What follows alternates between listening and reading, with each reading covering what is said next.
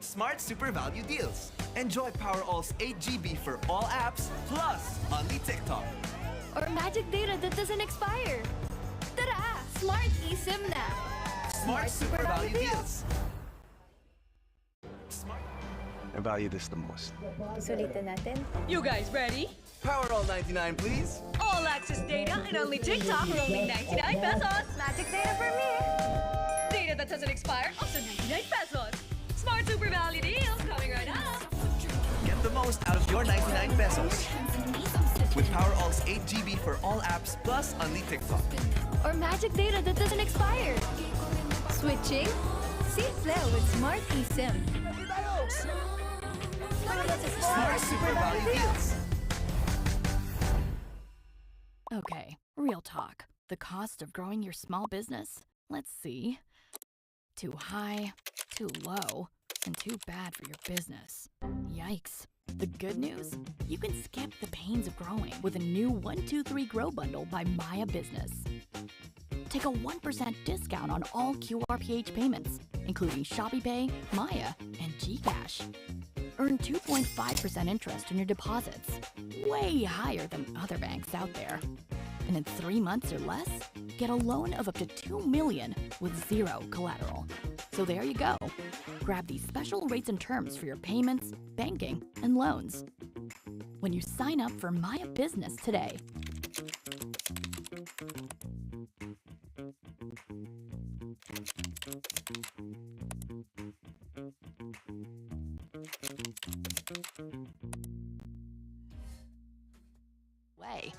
Success isn't about the size of the shop. It's the way you make your move. And it all starts here with a redesigned Maya Business Manager, an all-in-one dashboard that lets you track your cash flow from every single point of sale. Speaking of ways to pay, you've got them all on your dashboard. If you're selling online, Maya Checkout lets you start taking payments on your website in no time. No site? No problem. Just slide into your customers' DMs and send them a link where they can pay. Or email them a custom invoice. Whatever helps you seal the deal. These days, every store needs QR codes for safer payments, but that can get a little out of control. It's time to clear the counter with just one QR display that works with multiple apps. Better yet, get a Maya terminal, a handy device that takes QR, card, and e-wallet payments on the go. The big one prints receipts too. When the day is finally over, head back to your dashboard and open a Maya Business Deposit account. It's the easiest way to move, manage, and multiply your earnings in a secure banking environment. Plus, with Maya disbursements on your dashboard, keeping your staff and suppliers happy is just all in a day's work. Every great business needs to start somewhere. And with an all-in-one growth partner like Maya Business, that can be anywhere you choose. All you gotta do now is to make your move.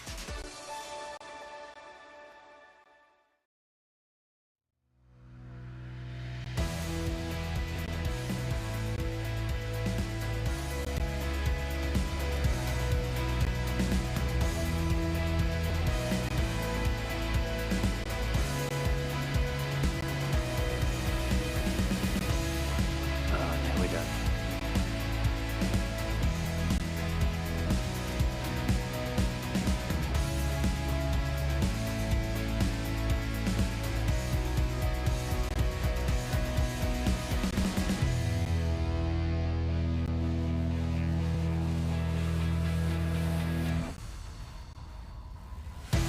Good morning, everyone, and welcome down here to the beautiful Cloud 9 for the 27th Siargao International Surfing Cup. This is day number 3 of competition. My name is Jessie Starling, and I'm joined in the booth by Mark Clift. How are you this morning, Mark? Yes, good morning. Thanks, Jessie. I'm well rested. Looking forward to an early start today, much earlier than the last few days, everybody. So the tide in our favour. Women's rounds to continue from the third heat this morning. Conditions, you've had a surf, Jessie. What are you making of it this morning? It's really fun. It's a little bit smaller than what we've seen the last few days, but Still plenty on offer. As we can see, this is Mirai Akeda just making the most of these conditions, and El Jane Malaka unfortunately coming unstuck, but it's top of the tide right now, maybe just past, and it's still a little bit fat. The sets aren't as big as we saw yesterday, but honestly, I had heaps of fun out there this morning, and definitely a contestable day of surfing. 100% it is, and what we've got to remember, and everyone's been saying this when they come out of the water, they're going, gee, that wave's got really good push. So although visually it might look like it's, chest height or whatever, it definitely packs a lot more punch than a chest height wave. So hence that's why crew look like they're ripping so much on perhaps smaller waves. The wave really does sort of move along at a good pace and packs plenty of punch behind it. So your heat this morning coming up, what's the plan, Jessie? Plan for me, I mean, I don't get to take the points in this one. I actually quite enjoy competing in the Asian region. I find I have a lot less pressure on my shoulders, so just go out there and I think enjoy Cloud 9 with 3 other people out and just try and put my best surfing on display. All right, well, that's a good mindset to take into your heat. No pressure, just try and surf your best is always a good theory. We have Mirai Akita in the red right here. She is number 7 on the rankings at this stage, the Asian rankings. Nui Blanchard is the surfer in blue. Ella Jane Malaka is in white, and Logan Dalton in green, the lone Australian, up against the Japanese and 2 Filipino surfers. So we're off and racing. 25-minute matchups. All this round is penciled in as finishing straight up this morning. So trying to maximise the most of the tide.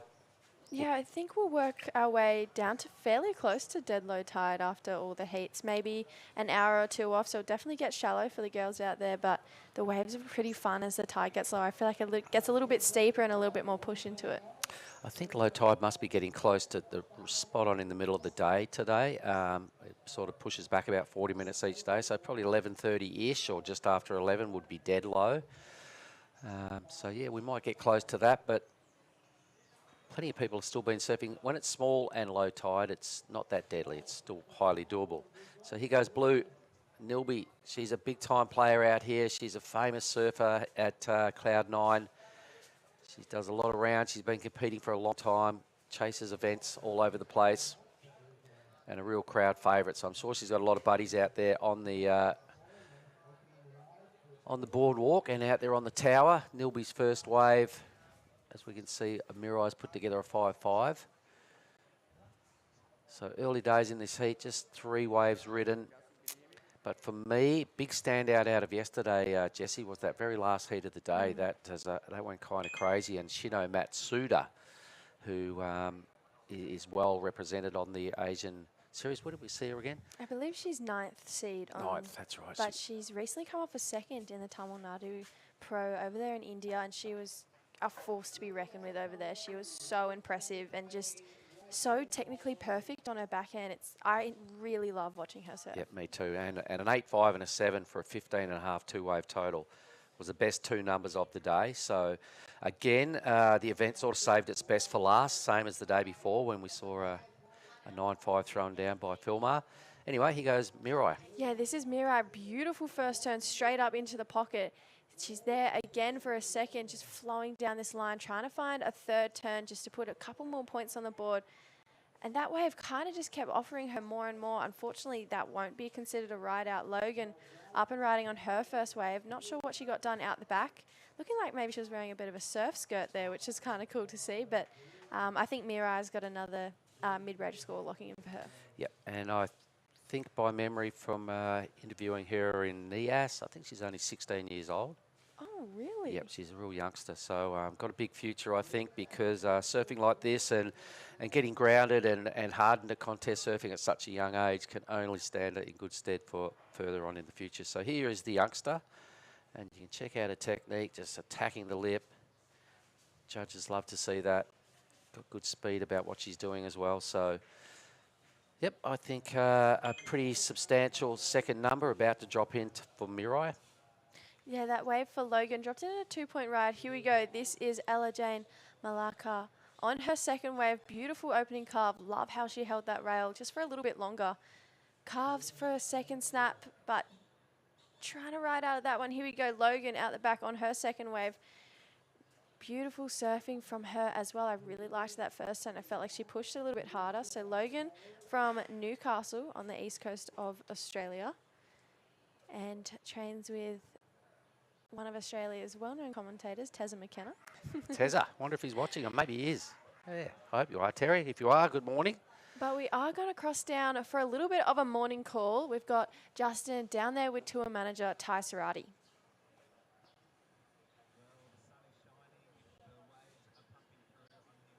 WSL Tour Manager Ty Serrati. Ty, a bit of an early start this morning, but it's looking pretty good, mate. Yeah, good morning, Justin. Yeah, we've come here nice and early this morning, and the waves are here, and it's dropped off a little bit from yesterday, but there's still some really fun ones and lots of opportunities for the competitors. Tell us about the plan today. Obviously making the most of this water over the reef a little bit earlier than planned, but what are we looking at for the rest of the day? We're just going to try and get as many heats done before it gets too low. We'll keep a close eye on it and monitor it, and then probably go on hold for a couple of hours and then try and come back in the afternoon when the tide comes back in to see if we can run any heats in the afternoon. Well, looking at what I can see, it's dead set pumping. We were just talking off air that if we rocked up to a beachy back in Australia and it was doing this, we'd 100% be on. Later on today, what time do you think, we'll just go heat by heat, but when is the low tide today? Low tide's around midday. We'll probably come back and have a look around 12:30, 1 o'clock as the tide starts coming back in. We've started pretty early the last couple of days on the back of the low tide, and we'll just come back and see how it looks and go from there. There we go. We're underway. We'll throw back to you guys in the booth and call us through this heat. Awesome. Thank you so much, Ty and Justin. So that's it. There's the call for the day. Kind of similar to what we thought was going to happen. We'll see the girls out there and then we'll go on hold for a little while. Hence why we'll be having those later starts because of the low tide. So just that tide slowly shifting a little bit more in our favour each day, and hence why we get to start earlier today. Yep, and that's why we've got the sun right in our eyes as well this morning out there facing due east. Here goes Nilby's replay of what turned into just a 4.5. Yep. And a little backup number there, just over 4 points for Mirai. Meanwhile, White swinging into her third ride. Ella. Yeah, this is a bit of a better ride. I feel like she's connecting her turns a lot better. And she's going to get back up there, a bit more of a steeper section. Unfortunately, just not coming back down. But I really liked that last wave of Nilby. I thought she really attacked each section that was coming towards her. That first turn, she threw heaps of spray off the back, and she looked like she was in good rhythm with the wave. Look, she knows this place back to front. She's been doing it for years, competing lots.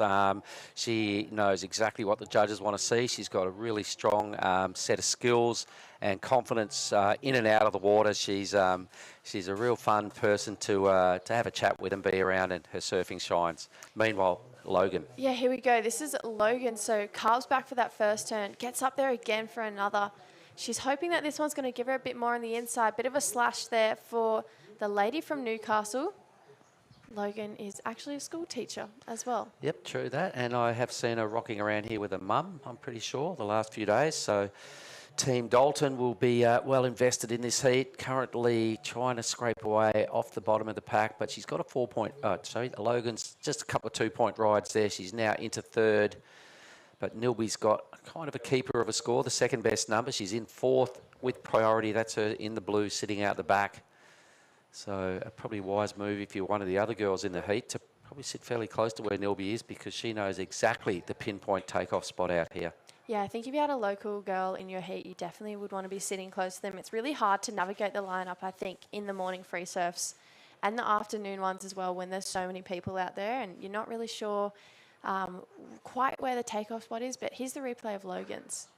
Yep, so just little mini moves in the aspect of what the judges really want to see and the sort of surfing that Nilby is bringing. So the judges are keeping the scores comparative, and a 2.55 and just a 2.15 right now for Logan. So a little bit of work to do to be seriously challenging, but at this point needing a mid-2, another one of these sort of scores to get into second. Plenty of time on the clock, 15 minutes, and they are 25-minute matchups all day. You can see she's wanting a little bit of input from the beach announcers as to exactly what's going on and what the requirements are. And at this stage, they're not big, because Mirai is the only one that's sort of got two substantial scores on the board for almost 10.2 wave total. Day 3 of our waiting period, as you were suggesting earlier, Jesse. It's a week-long tournament, but we are losing one day due to the big government election, I think, on Monday. So it's a no surf day, yeah? Yeah, no surf day on Monday. I'm pretty sure no events can run countrywide, I think, when there's an election. So it has to be, everyone's focused on their decision and their input into their government. So it'll be cool for us to explore the island a little bit more on Monday. I'm actually really looking forward to it. And I think it works out well because that might be the worst day of the period. I think it works out quite well. All right, and then, of course, the final day, I think they were expecting the swell to pick up a little bit. So that'll be Tuesday. There'll be a massive presentation and closing ceremony in at General Luna. They always do a really good, solid performance there to round out the events. So I'm looking forward to that. But here goes White paddling onto her fourth wave. Yeah, this is Ella. So a bit of a bobble off the bottom there. Yeah, I think good idea. Just get off that one. She needs a bit more of a smooth start to ensure that she can put a good score on the board. So I think that was really mature and smart surfing there for Ella. And we saw Logan have a paddle, but Ella not back out yet. So she'll retain third priority. And looking like Mirai and Nilby kind of sitting pretty close to each other right now. Maybe a bit of tension building because Nilby only needing a 0.5 to get to second, but only looking for maybe a 5 or so to get into the lead. Here we go. This is Logan. That's a better turn for her. Gets up there again for a second carve, looking for a 2.46. That was a better wave for Logan. I preferred that first, and I felt like she was attacking it more. Here we go. This is Ella up again for a really nice carve, hoping this one gives her a bit more, trying to work her way through to this inside bowl, and it's offering her a whole nother section. So Nilby just defending that second position from Logan. So, yeah, a little two-wave combo going on there. These are both the surfers that are right now duking it out for second spot. I think it was Logan's better wave, and Ella certainly did a whole lot going on there. The judges will have to decipher that and see whether they were impressed or not. We actually just got confirmation that Nilby won the event last year. Does not surprise me. She's a demon competitor, really strong-minded. As I was saying earlier, doesn't lack any confidence in or out of the water. She knows where she's going. She knows what she wants to do at all times. So the defending champ in the lineup. So I imagine a lot of the surfers on the tower are watching this heat closely, going, right, what's Nilby's act? Where's she sitting? And let's take a bit out of her performance. But this is the last one for Logan. The number is in, and it is slightly her better score. It dropped in at a 2.6. Yeah, I feel like she got the score to get her up into second, but then it was this wave from Ella that made her defend that second position. So that was a 2.55. So really close right now between second, third, and fourth. But I feel like it's all well and good to keep backing up your twos, but Nilby only needs a 0.8 to move up into second. Both those surfers, Ella and Logan, are in danger, really. It's quite a tough heat. The defending champ, she won't make too many errors from here. She's got a wave, got on the scoreboard, and now been sitting waiting for quite a few moments for her second opportunity. She'll capitalise surely on this. She's starting to look interested in this next lump. Yeah, a bit of a set looking like it's rolling through. We'll see if we have any takers. Nilby's not interested, but wow, it's a nice Mirai wave. is going to use up her second priority. Wow, beautiful bottom to top turn combination. And again, surfing like this is why she got fifth, I believe, in NIAS. Yep. And an end snap there. So looking to better 4.25, but I really loved that first turn. And for some reason, Nilby didn't like that wave, but Mirai made good use of it. Let's see what Logan can do here now. So wave number 6. Good use of the rail, some nice snapping in the pocket. Out the back. Well, Nilby. Yeah, just a bit of an in and out for her, but need a 0.8. You'd have to think that's a 0.8. It was definitely the biggest wave I've seen this morning in competition. So she waited quite a while. She took a big drop. Sort of didn't see much down the line, so she flicked straight off. But yeah, she didn't need much to get to second. All the points just for the takeoff. Coming through now, it's probably not even going to get her the number she needed. Yeah, I don't even think it's going to get her that 0.8. The judges... There was no manoeuvres, basically, just a takeoff. So fair enough, the judges are throwing a low number here. It's probably going to be about a 0.6. we're speculating, but this is the replay of young Mirai. Gee, she's got a tidy, compact. This is the wave Nilby passed up. This was definitely a scoring wave for Nilby, and Yep. she maybe made a bit of a mistake there, or definitely did, I think so. But then Logan, I really liked that first turn. I'd say that's her best turn of the heat. But Nilby, yeah, just it looks good from out the back, and I understand why she waited for one of those set waves. But unfortunately, that just wasn't going to do it for her, a 0.5. So the judge is not even giving her the nod for the 0.8. Yep, so a little interesting moment there. Red will be quite happy she got that wave and Nilby didn't capitalise, but it's a 4.15 for Red. White just slashing in the pocket here. Ella still holding on to a fairly dodgy second position. There's only 0.3 separating second, third and fourth at this stage. So super close battle for second. Mirai's got a comfortable lead, but not a solid lead. 8 minutes 40 will be quite crucial at the back end of the first heat of the morning, which is heat 3. So you can see Nilby now starting to feel it. She wants to know exactly what's going on. She still needs now just that 0.8. She's been needing a low number for quite a while. Yeah, I think if she didn't get that 0.8, she'd definitely be kicking herself, but she's a previous event winner. She knows what she has to do. This is a replay for Ella, so trying to tuck in there at the start, but that wave just running a little bit fast. But I feel like her and Logan, you know, they're just giving it everything they've got, and they're not going to give up to the dying stages. And Nilby realistically doesn't have to do much to snuff out the challenge from Ella and Logan. The surfing coming out from white and green is... It's okay, but at this level, I know Nilby can really extract big numbers from the judges if she gets it right. So, once again, she will be quietly confident. 7.5 minutes is still quite a long time in the scheme of things. Roughly a third of the heat remaining. Yeah, 7.5 minutes to go. Mirai sitting there patiently waiting for her turn. So I reckon she'd definitely be feeling like, you know, I want to improve on that 4.25. I want to extend my lead even further over the rest of the field, because we all know what Nilby is capable of, and she's definitely in striking distance of first place, even though she's sitting in fourth.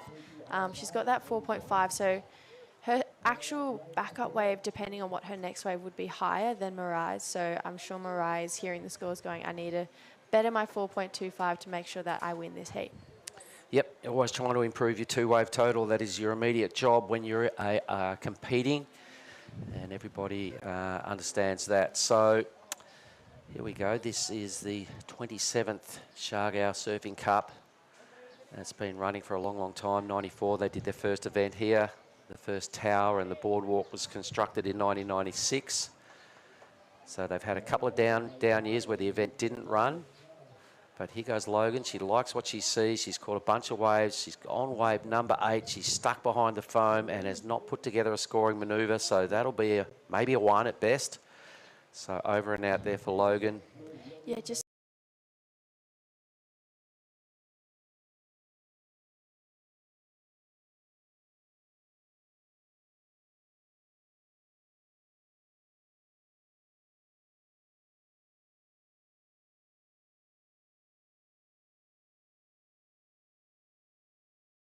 I need a 0.8. I took off on 1, didn't get the score, got a 0.5. So I'd be like, you know what, I'm going to paddle on the next thing I can, do a carve and get back out there and know that I've got the score.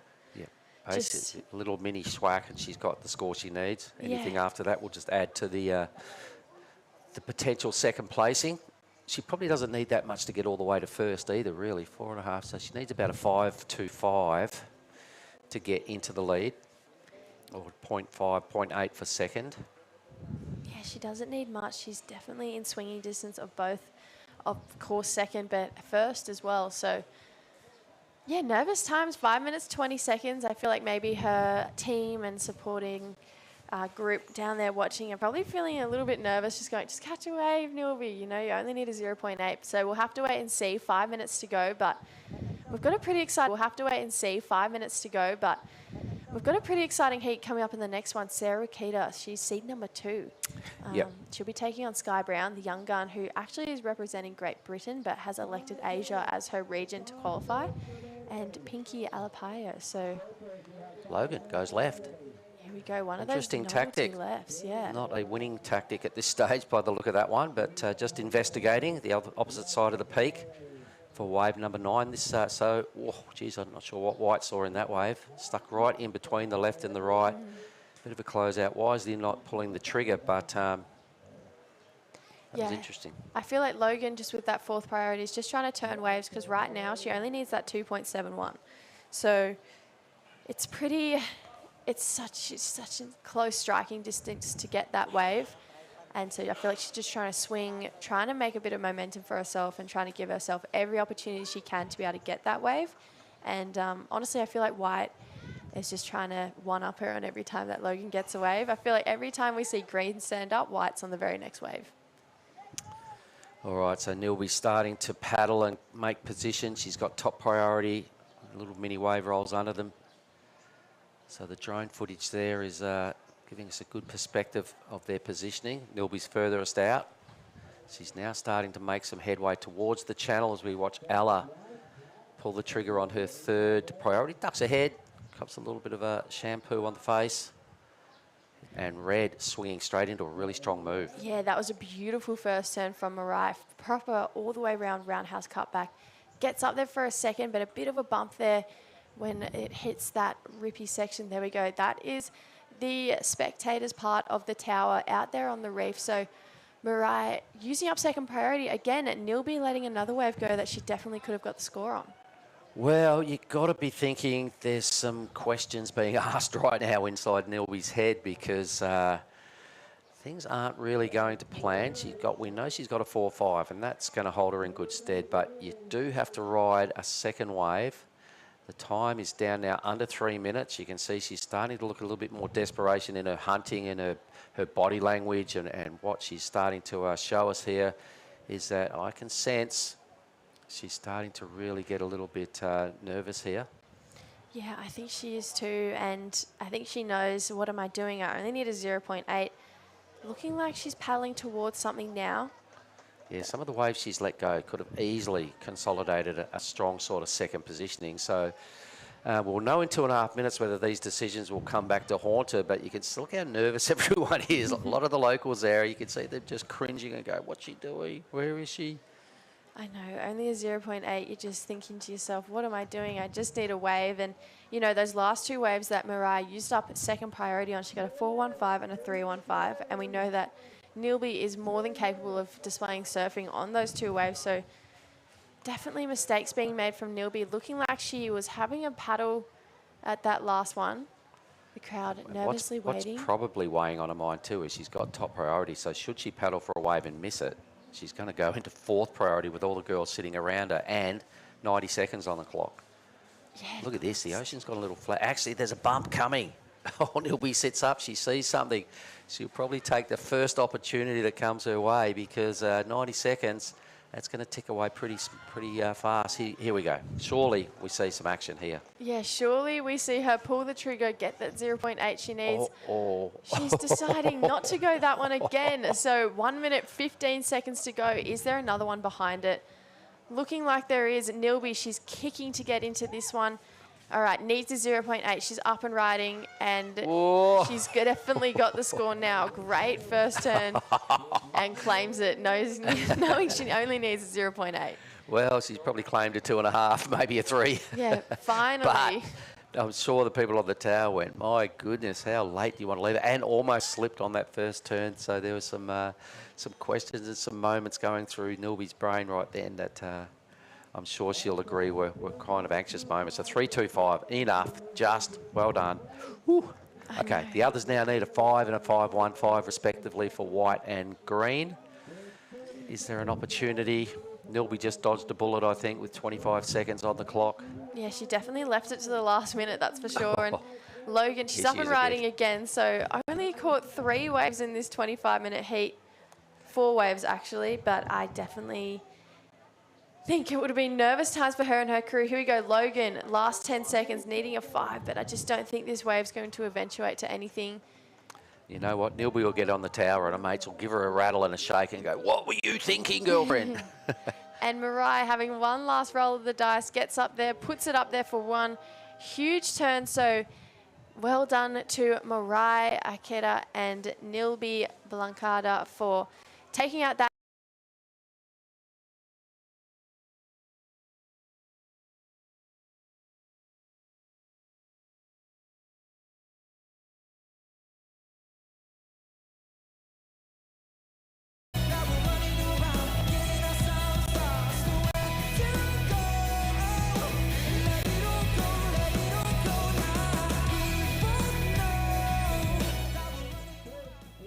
Smart Super Value Deals. Enjoy Powerall's 8 GB for all apps, plus only TikTok.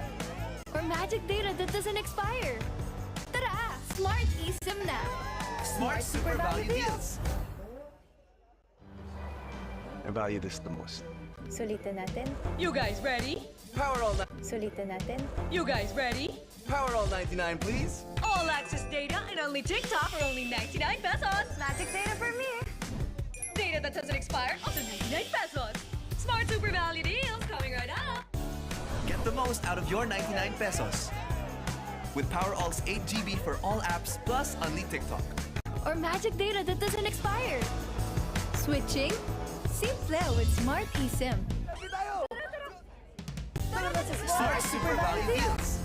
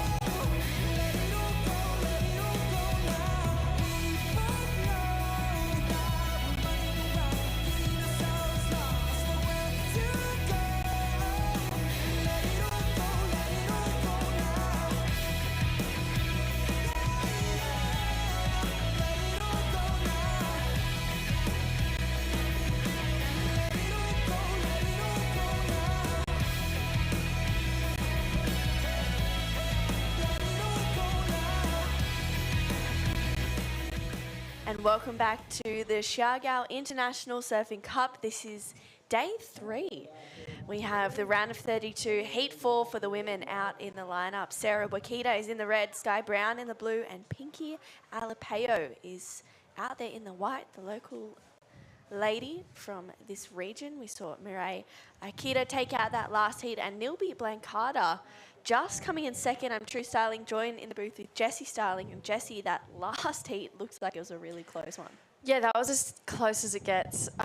Mark and I were just going, Nilby, what are you doing? And then she pulled the trigger on one and pulled off and got a 0.5. Didn't even get the 0.8 she needed. So left it to the last minute and got a 3.25, but looked like she was going to fall on the turn, but luckily managed to pull it off, got the 3 that she needed, and yeah, made it through that heat. Commiserations to Ella Jane and Logan Dalton. They were still really impressive surfers, but yeah, Nilby just scraping through in the dying seconds of that heat. Yeah, I was watching it, and I pretty much tuned in towards the end when they came to cut to a shot of all of the Filipino locals here, kind of just being like, "What are you doing?"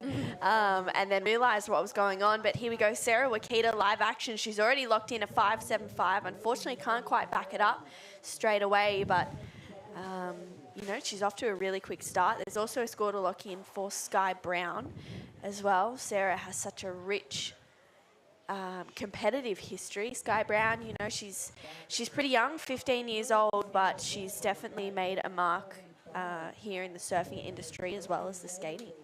Yeah, she's such an impressive skateboarder. I think that's how she's definitely got her name as a skateboarder, because now she's making a name for herself in the surfing world too, and it'd be really cool to see her one day even go to the Olympics for both. But yeah, here's Sarah Wakita. Yeah, Sarah really showing that experience. A couple of nice turns there for Sarah Wakita. She's going to better that 1.05, I'd say. Really quick start. Sarah took out a 3,000 event in Avoca a few years ago. I still remember her winning that event, actually. It was pretty cool. I think it was probably one of the first events that I remember seeing someone win, being there on finals day, which was super cool. She was so impressive all event. So it looks like, she'll lock in another score. It's not going to come too close to that first score that she's locked in, but it's going to be a decent backup of a 3.75. So she's started off well in this heat. Sky Brown, her first wave at 2.5. She's having a little look at this one as well. She's a really solid, goofy-footed surfer. Nice, strong first connection for Sky. For Sky. Strong first connection for Sky.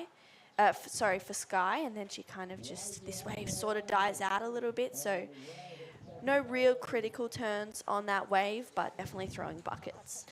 Yeah, I've been watching her in the free surf. She's so impressive. And I think Sarah has been really dialed in out there in the free surfs as well. It's hard to get waves in the morning surfs, in the afternoons. It's really crowded. Everyone wants their turn on the bank to have a little bit more practice before, your heat is out there. And Sarah always seems to be in the right place at the right time and on really good waves. And yeah, hats off to her because it's a hard thing to do. Yeah, that it is. But someone who had a really great last heat, we'll come back to that though, because this is Pinky Alapeo. She's up and riding on one of her first waves. Nice first two connections, just really holding her own in this heat. Gets a finish here and looks like she's just picking up where Nilby left off in that last heat. But it looks like Mark Clift is down there with Mireille Akita, who took out that last heat.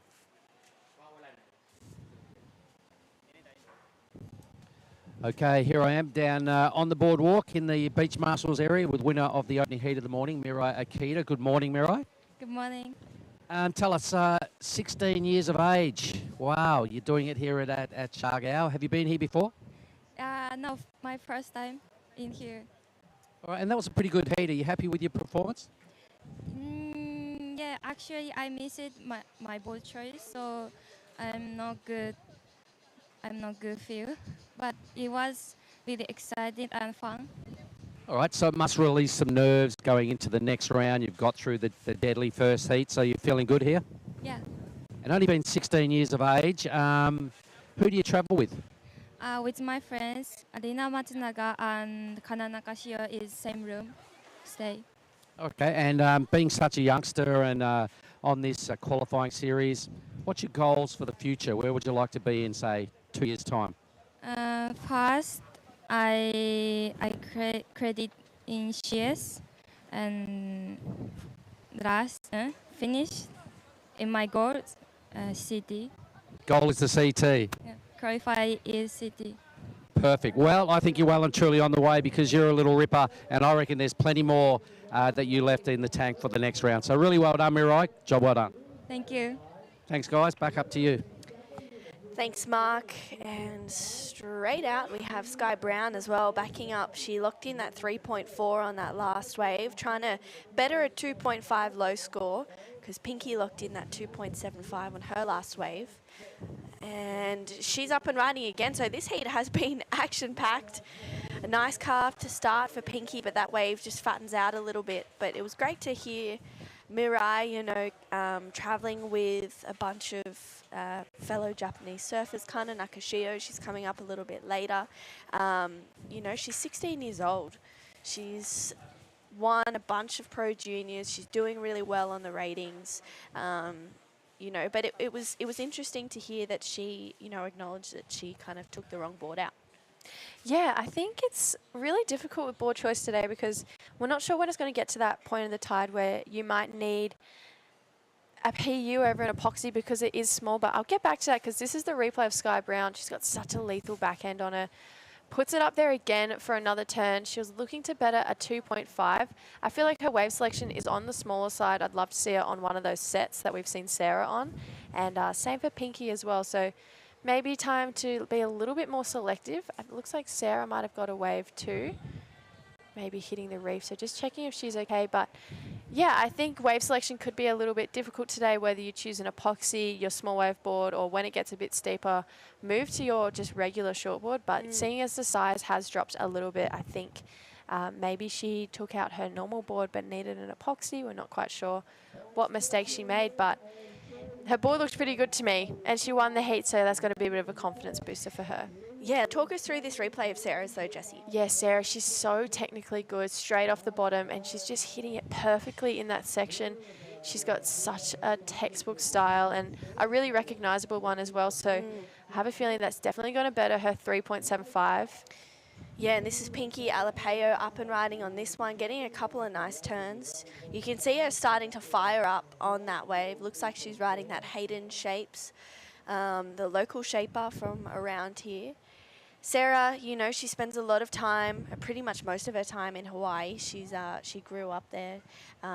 So, you know, Sarah, she's not scared of bigger waves. She's not scared to hit those critical sections. Growing up there, you have to be prepared to, to be caught onto some big waves. But looks like that last wave for Sarah locked in at a 6.5. So Sarah extending her lead, 6.5 and a 5.75. Sky Brown, her last wave locked in at a 3.85. So Sky extending her position in second. And Pinky, she needs a 4.5. We've got Pinky, she's got a 2.75 and a 2.2 in her scoreline right now. So maybe trying to find a bigger looking wave with a little bit of a tapered face on it, potentially. So I think you're right, Jessie, touching on it before. Both Sky and Pinky haven't really had the best wave selection in this heat. I feel like we've seen Sarah on the best waves. Yeah, absolutely. But looking like Sky might be having a look at maybe a better looking wave now, using up first priority. Still on the smaller side, but a bit of a steeper section, but grabs that outside rail, so unfortunately it comes down. But I love the approach. I feel like she's got a base, and now she can sit and wait for something a little bit bigger. There's 13 and a half minutes to go. She might get back out there with third priorities, but I still think maybe getting herself on one of those bigger waves will help her to break out of that 3-point range. Yeah, I agree. She's such a, powerful surfer. She's got such a back-footed style, and for such a young athlete, really, you know, she shows a lot of experience, but I feel like she just needs to slow it down a little here. And as you said, wait for those better waves to really open up on, because I feel like we'll see her get into those 6.5, point range and really nudge at the lead. Looks like she's going to have another go at this one. Maybe try and sell Pinky on it, and that she does. So Pinky has a look at this one. Nice first carve to start. Gets a little bit hung up, but recovers there. Another carve here for Pinky as she just races down the line, trying to find a steeper connection, which she does, and puts it up there for a bit of a finish. So Pinky gets a score. We'll see if that, betters her score line, if she's going to need a small score. I don't know if it's the 4.5 she's requiring, but it could better her position. Locks in nice and quickly, a 2.25. So she's still chasing that 4.50 to go up into second. And at this stage, Sky, if she wants to take the lead, she needs a single score of an 8.4, which, right now I feel like her focus should be just bettering her scoreline. Yeah, here she goes again. So looking to better a 3.4. That was a really strong opening turn. Trying to get a bit more, but I just don't think these smaller waves are going to allow her to break out of that 3-point range. She's talented enough to get up into the 5s and 6s. She just needs to be on those bigger waves. And yeah, maybe a bit of frustration there from Sky. Yeah, I reckon too. I feel like in the free surfs, I've seen her on so many fun waves. She's been looking really on point. It looks like that is Minami Nonaka getting ready. She's coming up in the next heat against Jasmine Studer, who is from Indonesia, and Jelena Longos, who is from the Philippines here. So Minami, she's coming into this event ranked number 5 on the Asia region circuit. So she's looking pretty good. She's such an incredible competitor. Super fierce as well. Yeah, she is. She's pretty ruthless with her competitive strategy, and she's always one who you're just pretty blown away with what she'll do to win. And I think her competitive mindset is probably one of the best in the Asian field, I'd say. She's just prepared to do anything to ensure that she's going to get points and make it through the rounds. And it's pretty inspiring and pretty awesome to watch her heats, I think, as well. But here's that replay of Sky's last wave. So this first turn I really like. That's the aggressive surfing we're used to seeing from Sky, but the rest of this wave just doesn't give her that much to work with. So her wave selection really letting her down and not allowing her to break out of that 3-point range, because that last one was just a 3.1, didn't even go into her top 2. Yeah, 3.1 for last of Sky Brown. So she's just not really nudging. She's not broken the 4-point range just yet. So that's not what we're used to seeing from Sky, but I agree with you, Jessie. The wave selection has let her down in this heat, but someone who's just been, you know, looking on point has been Sarah Wakita, 5.75 straight off the bat, backs it up with a 6.5. You know, she's been on the best wave, she's done the best surfing in this heat so far, but there's still 10 minutes to go, plenty of time for the other two competitors of Sky and Pinky to regroup in a sense right now. But Sarah, she finds herself sitting with first priority and the pick of the next best wave. Yeah, Sarah's such a reliable competitor. I mean, that's why she got a win at the Tamil Nadu International Pro down at India in Mahabalipuram. She was just so reliable. And when it came to finals day, you know, she came up against Shino Matsuda, who yesterday had an 8.5 and a 7. Two of the highest scores we saw all day. So we know how good Shino is, and it was going to be a great matchup, but it came down to Sarah's poise and maybe the nerves getting the better of Shino. So it was that mature, competitive approach and just, I feel like mature surfing approach that we see so regularly from Sarah that allowed her to get the win.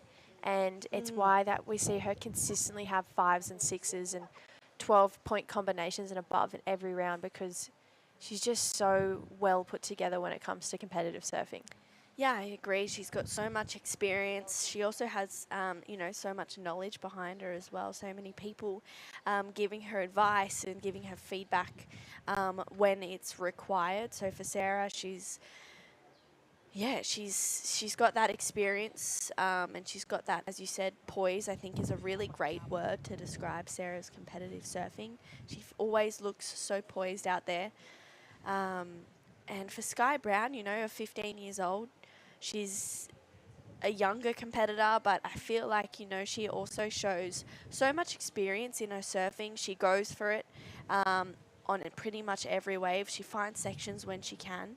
So it's great to see Sky pushing back as well. Looks like she was almost going to go a left there, but opts out of it. Looks like maybe Sarah having a look at this one, but no, that one just doesn't offer anything there for the ladies. So coming down to 8 minutes. Today we will run till the end of heat 8, or the end of the round for the women. So we should be closing up the round, and then we'll probably go on hold potentially during the day, depending on how this lower tide factors or affects the conditions. And then we'll see, I think we have the round of 32 men's round on standby. So they're all 25-minute heats. We had a 6:45 a.m. start this morning, which the last few days has been about 11:30 to a 12 o'clock start. So everyone set their alarms nice and early and had very strong coffees this morning. Yeah, it was definitely a bit of a different start to the event this morning. Time-wise, you know, we've had the luxury of getting up, going on a boat, going surfing most mornings, and then coming to work, usually around about the 12 o'clock mark. So yeah, today it's been exciting to be able to run a few heats in the morning, and I think we'll be able to do that for the rest of the event window. And the time that we go on hold will keep going later and later as we move through the event. But it is a 7-day event window. We do lose a day on Monday for an election, but I think it'll be a really great opportunity to explore the beautiful General Luna and just explore the Philippines, because it's such a beautiful place, and hopefully surf Cloud9 a little bit more. Yeah, I'm looking forward to, as you said,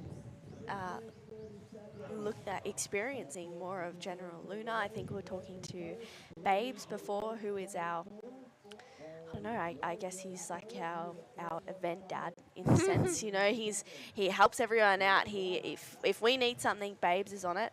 That is Pinky up and riding on this one. She finds a little section. Again, a smaller wave. She needs that 4.5. We'll see where it goes. Two nice connections there for Pinky, so we'll see what that one logs in as. But yeah, Babes is saying maybe some island hopping on Monday, maybe a couple, you know, as you said, boat sessions, find some uncrowded waves without the rest of the QS competitors out there as well. But there's so much to do here in Siargao and on the Philippines as well. Last wave of Pinky, a 2.2, didn't go into the top 2. Sarah Wakita having a look at this one, a solid looking wave. Nice first carve for Sarah as she brings it around again for another one, really holding her rail there. And then that wave doesn't offer too much. This is Sky Brown on a better looking ride here, getting a couple of nice maneuvers. I'm sure she would have got something pretty solid out the back as well, because we're just catching up with her towards the end of this ride. Sky kicks out there, so a bunch of scores to lock in, and we're coming down to 5 minutes remaining. Yeah, that was definitely a better looking wave for Sky. I feel like she might have heard us saying, maybe go and get a bigger one, because that was really impressive surfing. You know, as I said earlier, she's such a talented goofy footer, and we just want to see her on the best wave so that we can witness her surfing, because it is so entertaining. But I definitely think that'll be Sky's best score. I'm sure we'll get a replay of the last of all three surfers. That last one, as you said, a Pinky not going into her top two. Sarah already back out there. I'm not sure if Sarah's will go into her top two, but we'll have to wait and see. Here is the replay. So let's go through all three. So this is Pinky's. Gets stuck behind on this first section, but I love this carve that she gets here. Gets a bit of release off that carve and then gets up there for a foam climb and make sure she rides out. Here's Sarah looking to better a 5.75 up there. Beautiful first opening carve. Back again for another one, but this is where the wave gets a little bit weird. So this one came in at a 5.25, not improving her scoreline, and this is Sky Brown, so up straight away and again for a second. Carves back around here. Looking to get one more, and she gets a bit of a snap in there, and the wave doesn't do much after that. So that last wave for Sky Brown, there it is, a 5.3. Yeah, that's the best wave that she's had in this heat so far, 5.3 last of Sky. So she'd be feeling pretty happy with that. She now needs a 6.95 to go to first, but I feel like her mission or her goal for the rest of this heat is to better that 3.85 and make it harder for Pinky. Pinky is looking for a 6.4. She's up and riding now. Lets it go on that first turn. Unfortunately, just gets caught behind for the rest of that wave. So Pinky hasn't really had, you know, the heat that she was looking for in this last 22 minutes or so. But like so many heats we saw yesterday, you know, you can really change it around in 3 minutes. It's not too far to paddle out.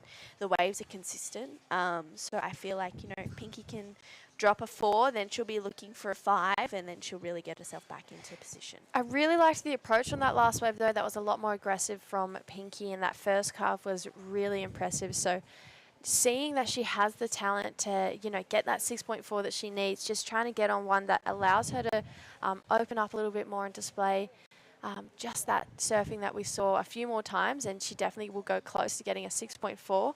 I think Sarah, she's just been so dominant this whole heat, so I think she's pretty safe to say that she'll get through this unless she makes maybe some sort of priority mistake in the last 2 minutes, but it's very rare to see from Sarah. And then Sky, I feel like she's finally understood, okay, got that bigger wave, did the same surfing, got a 5.3, let's do it again and drop that 3.85. Yeah, I agree. I think, you know, that would be really smart surfing for Sky. Both Sarah and Sky are kind of in a pretty good position right now. Sarah holds first priority. She's pretty much dominated this whole heat, to be honest. She's found every situation and made it work in her favour. We're still waiting on that last score of Pinky Alapeo, though. We'll see if it factors into her top 2. Just that one hard carve. She needs a 6.4. I don't think that's going to be the score. Locks in a 1.6. So Pinky, she has a 2.75 and a 2.25. She's looking for a 6.4 to go to second. And we have 1 minute and 15 seconds to go in this heat. And Pinky just a quick in and out there. So Sky Brown kind of holding second position, trying to really solidify her spot here. But we've got a minute to go. And for right now, she's looking like she's sitting pretty to move into the next round. Yeah, you think so? It looked like she might have a bit of a brace on her foot as well, so might be interesting to ask her about that once this heat is done. But here we go, Sarah, just an up and out for her.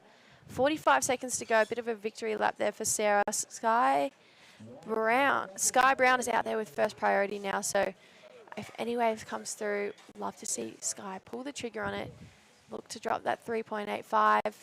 30 seconds to go, and it's really that 6.4 we're looking for from Pinky Alapeo. Can she take it to Sky Brown, but I think the clock is her enemy right now with 20 seconds to go.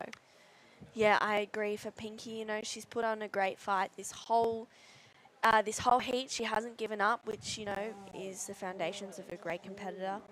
She showed she didn't really fall at all, to be honest, throughout this whole heat. She just was unfortunate to not find herself on the best waves, but looks like that heat has been finished off, rounded out. We've got Sarah Wakita and Sky Brown moving on through to the next round.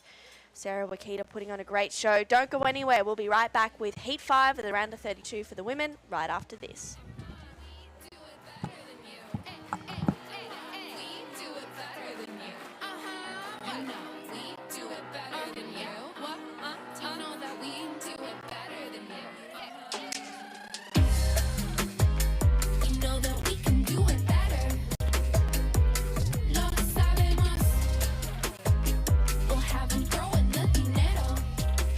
Smart Super Value Deals. Enjoy Powerall's 8 GB for all apps, plus only TikTok. Or magic data that doesn't expire. Tara! Smart eSIM na! Smart Super Value Deals.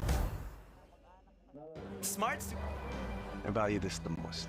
Sulitin natin. You guys ready? Powerall 99, please. All access data and only TikTok for only 99 pesos. Magic data for me!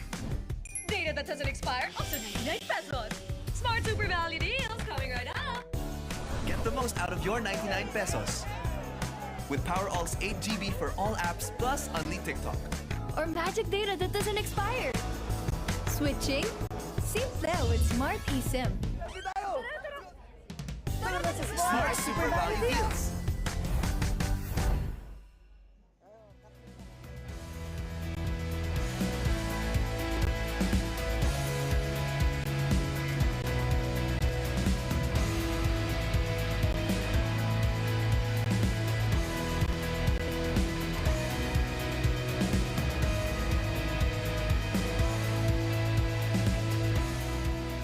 Well, welcome back. We're here at the world famous Cloud 9, heat number 5 of the women's round of 32. My name's Justin Majex. I'm alongside True Starling. True, it's a steamy morning, but the action in the water's been red hot as well. Yeah, absolutely. It's definitely quite warm out there, but the ladies have just been putting on a great show this morning, making it definitely worthwhile being down here, whether you're under that tower or, you know, you're kind of wading around in the water as well. That last heat was great. Sarah Wakita just showing her experience. 100%. I caught the last few minutes of it, and her heat total was pretty impressive. As we see ladies paddling back out into the lineup, we do have a score starting to lock in. So up and riding here, local Philippine surfer. Nice backhand schwack there for Jolina Longos from the Philippines, as I said, but just dreamy conditions. It's nice to get started early in the morning, I think. We've sort of been hanging around the last couple of days for a bit, but during the ad break, this was Jasmine Studer's opening number. A 5.50 has locked in for her. A great little surfer from Indonesia. Her dad is obviously a pretty renowned surfboard shaper as well. So Jazz Studer getting a good start. You always like to start with a solid number like that. Yeah, absolutely. 5.5 is a great feather in the cap to start off a heat. It's always nice to hear that on your first wave. You know you're doing something right. 100%. But Manami as well, you know, she's such an experienced competitor. She hasn't really had, you know, a solid start just yet, but 3 minutes pretty much in this heat where we've only really just started, and she's got that first priority as well. And there's still plenty of good waves coming through. This is a replay of Jelina's last wave. Just one nice backhand snap, locks in at a 3 for Jelina. So the judges rewarding that commitment, and Manami up and riding. Yeah, this is live action. Beautiful first snap right in the pocket, and finds the lip again. So the Japanese surfers are definitely a threat in this event, and you can see the high tide conditions, this wave really stretching out and offering her a great inside opportunity there. So she's the first surfer with 2 scores on the board. Her first one is probably going to be insequential at the end of it, but expecting a good number to lock in shortly. Yeah, that was Kana Nakashio who was on screen there. She's currently leading the Pro Junior rankings, and she's actually qualified for the WSL World Junior Championships. Awesome. As well, which is super exciting for Kana. We saw Mirai as well, who was in the first heat of the day. They're staying together. She's also in the Pro Junior series as well. Wow, great to see the juniors stepping it up, and a 7.0 for that last wave of reds has put her directly into first position. We see a couple little bumps approaching the lineup, but yeah, well, the WSL World Juniors is such an amazing opportunity. If you're able to take that out, it really gives you a lot of good opportunity, as we see Jazz in the blue, up and riding now. A bit of a flatter wave, doesn't really have too much steep bowl on it, and you can see just hits that deep part of the reef and fades out on her. Yeah, that was unfortunate for Jasmine. You know, that wave looked like it was at the start going to offer a couple of nice sections, but nonetheless, you know, getting her back up there, she needs a 2:01 to go to first. But that last wave of Minami a 7, so she's started off with a bang. Yeah, it's beautiful clean conditions, an early morning start, and here's the replay of the 7. You can see just beautiful bottom turn, release the fins on that, and you can see her just eyeing down the line. A good little snap there, and this wave just had this bonus little inside section, and this was the last of Jazz Studers. Bit of a flatter wave, not as much push on it, and you can see, unfortunately, just doesn't have that power to push her forward. A 2.50 has locked in, enough to give her the lead in the early stages of heat number 5. True, you are not too far away, but I love that you're a little researcher. You've given us lots of stats about the female competitors, and you've given us a lot to work with. So I appreciate your research knowledge, and okay. yeah, you've really gifted us with some great insight into the next few heats coming up. You had a surf earlier. It was pretty much right on the high tide then, but I just can't get over how nice and warm the water is here in the Philippines. I know, it is pretty much a bath. We were actually riding down, Jessie and I, this morning, and I was like, I think I'm going to be cold in just my bikini and board shorts. And then by the time I got out there, I was like, okay, wow, it's really hot. It's beautiful. So, yeah, it's pretty luxurious being able to surf a heat in just, you know, boardies and a bikini. It's you don't get it very often a lot of the times. No. You know, we're surfing in wetsuits, so to be able to do that just frees everything up. But Jelena, nice backside snap there. And again, unfortunately, just loses a little bit of control there, but, you know, just showing promise of some good surfing if she gets good waves. Yeah, really trying to push hard on that back foot, maybe just a little bit too hard, but she's got a good technique. All of the Filipino surfers certainly do. And, yeah, they're in this event, flying the flag for, you know, a lot of the locals that surf here every day, day in, day out. And as we know, a really, really proud surfing nation. Absolutely. So. Well, we're going to throw to Jerry out on the boardwalk. He's with the last heat winner, Sarah Wakita. Thanks, guys, and congratulations, Sarah. Really good win. You started with a 5.75, and really nobody came close the rest of the time. What's your thoughts on that? Yeah, I was just having fun out there. This point, it's my first time here, but I grew up surfing V-Land on the island of Oahu, and it looks so similar out here. So I'm just having fun, just surfing, and yeah, hanging out with my friends, and I'm stoked to be here. We're very glad to have you here. Yeah, look, unfortunately, it's not the big, solid, round Cloud 9 that maybe you were hoping for, which would be a bit more like VLAN. But you seem to handle it really well. And also, you're very high on the rankings in the Asian qualifying. So what do you think you need to get here to stay where you are? I'm not really focused on the points.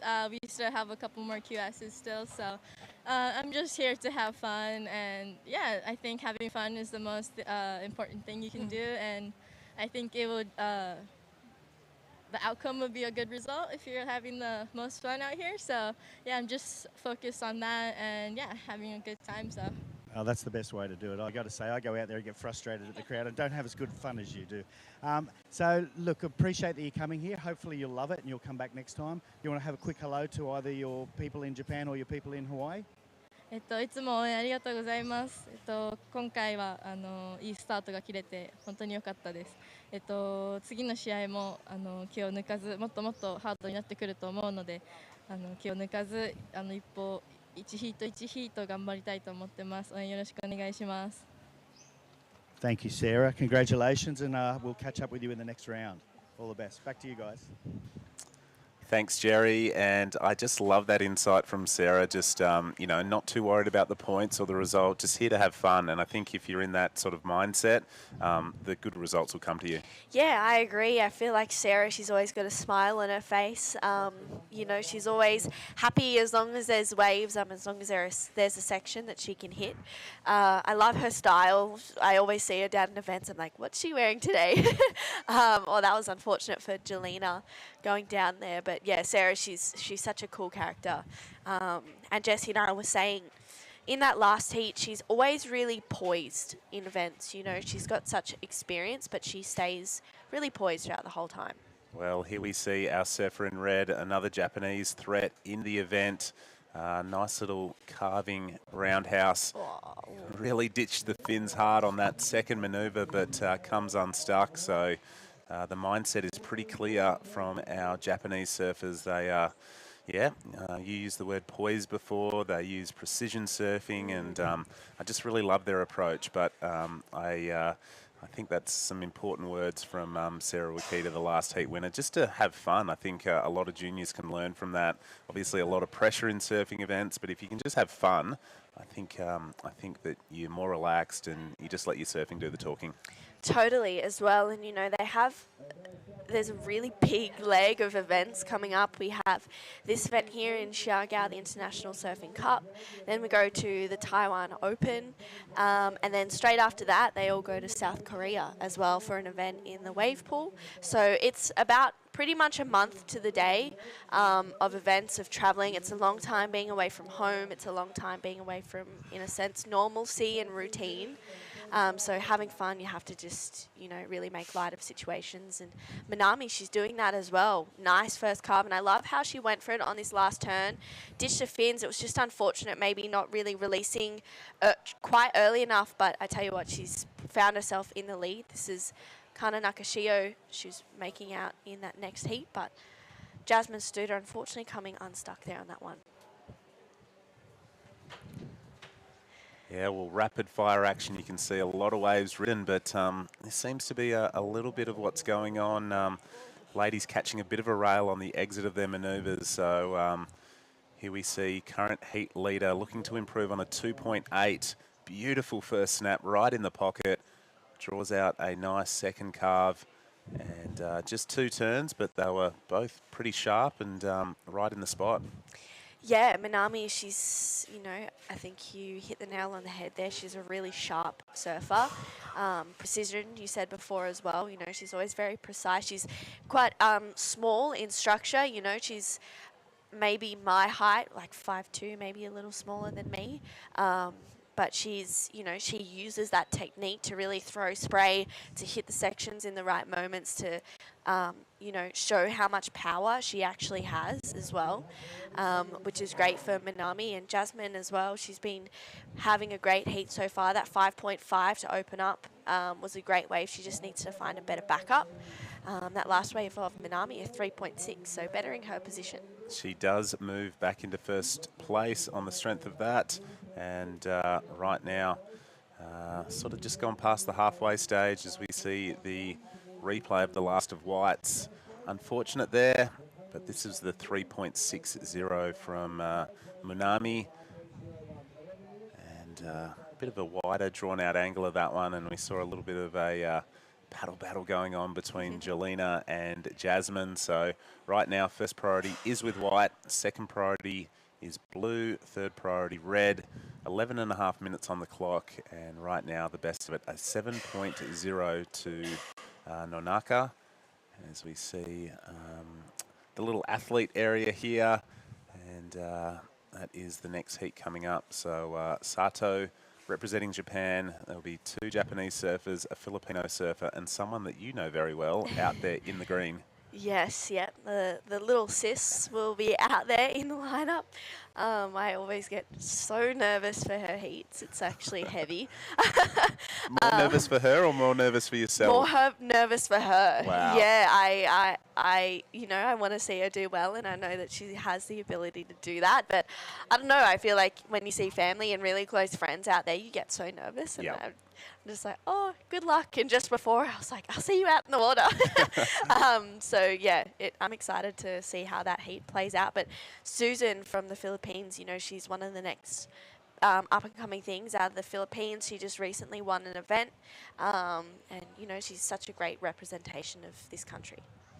Well, just a quick in and out there for Jolena.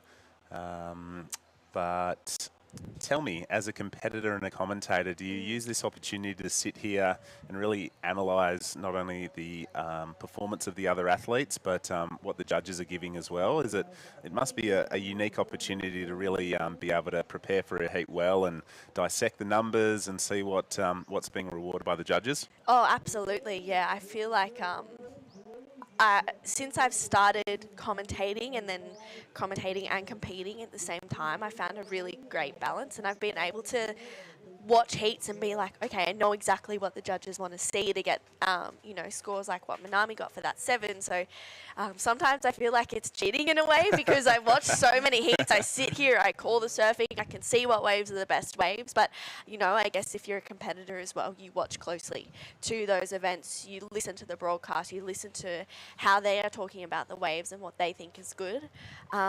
So yeah, I love it. I always find, a great balance. But as Sarah said, if you're having fun, you're the one that's doing the best out there. And I love commentating. I have so much fun doing it. I love where it takes me in the world and the people that I get to meet.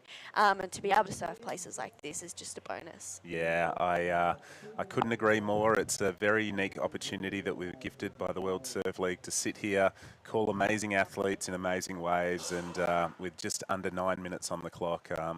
Pretty excited to be able to call your sister's heat and then your heat not long after. But what I love about you and your sister is you're always smiling, you're always bringing good energy to the commentary booth, and as I said, you've done a lot of research for us, so making my job and Mark's job a little bit easier, so I do appreciate that. Yeah. It's really good to be able to, I guess, you've been to a few more events this year than I have, but being able to delve into the rankings, obviously you've got a relationship with a lot of the athletes as well, so it's good to know where they're sitting, and as you said, this is a really important first of 3 events in the Asia region.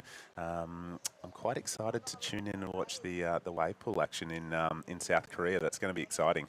Yeah, it is. It made packing pretty hard though, because it's going to be like 11 degrees there, and Wow. we're coming from 2 really beautifully hot places, which is, I'm in my element. So going to South Korea, it's going to be really cold. Have a 3-2 in the board bag, Okay. which made it pretty heavy. But hopefully, Ty was saying the event director. Ty was like, "Oh, I'm pretty sure they can warm up the pool." So I'm like, Ooh. okay, that'll be good if they can do that. But yeah, the outside air is going to be really cold. So I'm really looking forward to commentating it and surfing it. Well, here goes Jolena in the white. Unfortunately, we've seen this on her last couple of attempts. Gets a first nice manoeuvre in, but falls on her second. So maybe feeling the nerves ever so slightly. Just needs to really consolidate on her second manoeuvres to put a little bit of scoreboard pressure on right now. She needs just a 5.01 to move up into a qualifying position. And with 7 minutes on the clock, she's going to be at the back of the priority queue. So we're sort of... I'm sure all the people up in the tower, all the local Filipino surfers and supporters are going to be cheering her on, and I don't know, maybe she just needed to put an extra coat of wax on this morning. Yeah, I feel like the water's so warm out there. Even earlier, I was like, wow, I feel like I'm slipping off. But that was also probably just me. When you walk out, you do walk along some really slippery parts of the reef, but this is that last wave of Jolena. Nice first turn, but it was just, as you said, unfortunate that she fell on that last maneuver. She needs that 5.01, so I feel like if she finds herself on a better or a bigger wave and does that surfing and can find a finish, she'll be really nudging at that score. 100%. Talking about, I guess, the water temperature, I had to dig around, I had to make a few phone calls and try and find some tropical wax because it's something that you don't really use back in WA that often. So, yeah, I was scrambling, but managed to get some tropical wax, which has served me well thus far. The waves have been super fun, even at this size. And right now, approaching the 5-minute mark, it is Red leading from Blue, who's chasing a 5.11 and sneaks this one underneath priority. So your heat leader, bam, beautiful first turn. And nice little slashing manoeuvre there. Her wave selection's been really good. She's found these waves that have sort of hugged the reef and finishes strongly. So I think she's going to definitely improve on her situation. I think that 3.6 is long gone, and I think she's going to be extending first place with another healthy number. Yeah, I agree. I love the way that she didn't try to rush that wave as well after that first turn. She just waited for another nice section to really unleash on it.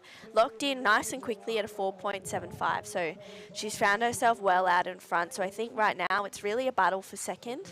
And Jasmine looking like she's having a look at this one. Yeah, smaller wave, but just looking to improve on that 2.5. Cracks it up in the pocket nicely. And again, I think she's found a wave that will hopefully improve her situation. Don't think it's going to be the 6.26 she requires for the lead, but I think right now first and second is all you need to make it through to the next round. So, you know, obviously the seeding and the progressions all play a little bit of a part, but, you know, if this is your first heat in an event, first and second is the positions you're chasing. But look at these nice swell lines pushing in. Looks like our local Filipino surfer in the slot. Talk us through it, Drew. Yeah, Jelena, this is a really nice looking wave straight up into that section. Brings it around again for another one. Just maybe cutting back a little bit too far, missing potentially another connection. But that's a better looking wave for Jelena, and how's that smile? You know, she's just stoked to be out there. Oh, we've been commenting about it the whole time, just how stoked the Filipino surfers are. Obviously an opportunity to have all these travelling surfers in your backyard, and I just, you know, just the pearly whites are always on display, and it doesn't matter if you're in third place, fourth place, they always seem really, really happy. And she's just locked in a 2.60. This is the replay of the 4.75. Beautiful first turn, and showing a really nice repertoire of manoeuvres here is Nonaka. And this wave for Jazz Studer locked in at a 3.0, so enough to extend. And here is the 2.6. So Jolena slicing. I take what you say there. Maybe just slice back into the whitewater a little bit too hard, and maybe just needed a little bit of a speed check and could have got a bit bigger finishing manoeuvre. But right now chasing a 5.50 with under 3 minutes on the clock. First priority is with Red. Second priority is with Blue. And third priority has been awarded to White. So it opened with a bang. I love the 7, and right now a 3-person heat is a little bit of an advantage, isn't it? You just have to do better than one other person. The 4-lady heats become a little bit more difficult, but I think it's amazing that we're here. As we've said, this is the longest running sporting event in the Philippines, and it's great to see that surfing holds that title. Yeah, absolutely. 27 years this event has been running for. And, you know, it's also exciting to be a part of that, to be calling the action here, to be seeing, you know, the surfers putting on a great display. We saw the last year's event winner, Nilby, progressed through her heat. She had a very nail-biting finish, needing a 0.8 in like 30 seconds to go. I was nervous for her. I was definitely nervous. But yeah, she pulled out the score she needed with pretty much only a minute on the clock. So to see the defending champion move on through, anxious moments, I'm sure, for a lot of the Filipino coaches and event staff, willing her through that one. But with 90 seconds remaining, right now it is another Filipino surfer that's going to have to pull out something. Here she goes, Jolena, up on her backhand. Nice little slice. This wave looks like it's going to offer a bit more opportunity. Hangs on for a third manoeuvre. And No, we won't get a fourth, but again, just happy with their performance and happy to be here. Yeah, I agree. I like that first two connections for Jelena. I thought she, made the most of that wave. This is Minami. Maybe a bit of a victory lap. There's about 55 seconds to go in this heat, so, she'll decide whether she wants to slowly paddle back out or just chill on the inside. So Jazz Studer out there with no one out at one of the most amazing waves. So I would be living it up and praying that the best wave of the whole day comes, please. That is a rare sight to see just one person out at Cloud 9, and right now she is looking for a 6.26 as we see the replay here. Best wave has locked in for Jolena, a 3.30. Leaves her in third position, and with only 20 seconds on the clock, I don't know she'll get another opportunity to strut her stuff here out at her local break, being Cloud 9. Last wave, 8 seconds on the clock. Jazz Studer, nice turn. She's got a good backhand approach, and she's just going to ride this one all the way in as far as she can, and know that she'll be moving through to the next round. We're going to go to a short commercial break, knowing that red and blue will move on through. We'll be right back with all the action here at the Siargao International Surfing Cup really soon.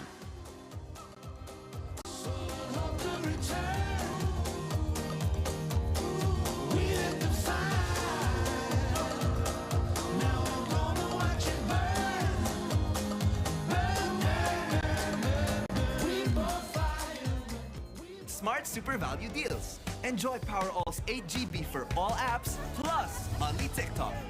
Or magic data that doesn't expire. Tara! Smart eSIM na! Smart Super Value Deals. I value this the most. Sulitin natin. You guys ready?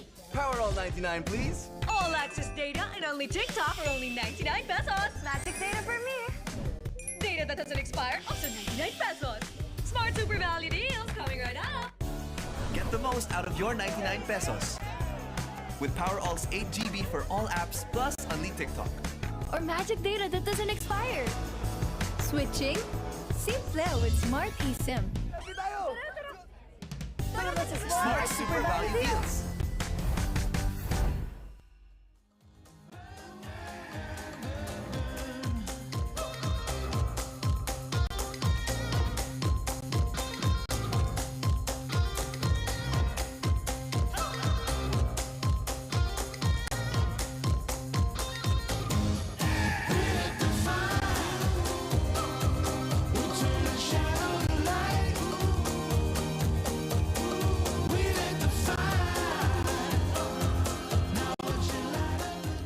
Welcome back to our international audience tuning in online. We are here at the Siargao International Surfing Cup. Heat number 6 of the women's round of 32 is in the water. We've got Simono Sato, Kana Nakashio, Susan Alapeo and Jessie Starling in the water. So a pretty loaded heat. I'm joined here with Jerry Deegan, and Jerry, you've got a lifetime of memories and stories to tell about this place, mate.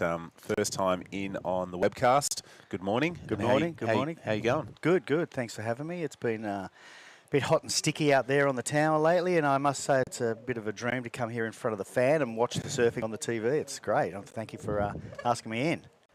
Absolute pleasure. As we see Jess Starling, just a quick up and down, one of our co-commentators on the event. But Jerry, official title here, contest director, I believe. Contest director is me. Yep, that's what I go by. I put out the fires and I deliver the lunches and do whatever I need to do. All the great jobs. Yes. All the jobs that no one really sees, but everyone appreciates. Someone needs a stapler. Someone needs a hair tie.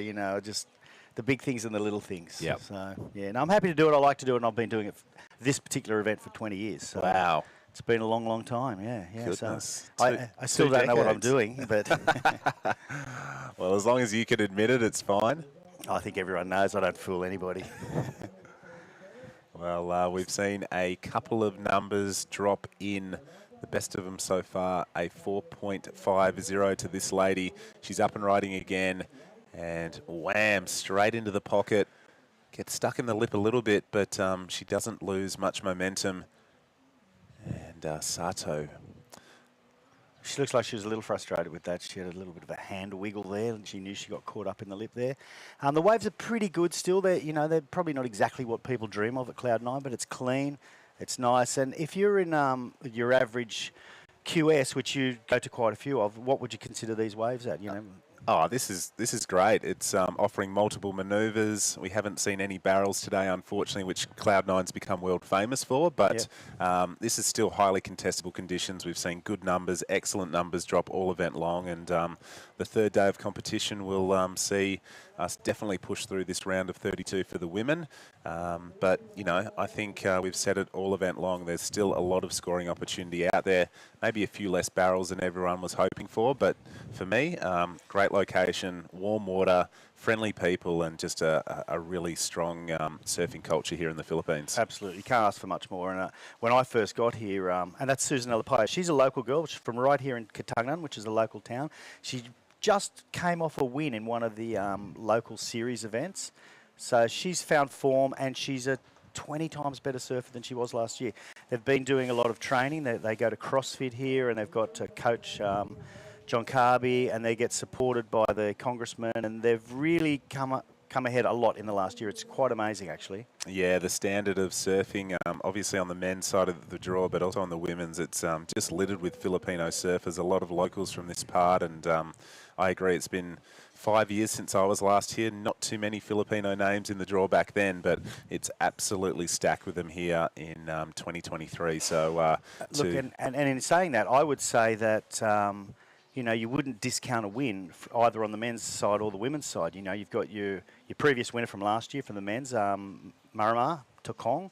I thought she might have slotted in slightly then. Nice off the top. Well, rapid fire action here in heat number 6. There's been a lot of waves ridden. A absolute keeper. Oh, put the mockers on her. Thought she was on the way to a really good number, but Sato in the red has taken an early lead with a 5.50 and a 4.50. Next best number on the screen belongs to her countrywoman in Nakashio. Has a 4.0, chasing what is a 6 to move up the leaderboard. Susan Alapayo, her best number at 2.85, her backup's a 1.0, and Jessie Starling, our co-commentator, has locked in a 2.5, her backup is a 0.70. Jerry, we've been saying all along, if you can hit the double digits, it's a sure recipe to success here. So you're sort of going to want to bank at least a couple of mid-range scores, but if you can get a good to excellent number, it generally puts you in a really good position for progression. Yeah, look, I think if you've been watching so far this morning, those that get out there with a 5 or a 5.5 or a 5.75 have yet to be beaten today, actually. I've been watching the scores. And the girls that do start with a mid-range score and can back it up with something close, I mean, what Simomo's got at the moment has won a number of the heats already. So, she's sitting in a really nice spot. It doesn't mean the others can't sort of get a set. We've got 18 minutes to go, so, we'll see how we go. But, yeah, you're exactly right. If you get into the double figures, you're looking fairly okay to get through. Now, they'll probably prove us wrong, and every single one of them will get into the double figures this time. But, but it's nice. Look, I wish I could be out there having a surf, to be honest. And she's really, okay. Looking for lobsters there. I don't know if she found any. I think most of them are gone now. Well, we had them at the opening ceremony the other night. You had a big one. We're going to throw to John Carby. He's out on the boardwalk with the last heat winner. Over to you, John. Okay, here I am with Nanako. Nanako, congratulations. Very good heat. Ohio. Ohio. You're fresh off the Challenger Series. Your first time on the Challenger Series? Second time here? First time here in Siargao, hoping to re-qualify again for the Challenger Series, I'm sure. You've got a lot of sponsors. Why don't you speak Japanese and just talk to your sponsors? Thank your family and friends back home. 1回戦目とりあえず勝ち上がれてよかったです。次のラウンドも頑張るので応援よろしくお願いします。 Okay, arigatou gozaimasu and congratulations. Good surfing. Back to you guys in the booth. Thank you very much and look forward to seeing you in the next one. Thanks to John Carby there. And what I've noticed about the Japanese females, they're so small and petite.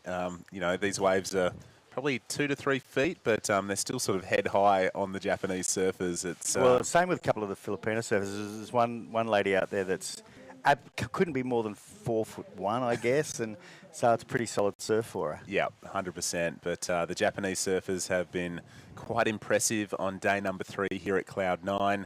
I'm alongside Jerry Deegan, contest director, and he's got 2 decades worth of experience running this event.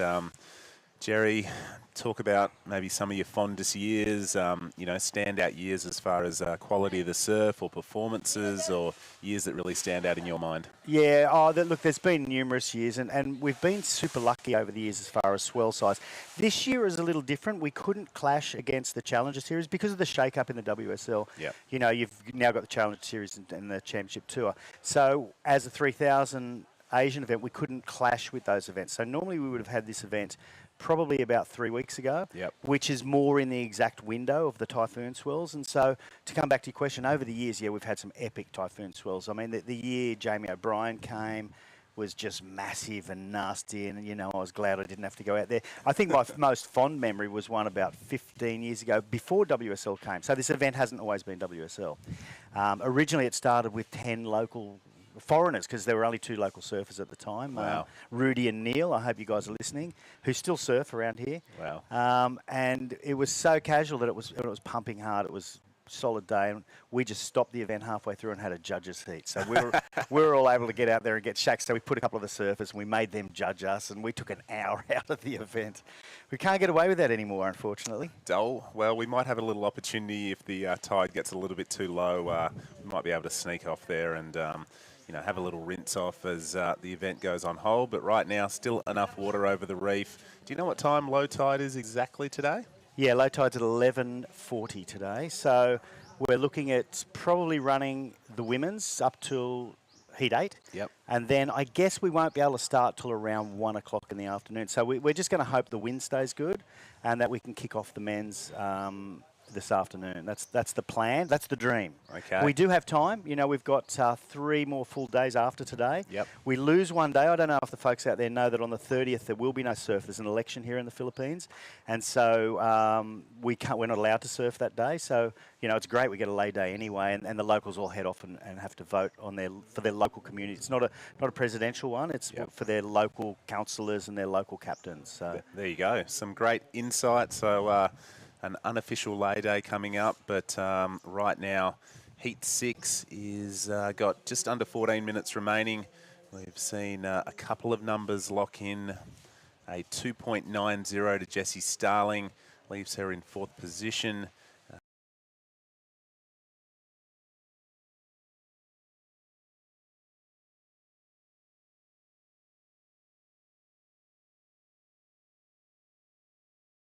From Susan Alapeo, and the Alapeo name is a pretty famous one around here, right? Oh yeah. You know, there's the 2 brothers that surf, and one of them, Chipox, which is his nickname, Filmar, he did that incredible manoeuvre. Was it yesterday afternoon? It was on the first day. Yeah. So yeah, I mean, you know, garnered him a 9.5. So it's him and his brother Paul John, and there's a bunch of other ones, and so they live, you know, a stone's throw from here. Wow. And when I first came here, none of those kids surfed, you know, and so it's in the last 20 years the family's just taken it. I know their dad, you know, used to have a beer or 2 with their dad in the early days.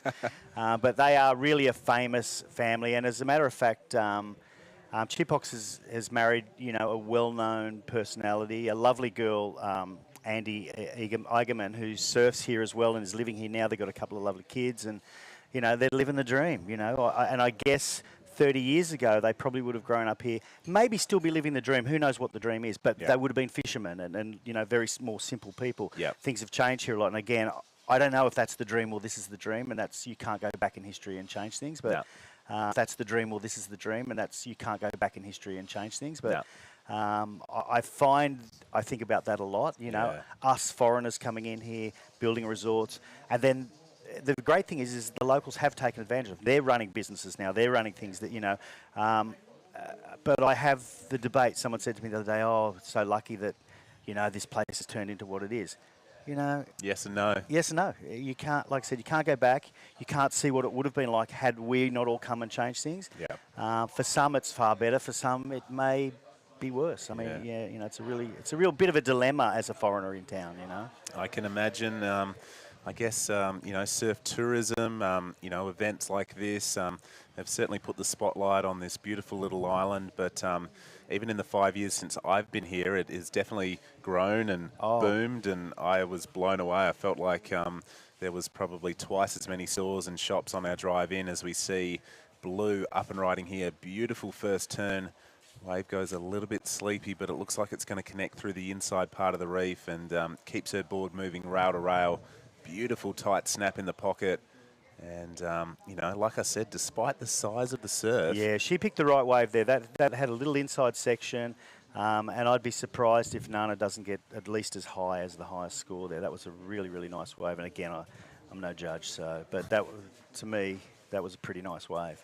100%, I agree with you. But you need to look at them when they're taking off. And actually, I did say to Jess, she said, what should I look for? And I said, look for the wider ones, you know, little take off inside, see if there's a section. Well, here goes Susan. Little high line backside floater. Puts a bit more back foot into that and looking to improve on a 2.60. We're here and calling the sixth heat of the women's round. Double digits we've alluded to before, and making a little bit of scoreboard pressure for white and for green. A 6.75 the requirement for Susan Alapeo, and Jessie Starling right now chasing a 6.85. If they improve on the numbers in their scoreline, that will obviously reduce down a bit. But here we go, Jessie, our co-commentator with priority, up and riding. 21-year-old, nice turn, but unfortunately can't ride out of that one, so should be a little bit bummed she used priority there. 9 minutes, 25-minute heats. They seem to go really, really fast because we've seen so many waves ridden, Jerry. Absolutely, and here's that replay of the 5.4, sorry, from Nana. And again, she does nice cut back there and then has a little line up through here and it makes the most of it. Okay, we didn't see the end of that. Here's Susan. Little high line, little snap here, finish it off. Yeah, that was a 3 for Susan. It was a 3.0, so she is improving wave by wave. She's going to have a look again. This would be her 8th wave, so she's keeping busy. And nice bottom turn, good turn there. That was a really critical backside manoeuvre. Just can't, unfortunately, find another scoring section, but great to see that there is so many Filipinos in the event. And for me, I don't think I've seen so many Japanese surfers in an event. Probably last time I saw so many was Taiwan last year, and I'm sure they're going to feature heavily in that event as well. They will. I've spoken to a few of them that are going there. A lot of the Japanese were at La Union at the start of the year as well. There was, and we had a Japanese winner, the women's. I think it was. I'll get back to you on that one. Okay. I know it was one of the Japanese ladies, and she surfed this already this morning. But I is old, and I forget things, you know. Don't be silly. My wife's probably listening. Hello, Susan. She knows I'm old, and she knows I forget things. And I also said I'd say hello to my friend Mark Phillips. So, hey, Mark. Oh, there you go. A great opportunity to do a shout out. You're from a pretty, famous surfing town that's produced a lot of amazing talent over the years. Cronulla, I'm a Cronulla boy, and in my time, we had Occy, of course, was the #1, and numerous really good surfers. We've got Connor at the moment, who's up there, easily qualifying back for the CT. Jarvis Earl, he's from Cronulla? Jarvis Earl, 18-year-old, Yep. I watch Jarvis surf every now and then. He goes down to shoes there, and when it's big, there's a I probably shouldn't say anything. No, shush. You go to shoes and you watch Jarvis surf down there, and he's not on the main break, but no, he rips. He rips. I've met him once or twice. I don't really know him, I'm a point guy. I'm one of the grumpy old point guys. Don't be silly. So hello to Cronulla Point board riders as well. Nice. But yeah, Cronulla's produced a lot of great surfers. You got Andy King and Dog Marsh and Gary Green, and the list goes on and on and on. Wow, it's so cool to be able to, talk about little surf locations back home and, hometowns that have produced so much talent. But, Jerry, you're doing an amazing job getting this all up and going. for me, over the 27 years or the 20 years that you've been here, have you been to a more star-studded or glitzy and glamorous opening ceremony than we had a few days ago? Oh, the opening ceremonies just outdo themselves every year. And I got to say, that one was really impressive, and we want to thank Congressman Matugas for that, and Mayor Sol Matugas, and the whole crew, the Department of Tourism and all those guys. Yeah, no, that was an amazing event, and I've been to a lot of them, but they're getting more polished every year, and that one was well worth the coverage it got, and I enjoyed it. And look, I've been to 1,000 of them, and sometimes I go, oh my God, it's the opening ceremony again. But I enjoyed it, and I found myself watching the shows and the dancing and listening to the people. And no, I did enjoy it, and I think they're going to probably hear us talking. Glamour, there was fireworks, there was confetti explosions. And not to mention the food, you know. I mean, you're going to feed a few hundred people with lobster and crab and fantastic food. And, you know, they an amazing show. And what I really liked about it is this is the first for me that it was in the gymnasium, and they've recently air-conditioned the gymnasium. I don't know if the people out there can feel the heat here, but it's hot. And over many, many years, the opening ceremony would be right here at Cloud 9 in the afternoon, and with the sun blazing down on you, and you're sweating and trying to get a rag to wipe yourself off. And so what a pleasure to be in the air conditioning to watch the show. It was like being at a show in Sydney. It was. It 100% was. It was really impressive. But yeah, I don't think you can quite probably pick up on the precipitation on mine and Jerry's forehead right now, but it's definitely steamy. We've got a little fan keeping us cool, but you reckon it's probably, what, 5 or 6 degrees hotter out on the tower? Oh, the tower is just boiling. And the funny thing is the tower where the cameramen are and the few VIPs and the doctors and whatever, they get a breeze through there. But because they've cordoned off our section with walls, oh, it is absolutely blazing out there. You've got your own little... And the sun is just blaring straight in because it's the morning. So I'm kind of happy I'm over here with you. Okay, I see why you were so keen to get on the webcast. It all makes sense. You just wanted to come and hang out and cool down a little bit. But absolutely. We've had a few overcast days. The sun was definitely beaming through bright and early, and yeah, nice to get started sort of early this morning and make the most of these favourable early morning tides. Yeah, look, if it was up to me totally, and I guess it is up to me, but I've got to, you know, talk to Ty and the rest of the guys and the head judge, the two Ties. Yep. I would have started earlier, but it's hard to get the webcast crew ready to roll and everyone ready to roll that early in the morning. So, yeah, I mean, in reality, we could have started at 6 o'clock, and the waves, you know, we got a few more heats in. But anyway, we're going to get what we want done today, and you know, pretty happy with doing it. And then we'll have a break during the day, and there's Susan again, our local girl. She's a bit slow off the top there. She lost the rest of the section, but and she's not surfing. I'll give her credit because she's not doing what she normally does. I guess she's a little bit nervous to be in this event, because this is her wave and she knows it really, really well. There's Kana. She's going to snap it off the top. Yeah, that was down the line. She's ducking for it. Oh. Probably bit off a bit more than she could chew there. Yep. But it was a beautiful takeoff. We sort of saw the drone angle. She sort of came from behind the peak. I thought, oh, this is great positioning. She's really going to slingshot herself into a nice manoeuvre. Here we go. Jessie Starling, 2.5 minutes on the clock, needing something a little bit better than the 2s she's currently holding on to. And unfortunately, that wave just backs off when she needed it to stand up. So don't know if she'll improve her situation, but she's going to paddle back out. Her sister True is coming up in the next heat alongside another Alapeo, and it looks like 2 Japanese surfers, Sai Manawa and Rina Matsunaga. Sorry. Matsunaga. I think Rena was in La Union this year as well. Cool. Yeah, so the next Alapeo, she's the sister of Paul John and Chipox. She's married to a lovely guy from Western Australia, and they've got a shop called CFC, which is Katungnun's a local town. Katungnan Fried Chicken. Right there in town. We go there and we eat some chicken and have a beer, and she's got a couple of lovely kids. Awesome. Yeah. So, and again, another one of the Alapeos, and a really, really super nice family. Great to see.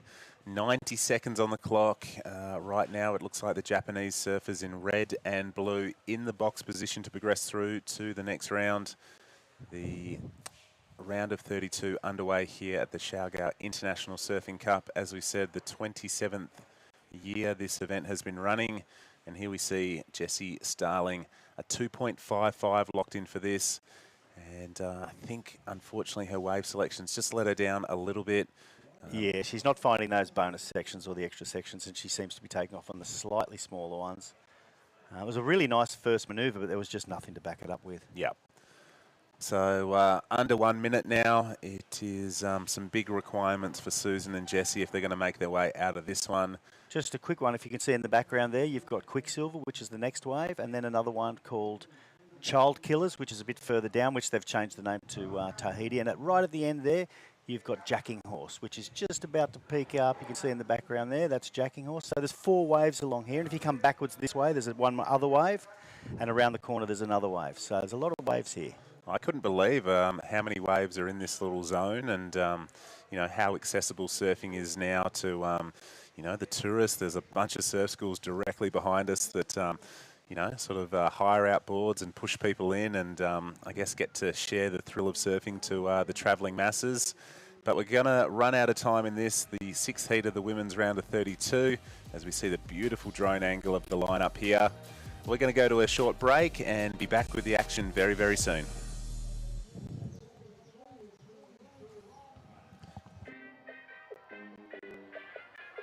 Oye, chicas, que nunca se les olvide. Las mujeres lo hacen mejor. They say there's something in the water that got them all acting so crazy. Don't know why they even Smart Super Value Deals. Enjoy Powerall's 8 GB for all apps, plus only TikTok. Or magic data that doesn't expire. Tara! Smart eSIM na. Smart Super Value Deals. I value this the most. Sulitin natin. You guys ready? Powerall 99, please. All access data and only TikTok for only 99 pesos. Magic data for me. Data that doesn't expire, also 99 pesos. Smart Super Value Deals coming right up. Get the most out of your 99 pesos. With Powerall. You know that we can do it better. Lo sabemos. Throwing it down, loving the crowd. You know we're repping the million crowns. Getting them loud, taking their clout so one day I can buy a house. Sabe que nadie no puede parar. Somos la reina y se enamora. Ven a mi cama, te vas a agotar de lo que te voy a hacer. They say there's something in the stuff we're drinking. You crawling on your hands and knees, I'm sipping. I bet you never had your head so spinning. Te veo corriendo aquí, corriendo pa' acá. Locos cuando vienen. And we are back here, everybody. Heat 7, the round of 32 of the women's. My name is Mark Clift, and sitting alongside me is a very good friend of mine. His name is Jerry Deegan. Jerry, what a morning. What a morning, Mark. What a morning. Good waves, good weather. You know, it's been a bit rainy and miserable the last couple of days, although the waves have been good, but it's a perfect morning. We've got lovely little waves, and the chicks are ripping. And there's the camera. Hello. Hi, Susan. Good morning, everybody. Hi, Mark. Hi, all my friends. All the crew back in West Oz that might be watching. Hello. Let's have a look at who's in this heat. I think that was True Starling in the green just right then. So the sister of... Yep, that's the older sister of Jessie, who was in the last heat, our 2 fellow commentators. Rina Matsunaga is the surfer in red. Simon Iwa, the powerhouse, in blue, another Japanese surfer there. And Angeline Alapeo, there's that name again, in white. So tell us a little bit about Angelina. So Angelina's from here. We had a little chat with Justin before, and I know Angelina's husband Todd is watching. Todd's from Western Australia, and Angelina's spent some time in Australia. They're here now. They've got a couple of lovely kids. And she, of course, is the sister of Paul John and Chipox. So, you know, she's from the famous Alapeo family, living hundreds of metres from here. And their dad and their mum, I know the whole family. They're a super, super lovely family, and Angelina's a lovely girl. Well, you just know everyone, Jerry, basically. There you go. Oh. True.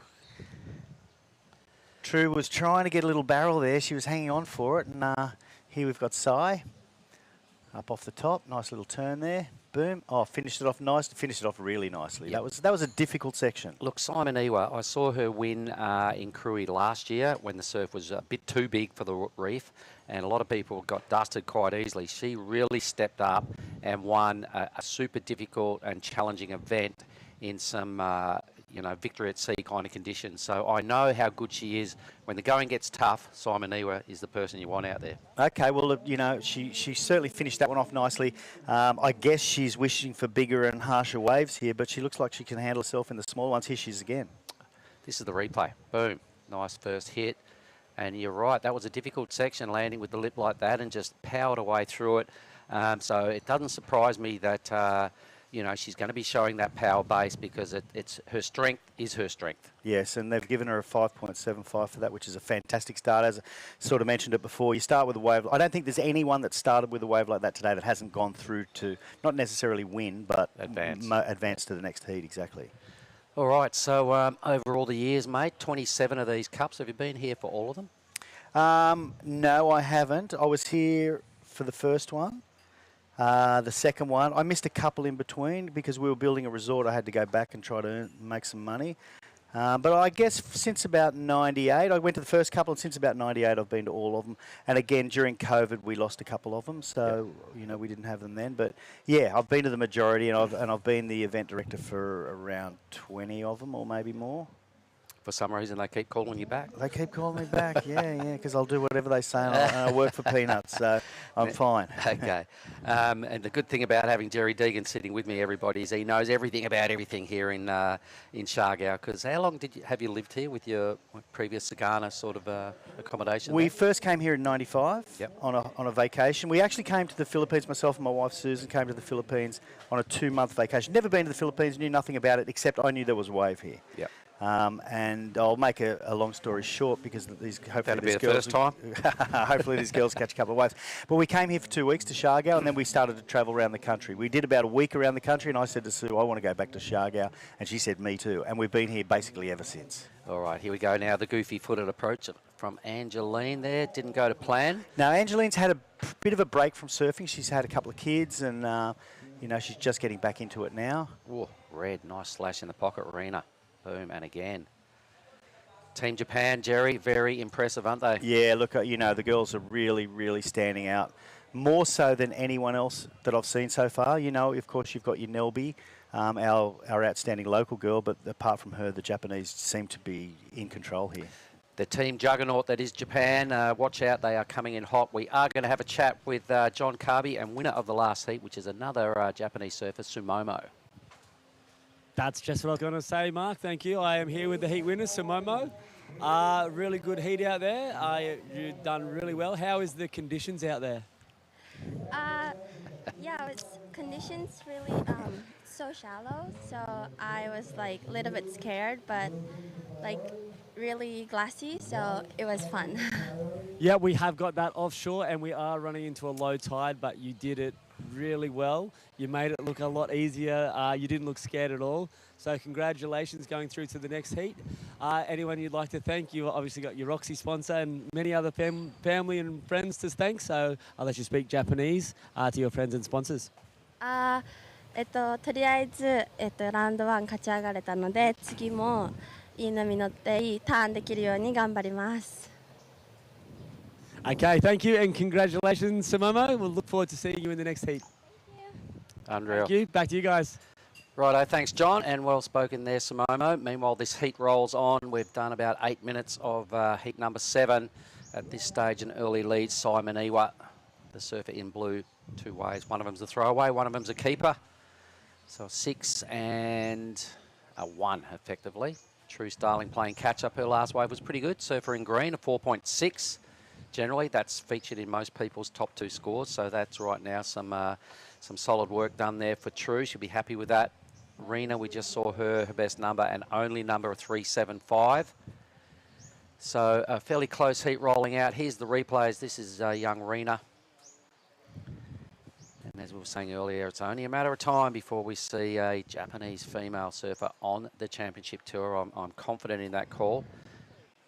I'm surprised we haven't seen one already, to be honest. I mean, just around the corner, mate. I can see in the next year or two, the big boys on the WSL Productions will be calling a Japanese name. Good, good. Well, we had our first Filipino on the Challenger Tour this year. Yep. We had John Mark Takong, and his results weren't what he was hoping for, but everyone here in the country is just incredibly proud of him, you know, to be the first Filipino to get to that position. Yep, and a big learning curve, that Challenger. You know, it's a tough world out there in those events, and I'm sure he learned a lot. I had a chat with him yesterday after his heat, and he's happy to be back on home soil.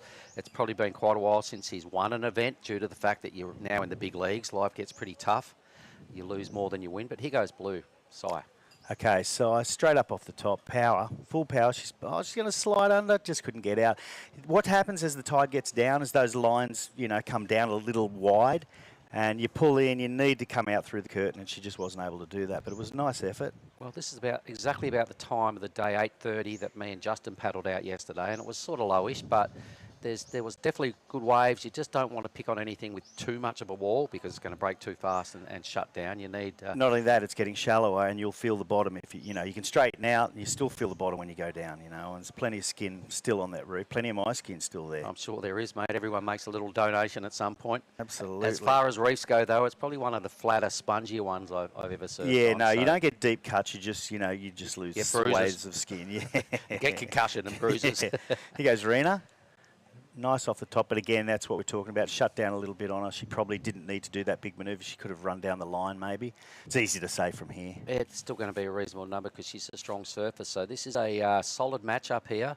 All the ladies in this heat really can surf well. And here's another one of them in True Starling, who's in second, using her first priority here. Unfortunately, digs the nose and down she goes. So, yep, conditions. And do you have any input as to when they pull the pin here, like heat 7? I know you were hoping to get the 8 heats done. You think that's definitely going to happen? Oh, I think we're going to get the 8 heats. Again, I'm talking to you, so they're going to have to make the decisions out there on their own. But myself, I would carry on. And you'll notice, because when we start this afternoon, I bet you there's more water on the reef now after heat 8 than there will be when we start this afternoon. Okay, you know, when we start this afternoon, the reef's essentially dry. You know, but we know the tide's coming in. So as long as there's some water on the reef. Yeah, it's a play on. And look, a super low tide on a small swell is much more doable than a super low tide on a big swell. It's just gnarly as. It's a no-go zone. No, it's super gnarly, super low tide. You know, but because it's so powerful, if you get wiped out, you end up getting dragged through the reef, and then it's hard to get out. You duck dive and you hit the board. You almost can't duck dive. You're going to lose your fins. Yeah, you can lose your fins. Yeah. What you do is you come in as far as you can before it's dry, and then go round to the channel. Right. Yeah, to paddle that back straight out through, it's really difficult. Yeah. Wash in and go back around. Thanks, Jerry. No, I shouldn't give info like that away. Yeah, I'll end up with less waves.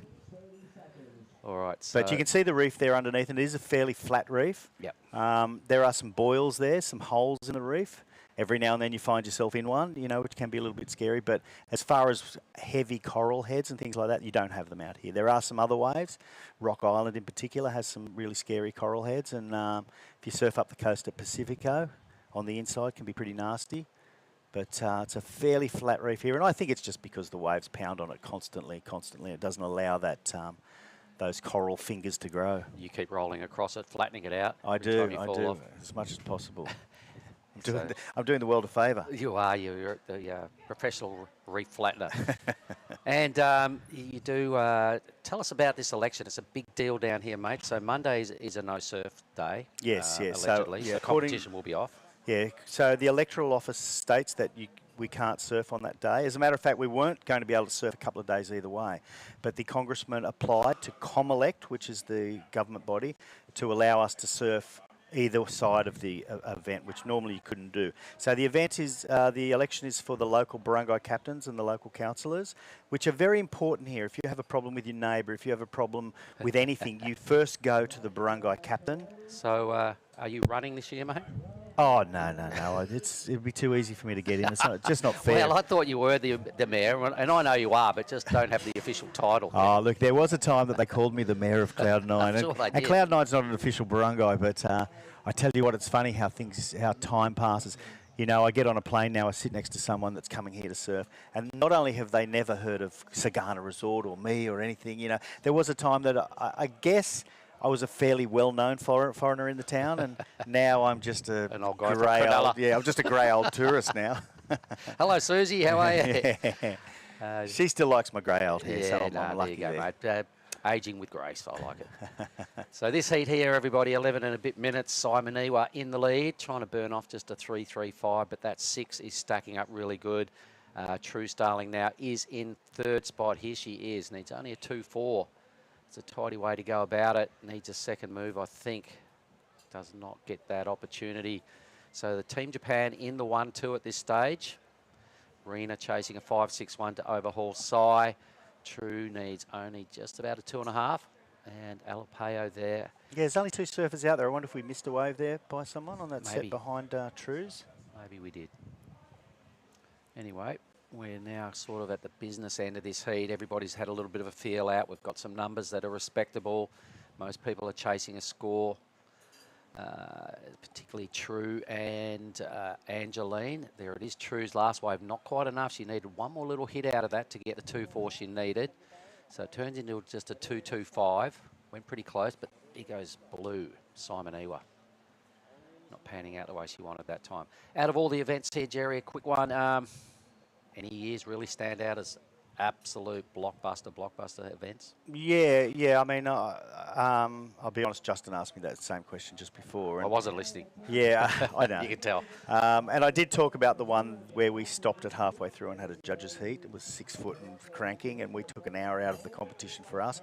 But I guess a couple of the real early ones. I mean, in the early days when we first started to want to be a professional one, I got a call from the mayor at the time and said, look, do you know any professional surfers? So we dragged in Andy King and Jay Thompson and a couple of the boys and brought them here. And it must have been, I don't know, Andy will remind me at some stage, but maybe 2000 or 99. And killer. And it was just pumping. And we had we had 20 guys and a week to run it. And we had the swell of all swells. And the guys just got shacked non-stop. And yeah, it was a really, really great event. All right, there's a little break in the action out there. You can and see. By the way, Jay Thompson won. Okay. So, hey, Bottle, if you're watching. So let's have a quick little chat about post Super Typhoon Odette. The place got just about flattened. It's only been 2 years since that happened. And to me, all I see is better things. The street's looking brand new. You're saying about the bridge out there has been upgraded. Tell us what you notice is different now post Super Typhoon Odette. Well, firstly, when it came through, people were saying to me, it's going to be 10 years before, because it really flattened the place. I've been through a dozen of them, but nothing like that. You know, that was the one that really flattened the place. But, you know, after a year, it was almost unnoticeable. You know, there's the odd building, the trees were back, everything was back.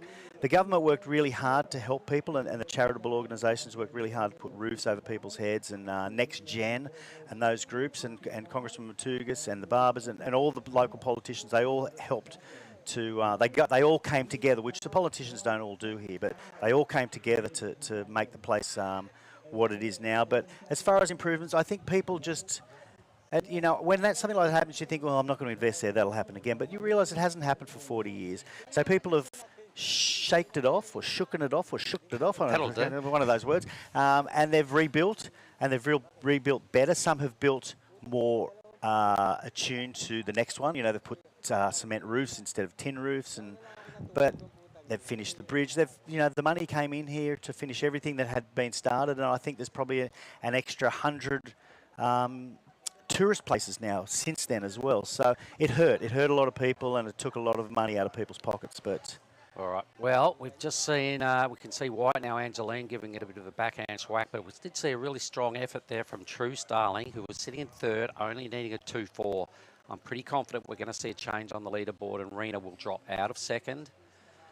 Angeline put a nice little tidy backhand belt together as well. So there you have it. She's given her a 3.7. She's moved into second place with only 7 and a bit minutes to go. So little turning point right there. So Rena now under the pump. She needs to respond. Absolutely. She now needs roughly around 4.5 points to advance back into that second spot. Angeline needs a 6.35. Does she have a 6.35 in her? I think Angeline would prefer the surf to be a little bit bigger. You know, she could handle the decent Cloud 9 waves. These smaller waves are a little hard for her because, as I said, she's had a couple of kids and she hasn't surfed as much as she would normally surf. So I guess she's just testing herself out out here today just to see how she's going in general compared to the competition. But on an average day, you know, she is a surfer out there that gets her waves. But I think Angeline likes it, you know, a little more solid out there. A little more power for her is better. Yep, I'm sure probably just about everybody would be in that theory of a little bigger would be nicer, but it is what it is. And with the forecast, are we going to see a ramp up during the week at all, mate? Well, have you had a look? Yeah, I have had a look. You know, that's all I do. But it's hard to make a prediction because they were wrong this time around. So here's That's True the again. replay. No, that's the replay. Yep. So this was her 3.7, which was enough for second spot. Well done. Really tight hit. Yeah, so, you know, the actual predictions haven't been right. The wind has been wrong. We've been really lucky with the wind. I mean, 4 or 5 days ago, we were just going to get onshore winds, and I was kind of having a bit of a freak out, but the winds have turned really nice. The problem with the offshore winds is they're not going to help the swell pick up. So, you know, I'm hoping we'll run this afternoon. It does say a little peak up on the last couple of days. So, you know, if we run a few tomorrow, the question is, do you wait and hope that happens, or do you run when you've got anything? You know, it's always the dilemma of these events. Sometimes it's hard with the devil you know as opposed to the devil you don't know. I'm a big fan of the devil you know, to be honest. You know, Just if there's get it waves done if it's there. you get it done, and at the end of the day, if there's pumping waves on the last day and you've already finished, everyone gets to go surfing. Yes, of course they start pointing the finger at me, but you got to do what you got to do. Lucky you've got a thick skin, Jerry. I've got a very thick skin. It's getting thinner as I get older, though. You know? But, you know, at the end of the day, you make the decision, you stick with them, and there's nothing you can do. All right, well, I'll tell you what a decision has been made. You can see a lot of these waves now shutting down fairly quick, and the opportunities are way more limited. So I've just been told that the event is going to go on hold at the end of this heat. Okay. I've seen a lot of waves not allowing multiple manoeuvres like before. It's probably just been since this heat's been rolling that's happened. As you say, the tide drops out pretty quick. It does. And it changes fast, and Yep. it's just changed. So I Yep. think for the benefit of the surfers in Heat 8, it's kind of getting to the... Yeah, and look, it'll get less fair. Absolutely. Look, I think if we were further down into the event and you had, you know, maybe the top surfers and we're in a semi-final and we didn't have much time, of course, we'd continue on. But at this stage, we've got plenty of time, so there's no need really to put them out there in lowish, possibly dangerous positions. Well, that's true. We've got to look after the athletes as well. So let's have a little look. With 4 and a bit minutes to go until we go on hold until this afternoon, we can see Rena in the red chasing a mid-4, make it a 4.56, and she goes to second. True only has to improve on a 3.7 to blow that number out a little bit for Rena. Sai trying to improve on a 3.35 to extend the lead, and a young Angeline right there at 6.35 is needed to get out of 4th into qualifying into the round of 16. So she's got a little bit of work to do, and you can just see what's going on. There's rocks starting to appear everywhere now. The waves for me have changed dramatically just in this heat, and so I think that's a good call just to pull the pin and make life fair for Heat 8. Yeah, I think the boys are this probably happy I'm not out there. I would have said keep going. But you're right. You never know. You know, this afternoon could be way better, and what we'll do is probably not start till at least 1 o'clock our time here. Maybe even a bit later. Yeah, maybe a bit later. Sure, because you're only 1 hour off the dead low then, so it'll still look exactly like it would on dead low. Yeah, we have been starting it with not much water on the thing, but the fact that it's a little smaller and a little wider makes it far more difficult. All right, here we go. Red. You can see how quick these waves are breaking now. So screaming down the line. One little punchy turn. She's looking for a mid-4. Needs a little bit of something extra, Rena. Hoping to just tag this thing, a little mini move on the end. She's kind of having a little giggle, and I'm not sure she's convinced she's got it. 4.56 tight. Conigan as the head judge, he doesn't give away those numbers too easily. You've got to do something fairly impressive. Yeah, so I think, you know, I'd be thinking maybe that one wasn't quite there. I mean, it was a nice little wave. My first impressions are not the requirement. But that's the waves now. The waves aren't offering that, you know, there's not much height in them anymore. They're really fast. They're really hard to find a lot of room to move. No, you're operating in a foam box effectively. effectively. Look, there's 1,000 out there, there's 1,000 2s and 1.5s. They're not getting the scores now. So, and it's not the surfing, it's the actual waves. Yep, so Rena there, that number is in. It's a 4, so she went close. Here we go now, True giving it a good swack, but can't ride out of that. So holding on to a very slender, just over half a point separating second and third. So this is Rena's wave. This was the 4. She needed a 4.31. And that was a good way to start, but she got nothing real brutal after that. So she needed one more good hit, and she would have gone straight to second. Look at this little mini tap was almost a nothing as well. Yeah, unfortunately.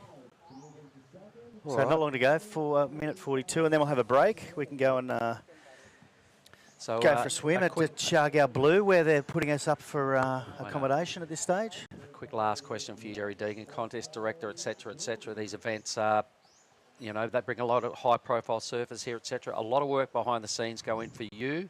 What are the most difficult parts about trying to put together an event like this? Oh, I think it's the lead up, making sure the deposits have been paid. I've got the bits and pieces as you come up, you know, someone needs a fan, someone needs the small things, but it's the build up to it because, you know, we've been working on this for 6 months. Yeah. And so once it goes on the WSL schedule from tentative You can sleep a little easier? I sleep a little easier. I know it's happening. Tickets can be bought, you know, accommodation can be booked. And so that's what sort of makes me happy. All right, good man. Well, I know you are hard to please, so it's good that you do get happy sometimes. I'm happy when you buy me a beer, mate, at the end of the day. Well, that's not going to happen, so it happened you're going to yesterday. remain grumpy.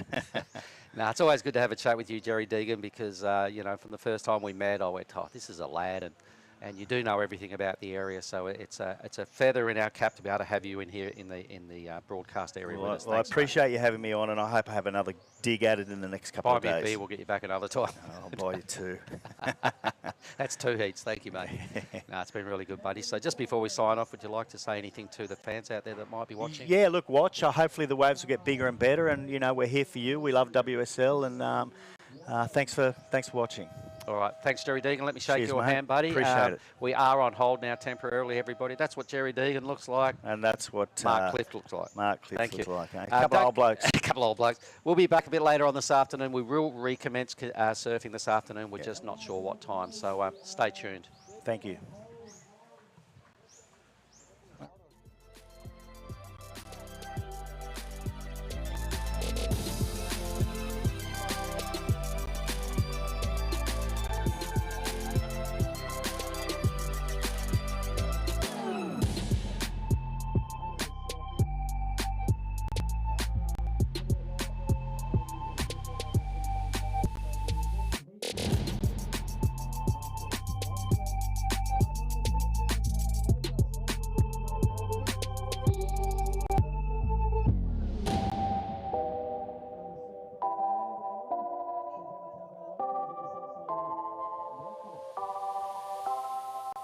Smart Super Value Deals. Enjoy Powerall's 8 GB for all apps, plus only TikTok.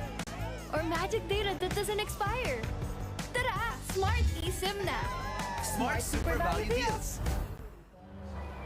I value this the most. Sulitin natin. You guys ready?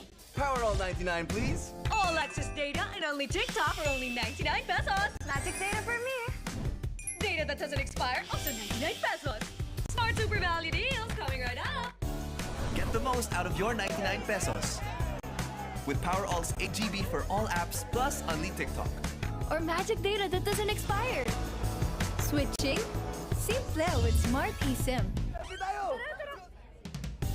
Smart Super Value Deals.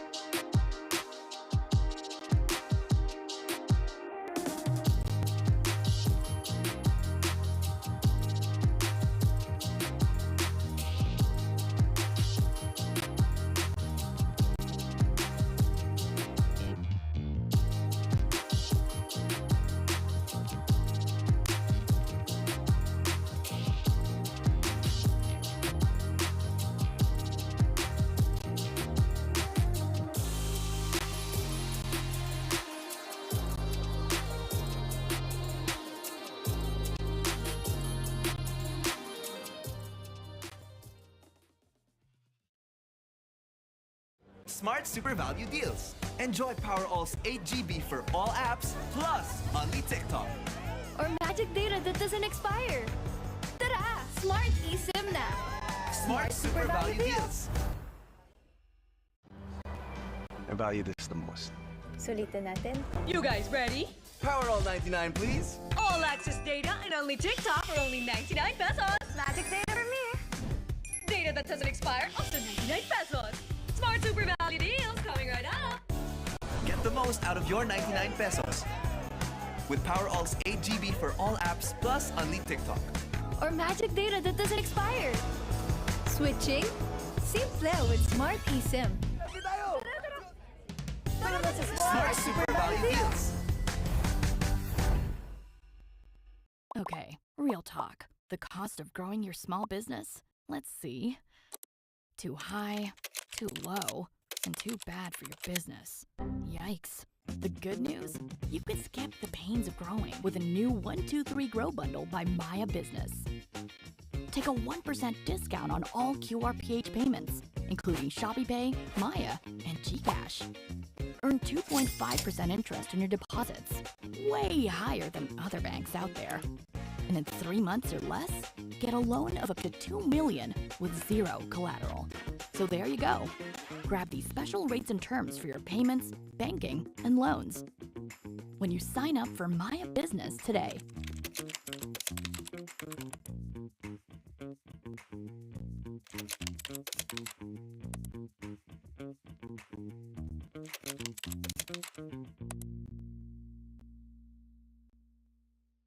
If you found a great idea for a business, there might be 2 big things on your mind: how to start, and once you get it running, how to make sure you never stop. Because if you want your business to stay in the race, you have to keep moving. To do that, you need a partner with a habit of getting things done first. Time and time and time again. That's where the new Maya Business comes in. With an all-in-one growth partner and the right tools for every step of the way. Success isn't about the size of the shop. It's the way you make your move. And it all starts here with a redesigned Maya Business Manager, an all-in-one dashboard that lets you track your cash flow from every single point of sale. Speaking of ways to pay, you've got them all on your dashboard. If you're selling online, Maya Checkout lets you start taking payments on your website in no time. No site? No problem. Just slide into your customers' DMs and send them a link where they can pay. Or email them a custom invoice. Whatever helps you seal the deal. These days, every store needs QR codes for safer payments, but that can get a little out of control. It's time to clear the counter with just one QR display that works with multiple apps. Better yet, get a Maya Terminal, a handy device that takes QR, card, and e-wallet payments on the go. The big one prints receipts too. When the day is finally over, head back to your dashboard and open a Maya Business Deposit account. It's the easiest way to move, manage, and multiply your earnings in a secure banking environment. Plus, with Maya disbursements on your dashboard, keeping your staff and suppliers happy is just all in a day's work. Every great business needs to start somewhere. And with an all-in-one growth partner like Maya Business, that can be anywhere you choose. All you gotta do now is to make your move.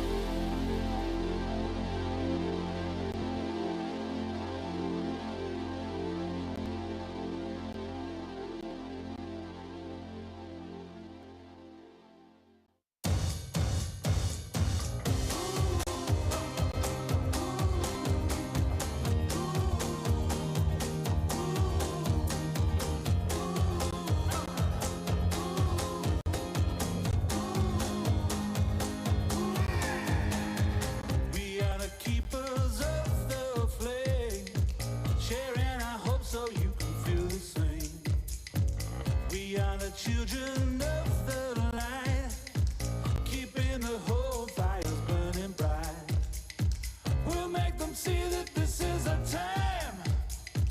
We got the love, we're gonna let it shine. Bright enough to push back the dark. A fire raging from the smallest spark. Hold us up and we'll do something that will change the world. We'll define. We'll turn the shadow to light. We'll define.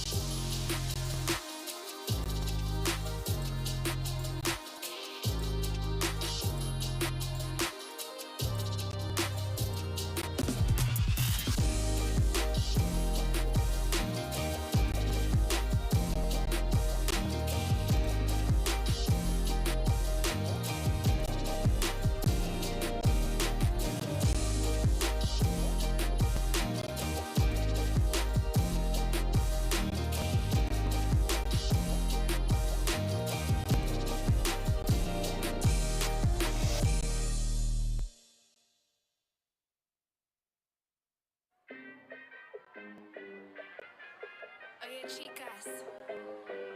Que nunca se les olvide. Las mujeres lo hacen mejor. They say there's something in the water that got 'em all acting so crazy. Don't know why they even bother showing up, calling me mommy. Can't get that summertime body for free. Why you be calling, we don't wanna speak.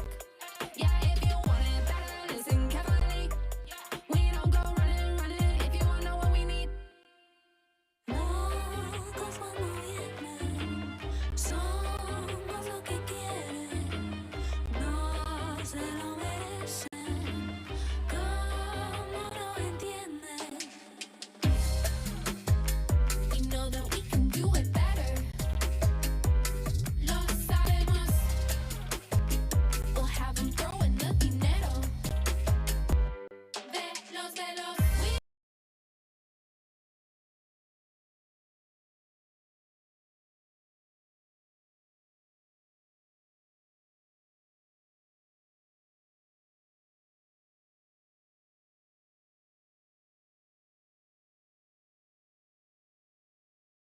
A mi cama te vas a botar de lo que te va a hacer. They say there's something in the stuff we're drinking. You crawling on your hands and knees, I'm sipping. I bet you never had your head so spinning. Te veo corriendo aquí, corriendo pa' acá. Locos cuando vienen, somos lo que quieren, no se lo merecen, como no entienden. We know that we can do it better. Lo sabemos. We'll have 'em throwing the dinero. We'll have 'em throwing the dinero. Velos.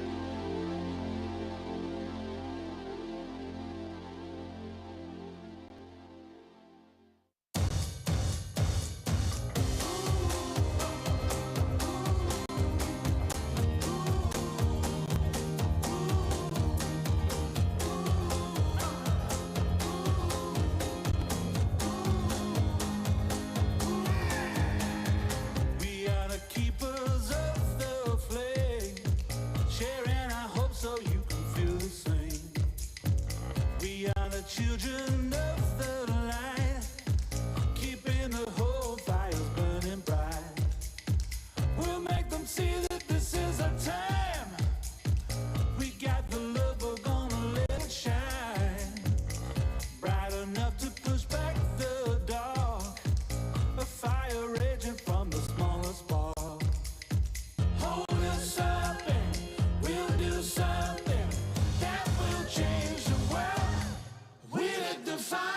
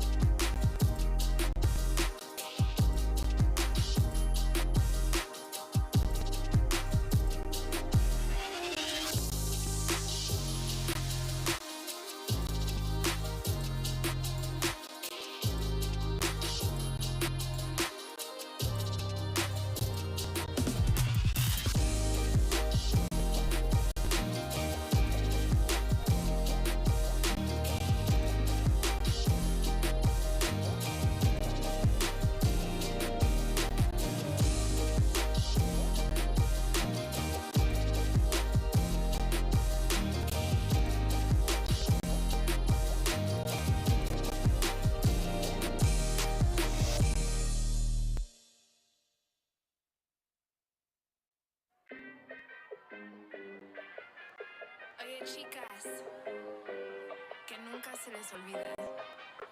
Las mujeres lo hacen mejor. They say there's something in the water that got them all acting so crazy. Don't know why they even bother showing up, calling me mommy. Can't get that summertime body for free. Why you be calling, we don't wanna speak. Yeah, if you want it better, listen carefully. We don't go running, if you wanna know what we need. Locos cuando vienen, somos lo que quieren, no se lo merecen, como no entienden. We know that we can do it better. Lo sabemos. We'll have them throwing the dinero. Velos, we always do it right. No, we don't waste no time. You know that we can do it better.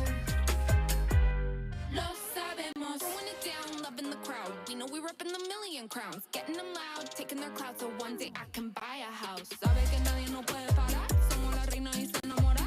Ven a mi cama, te vas a botar de lo que te va a hacer. They say there's something in the stuff we're drinking. You crawling on your hands and knees, I'm sipping. I bet you never had your head so spinning. Te veo corriendo aquí, corriendo pa' acá. Locos cuando vienen, somos lo que quieren, no se lo merecen, como no entienden. You know that we can do it better. Lo sabemos. We'll have them throwing the dinero. Velos, we always do it right. No, we don't waste no time. Show them that we got it, then we leave them with an appetite. You know that we can do it better. Lo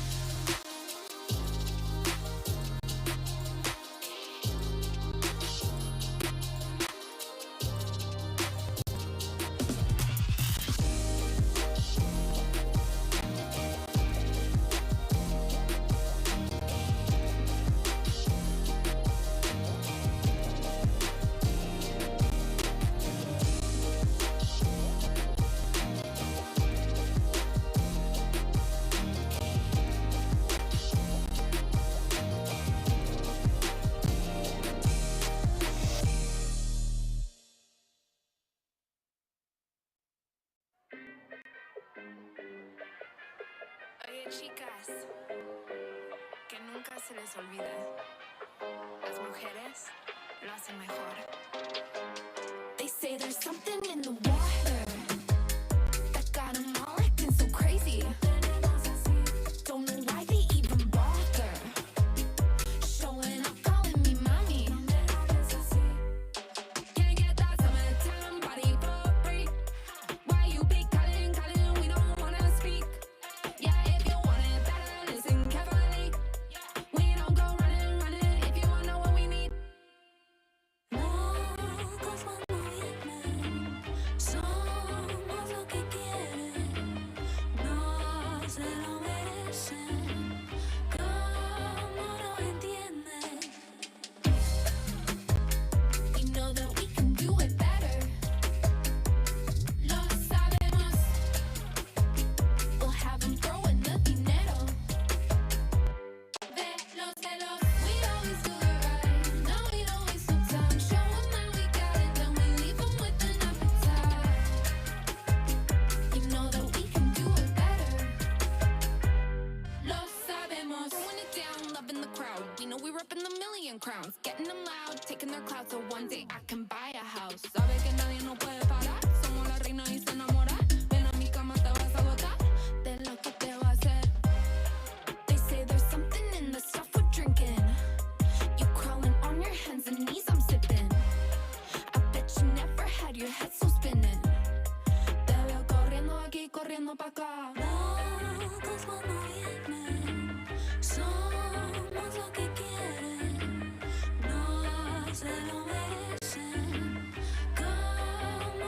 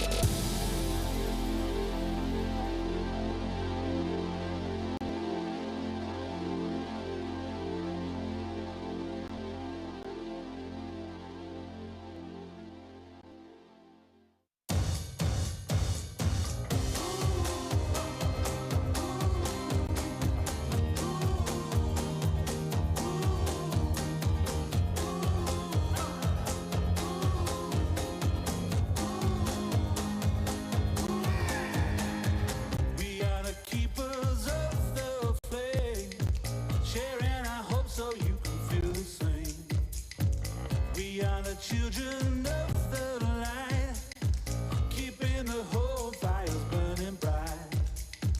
We'll make them see that this is our time. We got the love, we're gonna let it shine. Bright enough to push back the dark, a fire raging from the smallest spark. Hold us up and we'll do something that will change the world. We lit the fire.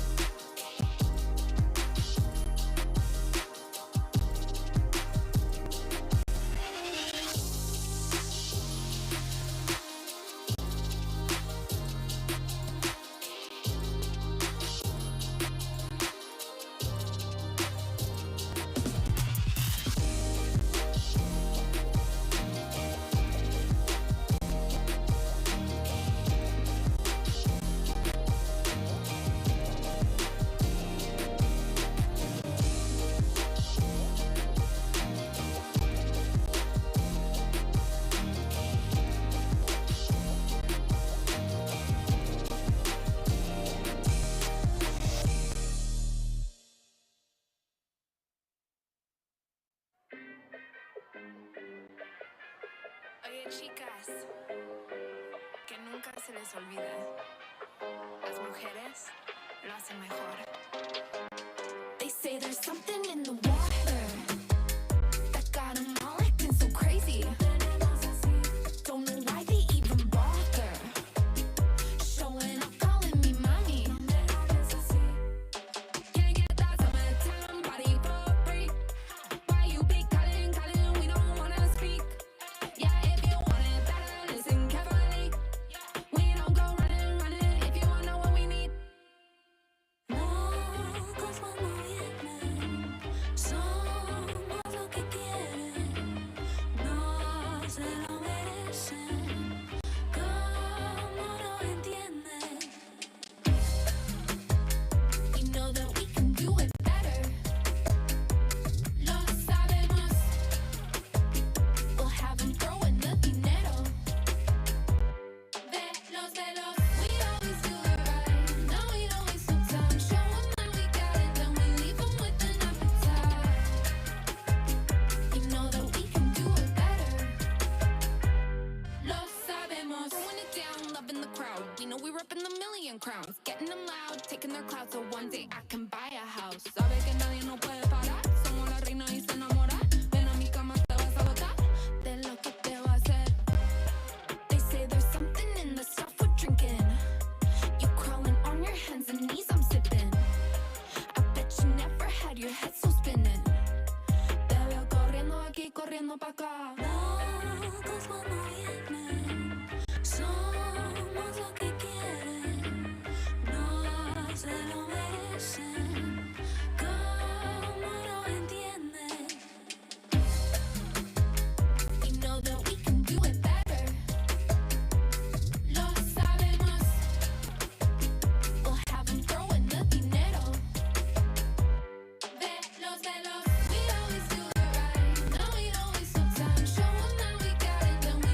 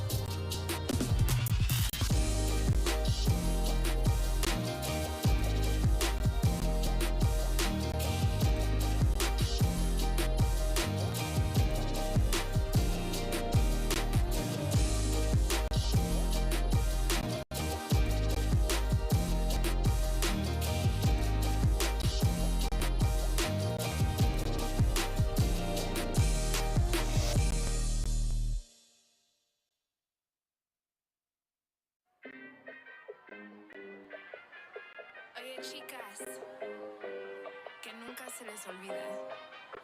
Las mujeres lo hacen mejor. They say there's something in the water that got 'em all acting so crazy. Don't know why they even bother showing up, calling me mommy. Can't get that summertime body for free. Why you be calling, we don't wanna speak. Yeah, if you want it better, listen carefully. We don't go running, if you wanna know what we need. Locos cuando vienen, somos lo que quieren. No se lo merecen, como no entienden. We know that we can do it better. Lo sabemos. We'll have 'em throwing the dinero. Velos, we always do it right. No, we don't waste no time. Show 'em that we got it, then we leave 'em with an appetite. You know that we can do it better. Lo sabemos. Throwing it down, loving the crowd. We know we're up in the million crowns. Getting them loud, taking their clout, so one day I can buy a house. Sabe que nadie nos puede parar. Somos la reina y se enamora. Ven a mi cama, te vas a botar de lo que te va a hacer. They say there's something in the stuff we're drinking. You crawling on your hands and knees, I'm sipping. I bet you never had your head so spinning. Te veo corriendo aquí, corriendo pa' acá. Locos cuando vienen, somos lo que quieren. No se lo merecen, como no entienden. You know that we can do it better. Lo sabemos. We'll have 'em throwing the dinero. Velos, we always do it right. No, we don't waste no time. Show 'em that we got it, then we leave 'em with an appetite.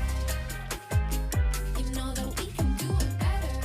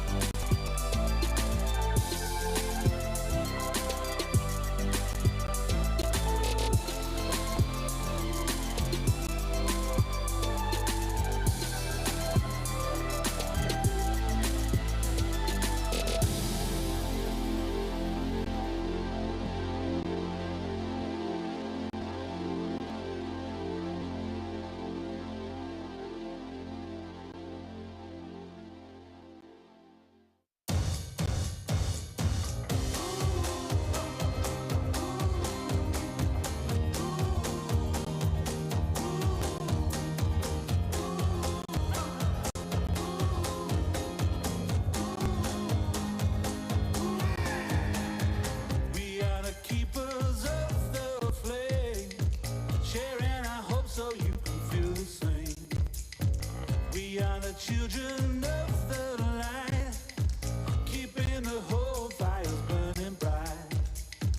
We'll make them see that this is our time.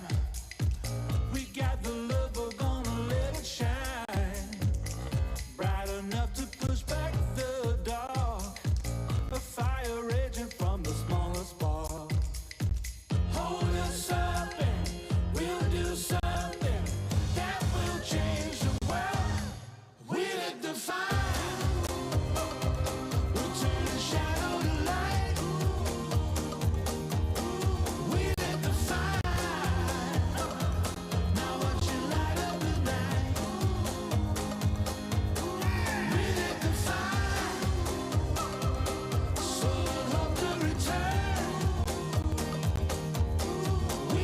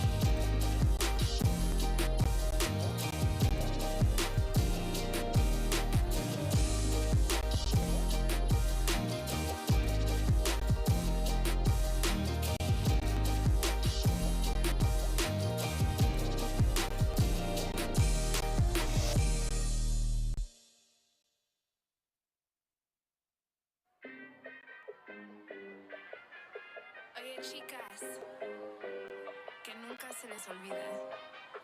Las mujeres lo hacen mejor. They say there's something in the water that got them all acting so crazy. Don't know why they even bother showing up, calling me mommy. Can't get that summertime body for free. Why you big calling, we don't wanna speak. Yeah, if you want it better, listen carefully. We don't go running if you wanna know what we need. Locos cuando vienen, somos lo que quieren, no se lo merecen, como no entienden. We know that we can do it better. Lo sabemos. We'll have them throwing the dinero. Velos, we always do it right.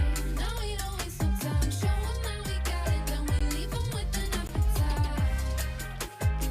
You know that we can do it better.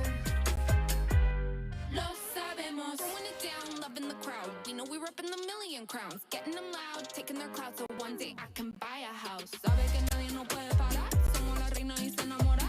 Ven a mi cama, te vas a botar de lo que te va a hacer. They say there's something in the stuff we're drinking. You crawling on your hands and knees, I'm sipping. I bet you never had your head so spinning.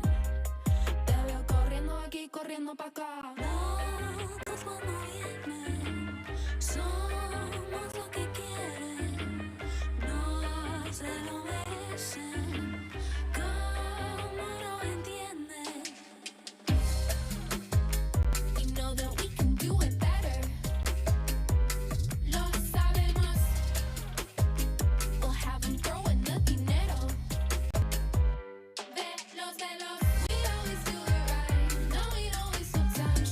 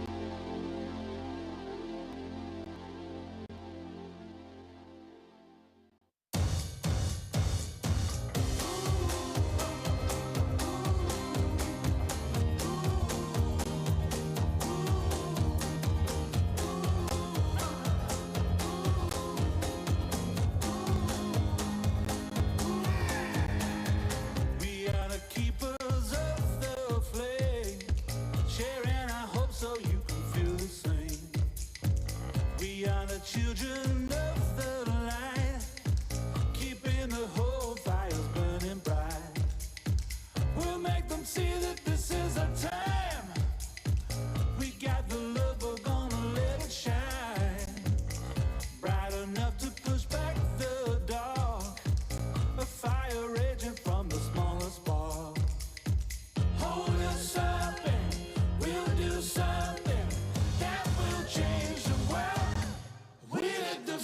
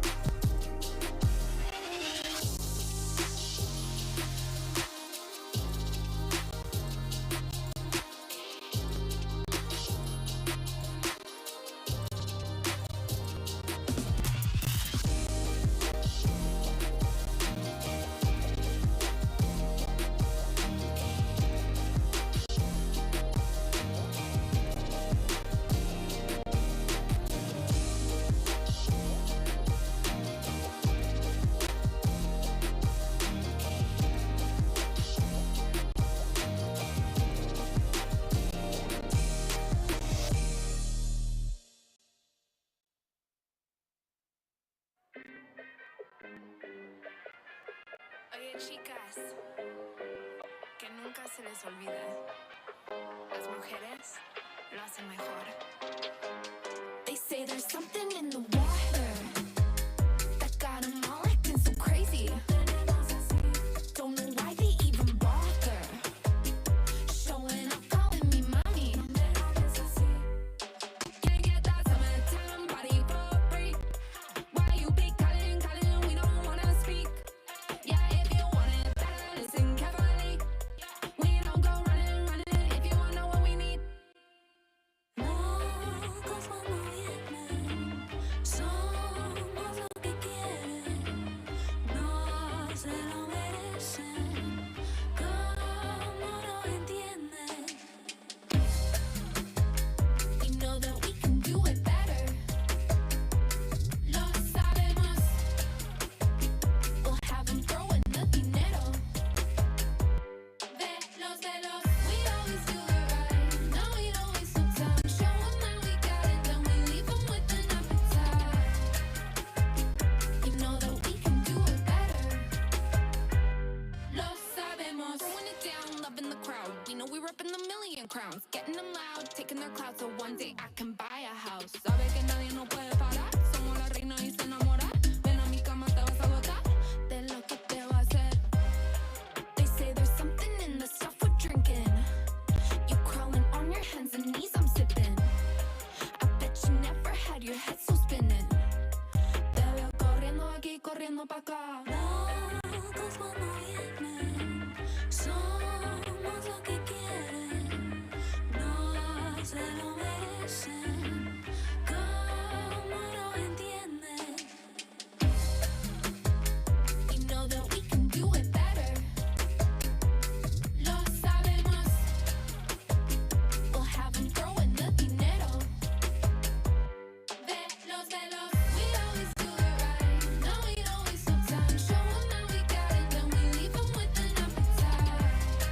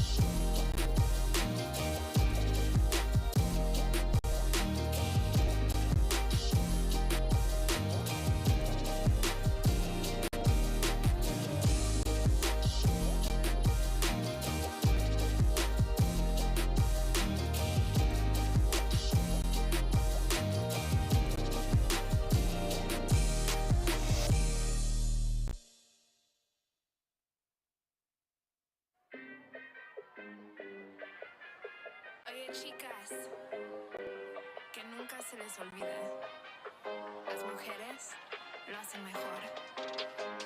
They say there's something in the water that got them all acting so crazy. Don't know why they even bother showing up, calling me mommy. Can't get that summertime body for free. Why you be calling, we don't wanna speak. Yeah, if you want it better, listen carefully. We don't go running if you wanna know what we need. Locos cuando vienen, somos lo que quieren, no se lo merecen, como no entienden. We know that we can do it better. Lo sabemos. We'll have them throwing the dinero. Velos, we always do it right. No, we don't waste no time. Show them that we got it, then we leave them with an appetite. You know that we can do it better. Lo sabemos. Throwing it down, loving the crowd. We know we're up in the million crowns. Getting them loud, taking their clout, so one day I can buy a house. Sabe que nadie no puede parar. Somos la reina y se enamora. Ven a mi cama, te vas a botar de lo que te va a hacer. They say there's something in the stuff we're drinking. You crawling on your hands and knees, I'm sipping. I bet you never had your head so spinning. Te veo corriendo aquí, corriendo pa' acá. Locos cuando vienen, somos lo que quieren, no se lo merecen, como no entienden. You know that we can do it better. Lo sabemos. We'll have them throwing the dinero. Velos, we always do it right. No, we don't waste no time. Show them that we got it, then we leave them with an appetite.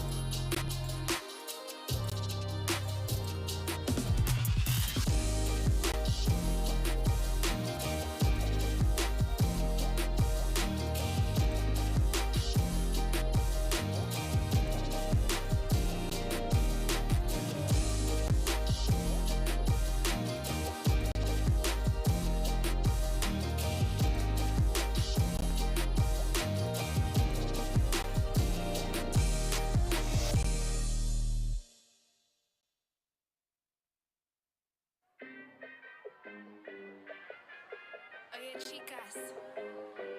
Que nunca se les olvide. Las mujeres lo hacen mejor. They say there's something in the water that got 'em all acting so crazy. Don't know why they even bother showing up, calling me mommy. Can't get that summertime body for free. Why you be calling, we don't wanna speak. Yeah, if you want it better, listen carefully. We don't go running, if you wanna know what we need.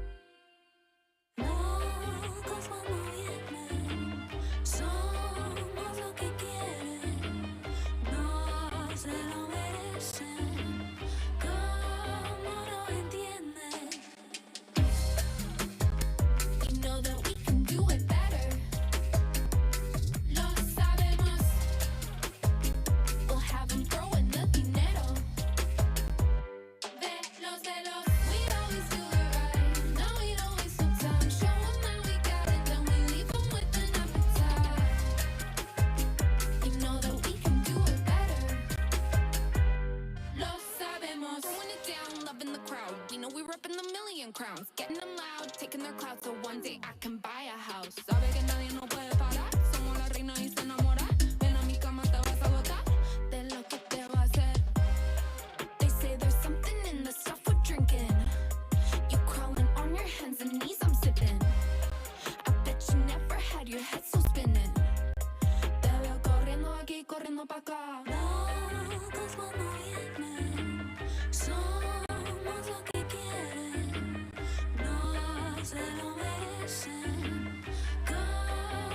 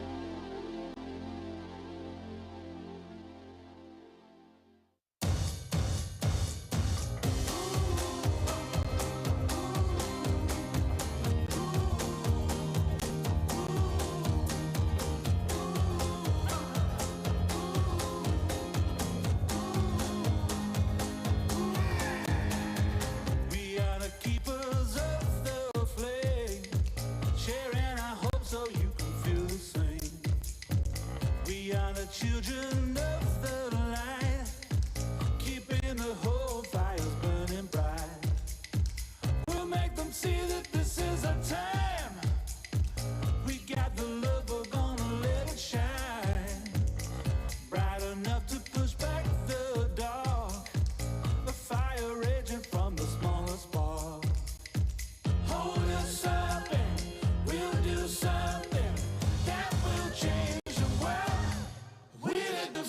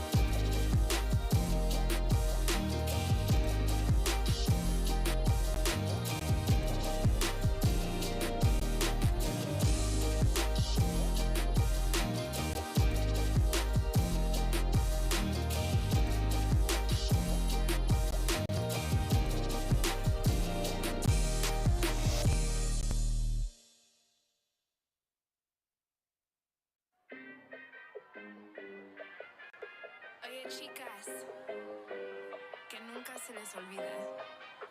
Las mujeres lo hacen mejor. They say there's something in the water that got 'em all acting so crazy. Don't know why they even bother showing up, calling me mommy. Can't get that summertime body for free. Why you be calling, calling? We don't wanna speak.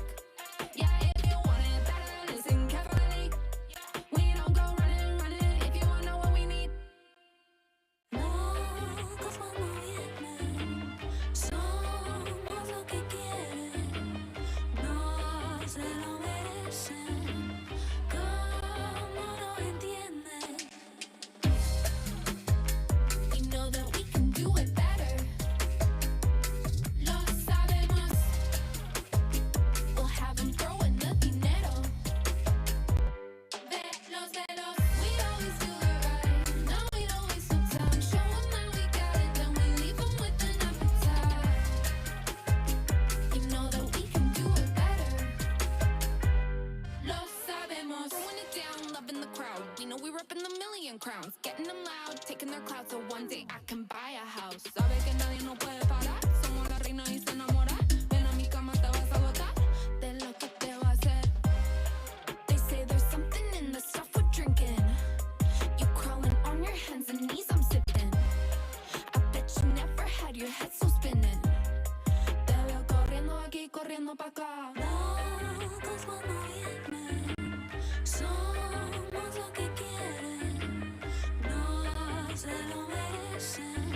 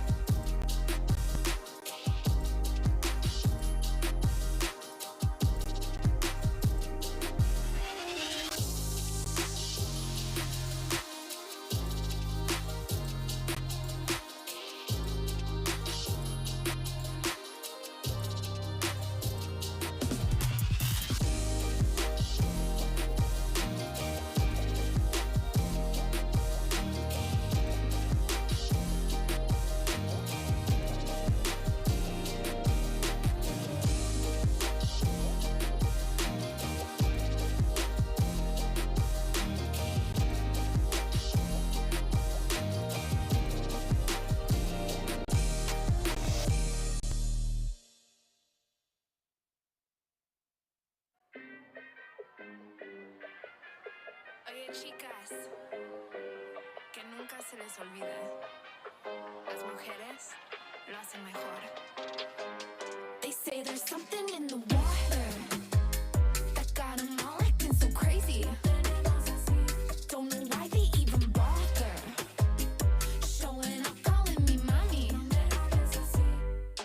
Can't get that summertime body for free. Why you be calling, we don't wanna speak. Yeah, if you want it better, listen carefully. We don't go running, if you wanna know what we need. Locos cuando vienen, somos lo que quieren, no se lo merecen, como no entienden. You know that we can do it better. Lo sabemos. We'll have 'em throwing the dinero. Velos, we always do it right. No, we don't waste no time. Show 'em that we got it, then we leave 'em with an appetite. You know that we can do it better. Lo sabemos. Throwing it down, loving the crowd. We know we're up in the million crowns. Getting them loud, taking their clout, so one day I can buy a house. Sabe que nadie no puede parar. Somos la reina y se enamora. Ven a mi cama, te vas a botar de lo que te va a hacer. They say there's something in the stuff we're drinking. You crawling on your hands and knees, I'm sipping. I bet you never had your head so spinning. Te veo corriendo aquí, corriendo pa' acá. Locos cuando vienen, somos lo que quieren, no se lo merecen, como no entienden. You know that we can do it better. Lo sabemos. We'll have 'em throwing the dinero. Velos, we always do it right. No, we don't waste no time. Show 'em that we got it, then we leave 'em with an appetite. You know that we can do it better. Lo sabemos. We do it better than you. You know we do it better than you. We do it better than you. Yeah, we do it better than you. We do it better than you. We do it better than you. You know we do it better than you. What? You know that we do it better than you. You know that we can do it better. Lo sabemos. We'll have 'em throwing the dinero. Velos, we always do it right. No, we don't waste no time. Show 'em that we got it, then we leave 'em with an appetite. You know that we can do it better. Lo sabemos.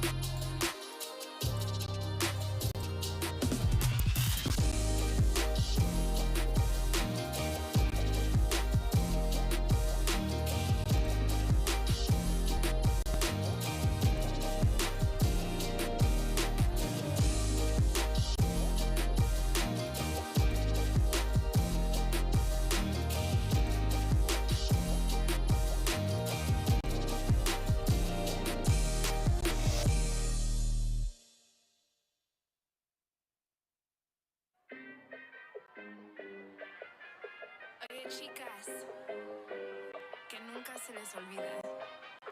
Las mujeres lo hacen mejor. They say there's something in the water that got them all acting so crazy. Don't know why they even bother showing up, calling me mommy. Can't get that summertime body for free. Why you be calling, we don't wanna speak. Yeah, if you want it better, listen carefully. We don't go running, if you wanna know what we need. Locos cuando vienen, somos lo que quieren. No se lo merecen, como no entienden. We know that we can do it better. Lo sabemos. We'll have them throwing the dinero. Velos. We always do it right. No, we don't waste no time. Show them that we got it, then we leave them with an appetite. You know that we can do it better. Lo sabemos. Throwing it down, loving the crowd. We know we're up in the million crowns. Getting them loud, taking their clout, so one day I can buy a house. Sabe que nadie no puede parar. Somos la reina y se enamora. Ven a mi cama, te vas a botar de lo que te va a hacer. They say there's something in the stuff we're drinking. You crawling on your hands and knees, I'm sipping. I bet you never had your head so spinning. Te veo corriendo aquí, corriendo pa' acá. Locos cuando vienen, somos lo que quieren. No se lo merecen, como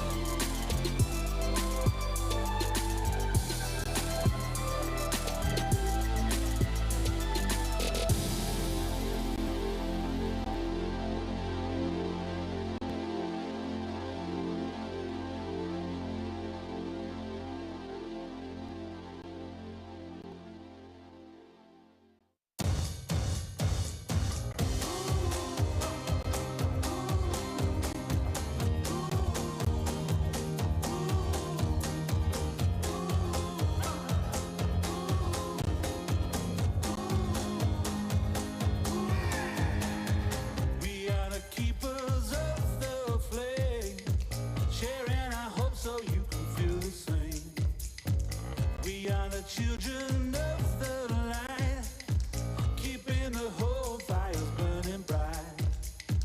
We'll make them see that this is our time. We got the love, we're gonna let it shine. Bright enough to push back the dark, a fire raging from the smallest spark. Hold us up and we'll do something that will change the world. We'll define. We'll turn the shadow to light. We'll define. Now watch it light up the night. We'll define. So I hope to return. We'll define. Now I'm gonna watch it burn. Burn, burn, burn, burn, burn. We brought fire and we brought rain. Held the embers and fanned the flame. Held them up so the world could see what our power could truly be. We're born ready, always saying, ain't no holding back. We'll define. We'll turn the shadow to light. We'll define. Now watch it light up the night. We'll define. So I hope to return. We'll define. Now I'm gonna watch it burn. Burn, burn, burn, burn, burn.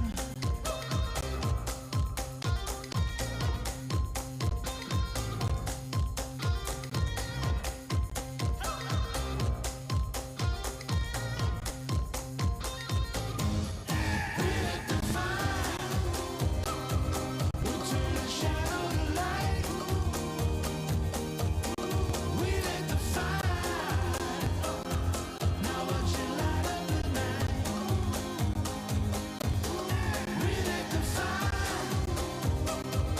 So I hope to return. We'll define. Now I'm gonna watch it burn. Burn, burn, burn, burn.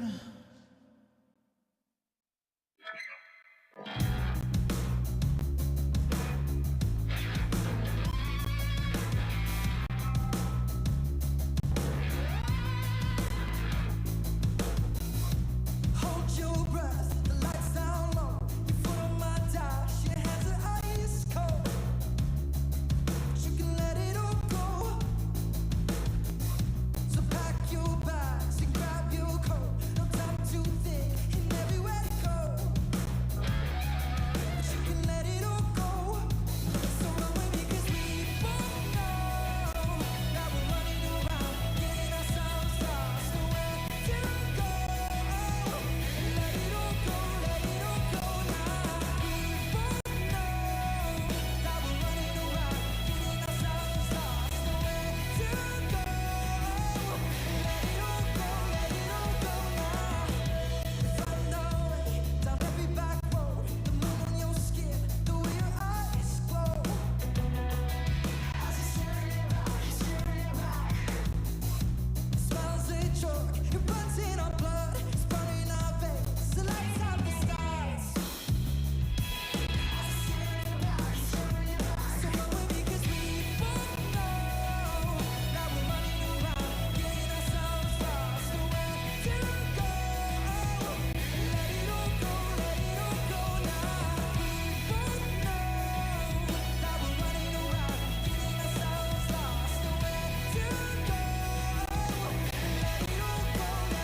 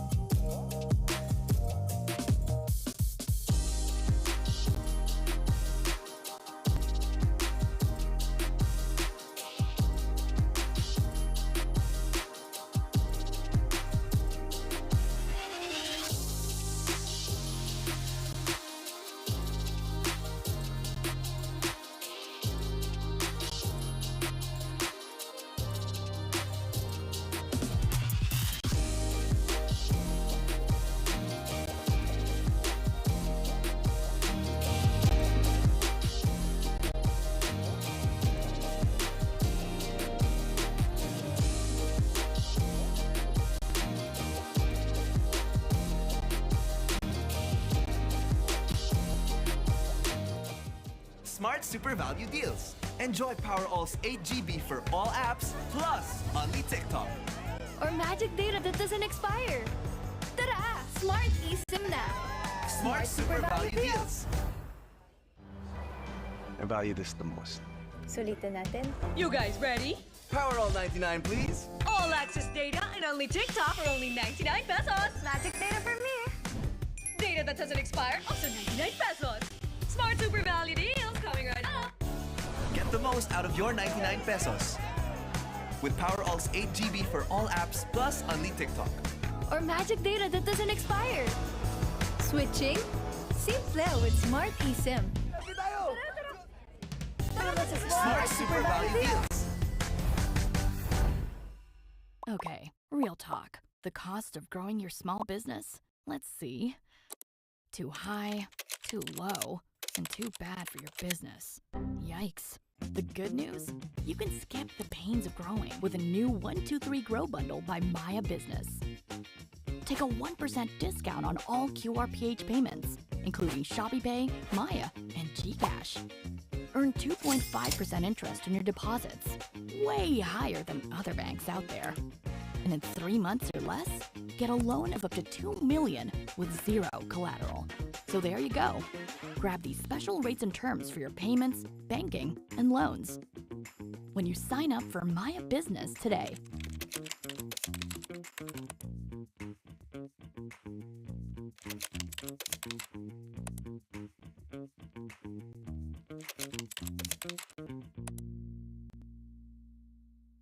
If you found a great idea for a business, there might be 2 big things on your mind: how to start, and once you get it running, how to make sure you never stop.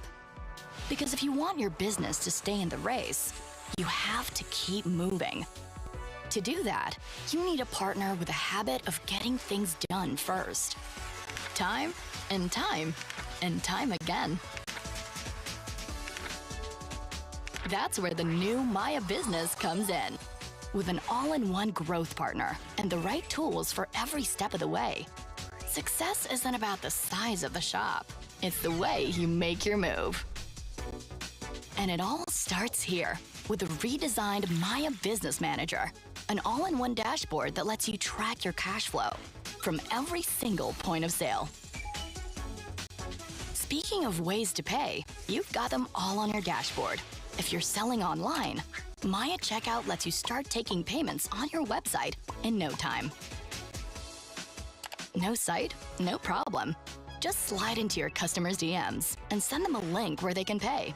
Or email them a custom invoice. Whatever helps you seal the deal. These days, every store needs QR codes for safer payments, but that can get a little out of control. It's time to clear the counter with just one QR display that works with multiple apps. Better yet, get a Maya terminal, a handy device that takes QR, card, and e-wallet payments on the go. The big one prints receipts too. When the day is finally over, head back to your dashboard and open a Maya Business Deposit account. It's the easiest way to move, manage, and multiply your earnings in a secure banking environment. Plus, with Maya disbursements on your dashboard, keeping your staff and suppliers happy is just all in a day's work. Every great business needs to start somewhere. And with an all-in-one growth partner like Maya Business, that can be anywhere you choose. All you gotta do now is to make your move.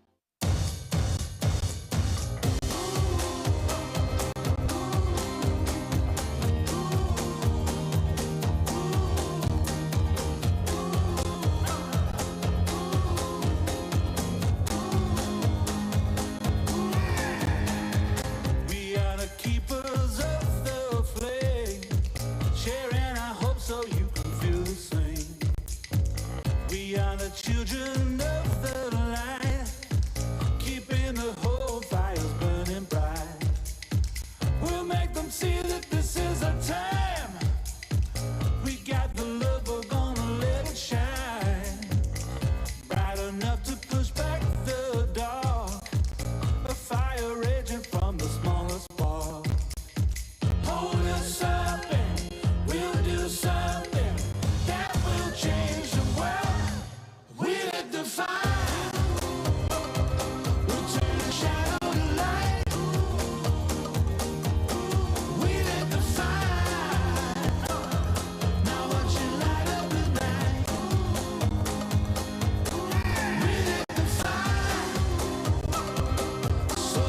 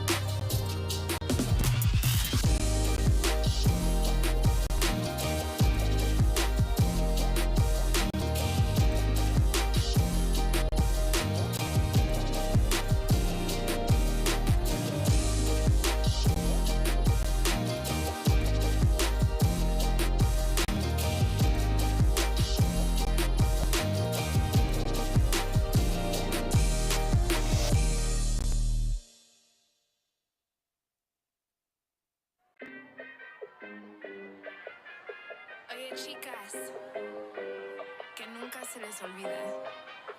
Las mujeres lo hacen mejor. They say there's something in the water that got them all acting so crazy. Don't know why they even bother showing up, calling me mommy.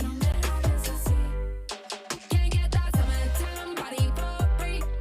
Why you be calling, we don't wanna speak. Yeah, if you want it better, listen carefully. We don't go running, if you wanna know what we need. Locos cuando vienen, somos lo que quieren, no se lo merecen, como no entienden. We know that we can do it better, lo sabemos. We'll have them throwing the dinero.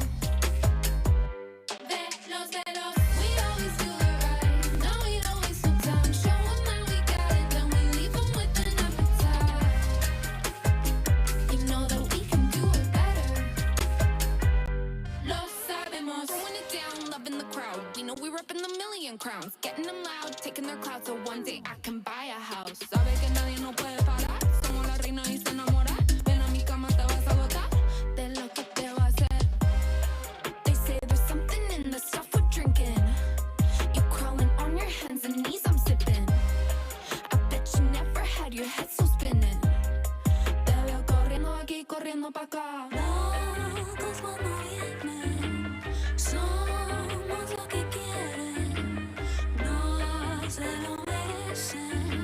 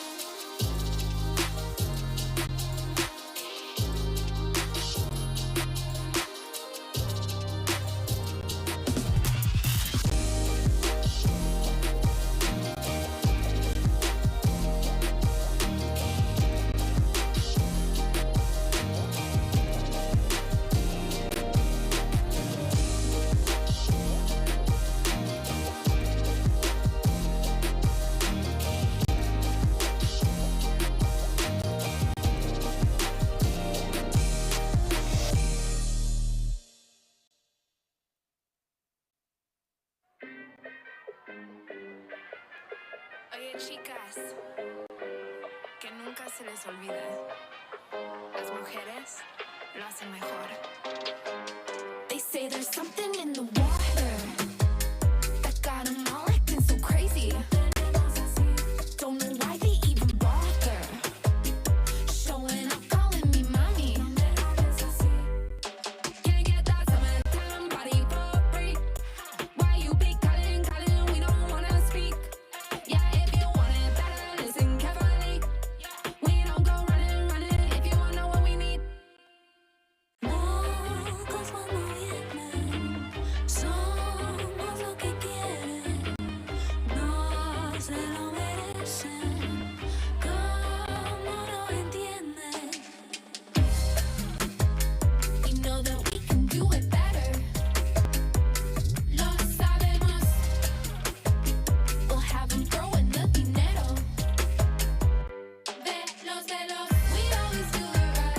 No, we don't waste no time. Show 'em that we got it, then we leave 'em with an appetite. You know that we can do it better. Lo sabemos. Throwing it down, loving the crowd. You know we repping the million crowns. Getting them loud, taking their clout, so one day I can buy a house. Sabe que nadie nos puede parar. Somos la reina y se enamora. Ven a mi cama, te vas a botar. De lo que te va a hacer. They say there's something in the stuff we're drinking. You crawling on your hands and knees, I'm sipping. I bet you never had your head so spinning. Te veo corriendo aquí, corriendo pa' acá. Locos cuando vienen, somos lo que quieren. No se lo merecen, como no entienden.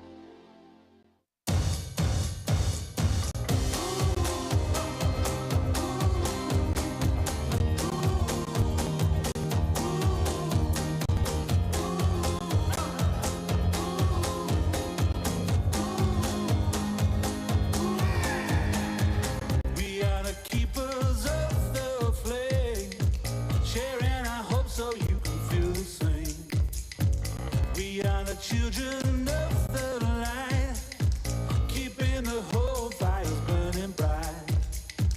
We'll make them see that this is our time. We got the love, we're gonna let it shine. Bright enough to push back the dark, a fire raging from the smallest spark. Hold us up and we'll do something that will change the world. We lit the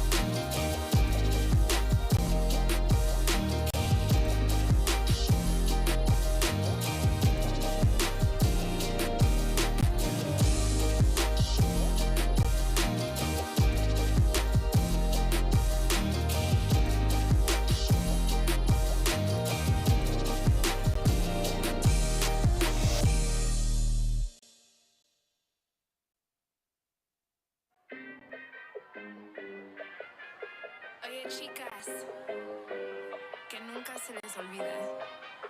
Las mujeres lo hacen mejor. They say there's something in the water that got them all acting so crazy. Don't know why they even bother showing up, calling me mommy. Can't get that summertime body for free. Why you be calling, we don't wanna speak. Yeah, if you want it better, listen carefully. We don't go running, if you wanna know what we need. Locos cuando vienen, somos lo que quieren, no se lo merecen, como no entienden. We know that we can do it better. Lo sabemos. We'll have them throwing the dinero. Velos, we always do it right. No, we don't waste no time. Show them that we got it, then we leave them with an appetite.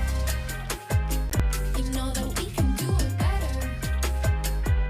Lo sabemos. Throwing it down, loving the crowd. We know we're up in the million crowns. Getting them loud, taking their clout, so one day I can buy a house. Sabe que nadie nos puede parar. Somos la reina y se enamora. Ven a mi cama, te vas a botar de lo que te va a hacer. They say there's something in the stuff we're drinking. You crawling on your hands and knees, I'm sipping. I bet you never had your head so spinning. Te veo corriendo aquí, corriendo pa' acá. Locos cuando vienen, somos lo que quieren, no se lo merecen, como no entienden.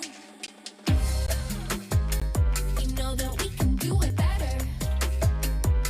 Lo sabemos. We'll have them throwing the dinero. Velos, we always do it right. No, we don't waste no time. Show them that we got it, then we leave them with an appetite.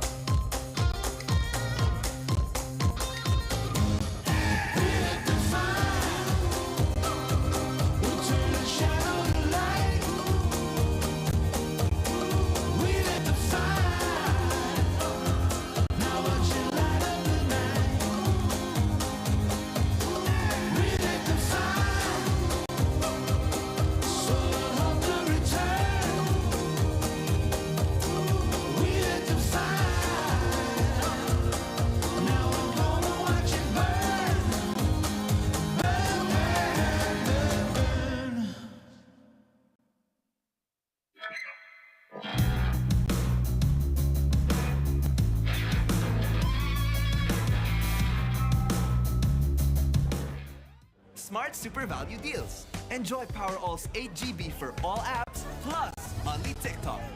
Or magic data that doesn't expire. Tara! Smart eSIM na! Smart Super Value Deals. I value this the most. Sulitin natin. You guys ready? PowerAll 99, please. All access data and only TikTok for only 99 pesos. Magic data for me. Data that doesn't expire, also 99 pesos. Smart Super Value Deals coming right up. Get the most out of your 99 pesos. With PowerAll's 8 GB for all apps, plus only TikTok. Or magic data that doesn't expire. Switching? Simple with Smart eSIM. Smart Super Value Deals. Okay, real talk. The cost of growing your small business? Let's see. Too high, too low, and too bad for your business. Yikes. The good news? You can skip the pains of growing with a new 1-2-3 Grow Bundle by Maya Business. Take a 1% discount on all QRPH payments, including ShopeePay, Maya, and GCash. Earn 2.5% interest on your deposits, way higher than other banks out there. And in 3 months or less, get a loan of up to $2 million with zero collateral. So there you go. Grab these special rates and terms for your payments, banking, and loans when you sign up for Maya Business today.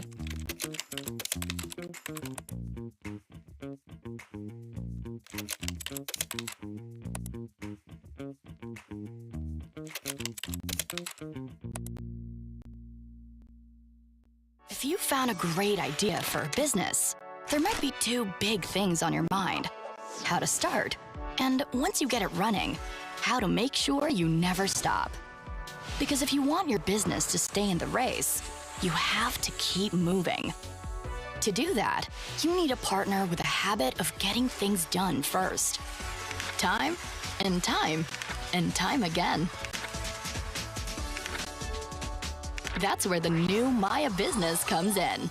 With an all-in-one growth partner and the right tools for every step of the way. Success isn't about the size of the shop. It's the way you make your move. And it all starts here with a redesigned Maya Business Manager, an all-in-one dashboard that lets you track your cash flow from every single point of sale. Speaking of ways to pay, you've got them all on your dashboard. If you're selling online, Maya Checkout lets you start taking payments on your website in no time. No site? No problem. Just slide into your customers' DMs and send them a link where they can pay. Or email them a custom invoice. Whatever helps you seal the deal. These days, every store needs QR codes for safer payments, but that can get a little out of control. It's time to clear the counter with just one QR display that works with multiple apps. Better yet, get a Maya terminal, a handy device that takes QR, card, and e-wallet payments on the go.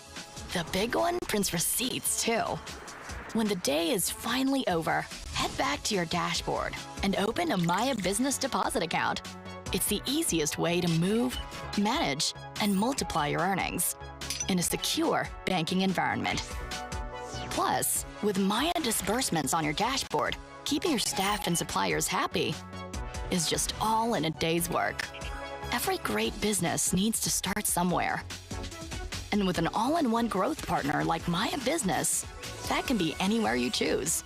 All you gotta do now is to make your move.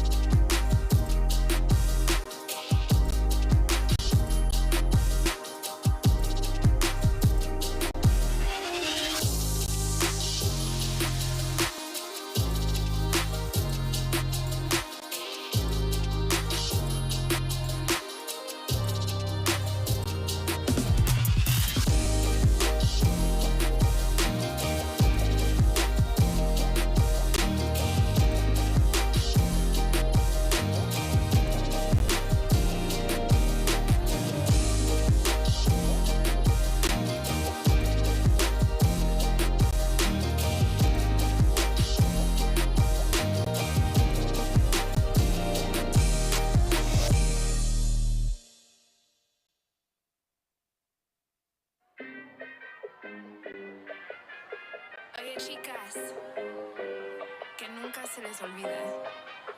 Las mujeres lo hacen mejor.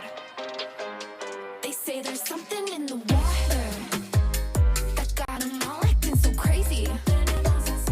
Don't know why they even bother showing up, calling me mommy. Can't get that summertime body for free. Why you be calling, calling? We don't wanna speak. Yeah, if you want it better, listen carefully. We don't go running, running if you wanna know what we need. Locos cuando vienen, somos lo que quieren. No se lo merecen, como no entienden. We know that we can do it better. Lo sabemos. We'll have them throwing the dinero. Velos, velos. We always do it right. No, we don't waste no time. Show 'em that we got it, then we leave 'em with an appetite. You know that we can do it better. Lo sabemos. Throwing it down, loving the crowd. We know we're up in the million crowns. Getting them loud, taking their clout, so one day I can buy a house. Sabe que nadie nos puede parar. Somos la reina y se enamora. Ven a mi cama, te vas a agotar de lo que te va a hacer.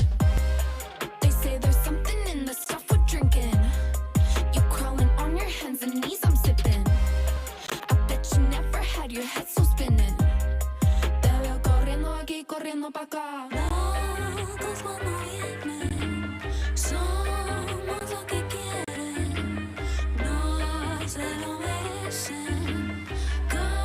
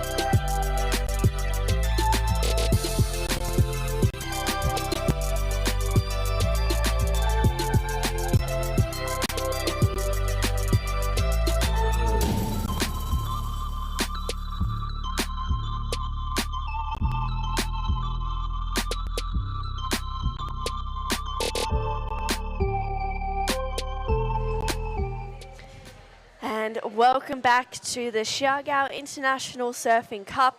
Take 2 for today. We had a bit of a break this morning, coming off that high tide. It was getting pretty low, and the conditions were getting a little bit tricky, so we went on hold during the middle of the day, but we're on now. We have the last heat of the women's round of 32 out in the lineup, and Matsuoka is in the red, Emily Nishimoto in the blue, and Shalame Arjona is in the white. And then after the completion of this heat and the round, we'll roll into heats 1 to 5 of the men's round of 32. True Starling join in the booth with my little sister, Jessie Starling. Hey, True. Well, we've had a pretty relaxing break, somewhat. Had some food, bit of a nap, but the conditions look really fun today, especially this afternoon. It seems like it's getting a little bit better, so I'm excited to see what the women bring to the table. Yeah, it was getting really low this morning at the end of that last heat, and even a few heats prior, I was speaking to some of the girls, and it was just getting a little bit too shallow, a bit too close for comfort with the reef, and I think it was a really good call to go on hold, and we looked at possible 1 p.m. start, but to push it back to when it is now, I think was a really smart call, and there's enough water on the reef now to get competition underway, and yeah, all 3 of these surfers really talented, so we've definitely got a good matchup on our hands. Yeah, well, Anon is actually coming into this event ranked number 1. She's first on the Asia rankings. She took out the Cruy Pro a few months ago. She's had some great results this year. She's got a pretty fierce backside snap on her, so this wave is going to suit her surfing pretty well. And Emily Nishimoto as well, you know, she's an incredible surfer, goofy footer. She's got a great backside connection. She's been competing for a while as well, and we don't really know too much about Shalame, but for all of the Filipino surfers that have been in the draw, you know, they've been putting on a great show. They've been showcasing some really solid surfing, so I'm excited to see what she has to give us for this heat. We haven't started the heat just yet. We're starting at 2:15, but I think I can hear the beach marshal or the beach commentator in the background counting down the heat, so it looks like heat number 8 is underway for the round of 32, the last heat. And then we're going to have some great surfing for the men coming up later as well. Yeah, I know that. Round of 64 that we saw yesterday and the start the day prior is such a tough round, so we're moving into the round of 32 of the men, and I feel like the stakes are just so much higher, and we're going to see so much more action-packed heats. But here we go. First wave for Shalame Arjona. Really strong first turn. Up again for that second, looking for a third. So this was a great opening wave for Shalame, and kind of got that on the outside of red, Anon Matsuoka. Usually we don't see her letting go of that first wave. Yeah, for Anon, you know, we always see her taking that inside, but Shalame got the better of her on that one. It was a great first connection, kind of winding the windows up a little bit, coming down a bit straight-legged, but, you know, a great way to start her campaign off in this heat with some really solid surfers. We can see Anon and Emily there just, you know, waiting for another wave to come through, really. Looking like maybe a little line now. But that wave looked like it had a perfect amount of water on the reef. It didn't look too sucky. It didn't look too shallow. It looked like it was holding up enough to allow her to drive off the bottom and off the top through all 3 of the maneuvers. So still waiting for that first wave score for Shalame to lock in. But yeah, it's a really good opening wave, and I think we've definitely got a heat underway. Yeah, for sure. So just waiting on that score for Shalame Arjona to lock in for her first wave. We're coming down to 23 minutes to go in this heat. A little bit of a slower start, but let's have a look at the replay. So she winds it up straight off the top and recovers really nicely there. It looks like she was maybe a little unstable, but she got 2 really nice turns straight out behind it. So for Shalame, that's a great start in this heat. And still waiting on that score to lock in, so we'll wait and see what Emily Nishimoto and Anon Matsuoka can bring to the table for their first wave. Yeah, again, looks like another little line coming, but just a little bit too far in from where the girls are sitting. It's kind of hard to know when it is on that lower tide what bank to sit on. There's that deeper peak, and there's also a bit of a wider one. And when it's low tide, sometimes that deeper peak runs off that little bit too quickly, and that wider one is where you want to be. So they might be right on that tide right now where they're not quite sure whether to sit deep or wide. So interesting to see. I feel like maybe that Anon opting for the wider peak, but Emily's still holding out that inside on the deeper one. Well, Chalamet's first wave locked in at a 4, so she's gone off to a pretty decent start. A 4.0 is a great foundation for this heat, but Anon and Emily yet to answer back. We're about 3 minutes done in this heat, and I mean, it's so beautiful here. The water is crystal clear out there. You know, that reef isn't too sharp. It's pretty spongy, to be honest. I felt it a couple of times in my free surf, and I was like, oh, you know, it's not too gnarly. So it's always a comfort as well. You know, you don't have to kind of brace yourself for a sharp reef if you fall off, like, you know, at Cruy and Jean Boucourt for the 5,000 there. You know, that reef can get pretty spiky, so it can get a bit nerve-wracking. But, you know, the waves are a little bit slow. Only really one wave of consequence or substance broken and ridden in this heat, that of Chalamet Arjona, just using that local knowledge. And, you know, it's so important as well. Like, local knowledge is such a, like, especially for waves like this, you know, it can really play into your favour, Jessie. Yeah, I think a lot of the local surfers we've seen on both the men and the women's draw have shown that advantage too. And even in the opening rounds, we just saw some of the men just be in perfect conditions for that typical Cloud9 surfing. But looks like we've got a rider up. This is Emily Nishimoto. Yeah, Emily, a nice couple of carves to start this wave off. Just really pacing herself here. And she kicks out of that one, that wave, a little bit smaller, but she gets a start in this heat. 3 really clean snaps. And you can see her there, you know, she's not rushing to make her way out. She has plenty of time. 25 minutes is a luxury out there with 2 other people out. Yeah, absolutely. I just tried to have the most fun in my heat and enjoy 4 people out there in Cloud9. It was so much fun. There we go. There is Suzanne, one of the local girls as well, supporting on her friend Chalamet. That score locking in for Emily, a 3-point ride, so the judges keeping the scale low on that one. But now Anon out there with priority. Here's the replay, so maybe a bit caught behind on this first one. Gets up there, there's the first carve. Up again for a second. She looks for this third section here, but yeah, the judges capping it at a 3, potentially for wave size, but she is currently in second. A 1.01 will see her into first. And yeah, like I said, Anon out there with priority. She's so impressive as soon as she gets to her feet. So I'm sure she'll be underway very shortly with 19 minutes to go. Yeah, so Anon playing the patience game here. She knows what kind of wave she's looking for. She's waiting for one of those sets.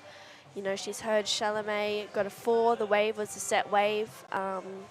Her surfing was really good on it, but, you know, I think that first turn where she maybe got a little bit hung up is probably what capped the score at a 4. And then for Emily, I agree with you, Jessie, that wave just looked a little bit small. She didn't really get a critical section to get a more vertical turn. But we'll see if Anon will pull the trigger on one. Looks like Emily almost was going to get a back up there, but that wave just closes out pretty quickly. So we are still pretty much just coming off a low tide, but live action here. Anon Matsuoka straight up and into it for that first turn, and again for a second one, throwing a bit of spray. And then Anon, she kicks out of that one, so we'll see what her first wave locks in as. So we now have a heat underway. All surfers have a score on the board. Emily Nishimoto having a good paddle at this one. Up and riding on her backhand. This is a full goofy-footed affair. Nice first turn and straight up and into it for a better-looking second connection for Emily. So she'll back up that 3.0 that she opened up with. So Chalamet out there with first priority in the pick of the lineup with a couple of important numbers to lock in for Emily and Anon. Yeah, I really liked that second wave from Emily. I thought that second turn was super aggressive. I think Anon, I loved that first turn, and then unfortunately the wave didn't really cooperate with her too much on the back end, so I know she would have been looking for more, but maybe the local girl pulling the trigger on a good-looking wave. Oh, that was unfortunate for Chalamet, just coming unstuck on the takeoff there. Plenty of time to recover though. She can hopefully get back out there and regain second priority, but this is that last wave of Anon, Jessie. Yeah, that first turn, like I said, super strong, but this is where it didn't really cooperate with her too much. Didn't give her much to work with on that inside, but I really like this wave from Emily. So it gets up there for a first snap. This bit here gets a bit steeper, and she works with it, pushes it up there, and yeah, rides out pretty convincingly. I know she liked the feeling of it too. Still waiting for those scores for blue and red to come through, but right now, still a fairly low-scoring affair. Yeah, well, scores to lock in, 16.5 minutes to go. Anon resumes first priority. Chalamet gets second priority there after that little fumble on the takeoff. But there's still a few waves, hopefully to come through towards the back end of this heat. We're about 9 minutes in. Scores starting to filter on through for Anon. First indications say it's going to be the best wave of the heat. Pretty much off the back of that first turn, I would say. Yeah, the judge is definitely rewarding wave size as well today. And, you know, Anon, she sat there and waited for that slightly bigger wave. There it is. It's a 5-point ride. And it's still waiting for one of Emily, but she's already back up again, so she's staying super busy in this heat. Wow, that's better from Emily. And there's a third. So she likes it. She's smiling on that wave. And, yeah, I thought that was really impressive. Yeah, I agree. That was solid surfing there for Emily Nishimoto. Just backing up a couple of waves. So she's got 2 scores to lock in for Emily Nishimoto, and they're going to be pretty important numbers. I feel like that 3 will well and truly be gone. Anon Matsuoka on the answer back. Nice first turn. Straight up and into it. She's currently leading the rankings. Unfortunately, has a bit of a fumble there, but does well to get in front of the whitewash. You can kind of see maybe a little bit of frustration coming off the back of that wave. Yeah, it was just unfortunate that she kind of pushed on that back foot a little bit too much, so she came down a bit funky on that second turn. There might have been a third section, so a little bit of frustration there from Anon. I know that she loves to make the most of every single wave she takes off on. One of the friendliest Japanese competitors we know. She's always so smiley, but also a little bit of a silent assassin out there in the lineup. Here we go. This is the replay for Emily. So really nice first turn, and again for a second. Puts it up there for a third, just ripping through, and I just love that smile as she pulls off the wave. And here we go, Anon, strong first turn, and again for a second. See how she sits on that back hip just a little bit too much, but the thing I love about the Japanese is they're always determined to get the ride out. So we saw her work for that finish. I do think that'll cap her score a little bit because the judges love flow throughout the wave. There it is, 3.4. A good backup wave for Anon. We're still waiting for 2 more scores for Emily, though. Yeah, well, Emily's previous to last wave was a 4.4. Her last wave, a 4.85. So Emily takes the lead with that 4.85 and a 4.4. The judges saying, you know, we're liking your surfing, but we want to see you on a bigger wave to get you with a 5-point range. Do you agree? Yeah, I absolutely agree. And I think I would really enjoy seeing her surfing on a bigger wave too. You know, she's got a really strong backhand approach. I love how she rips through the turns, but I also love this lady's backhand surfing. Yeah, Chalamet up and riding on this one, getting a couple of nice turns. That wave just fades out towards the end, so she will make her way out the back. Emily Nishimoto out behind her as well on the answer back. Nice first connection, just can't quite get a ride out for Emily. We can see a flurry of waves now. Anon out the back, driving hard off the bottom, straight up into another one, just making the most of that section there. We'll see if she can find another one. Unfortunately not, but Anon, you know, she's working towards that 4.25 to take the lead. Yeah, I definitely think that score will come close as well. That first turn looked really powerful there for Anon.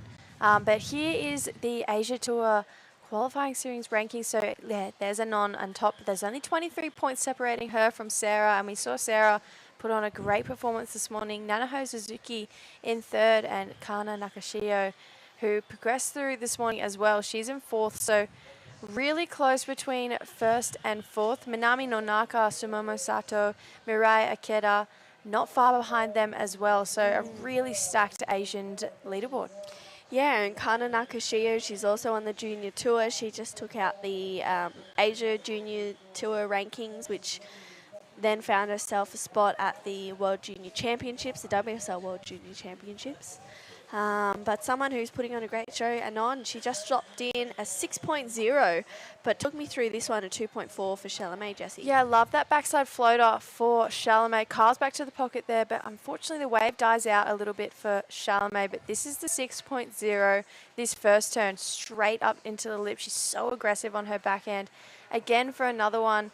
Maybe gets a little hung up, but then works it through to get a third turn. So really well rewarded there for that 6-point ride for Anon. The judges just loving the flow, the aggression, and just the poise that she's putting into every single one of her maneuvers.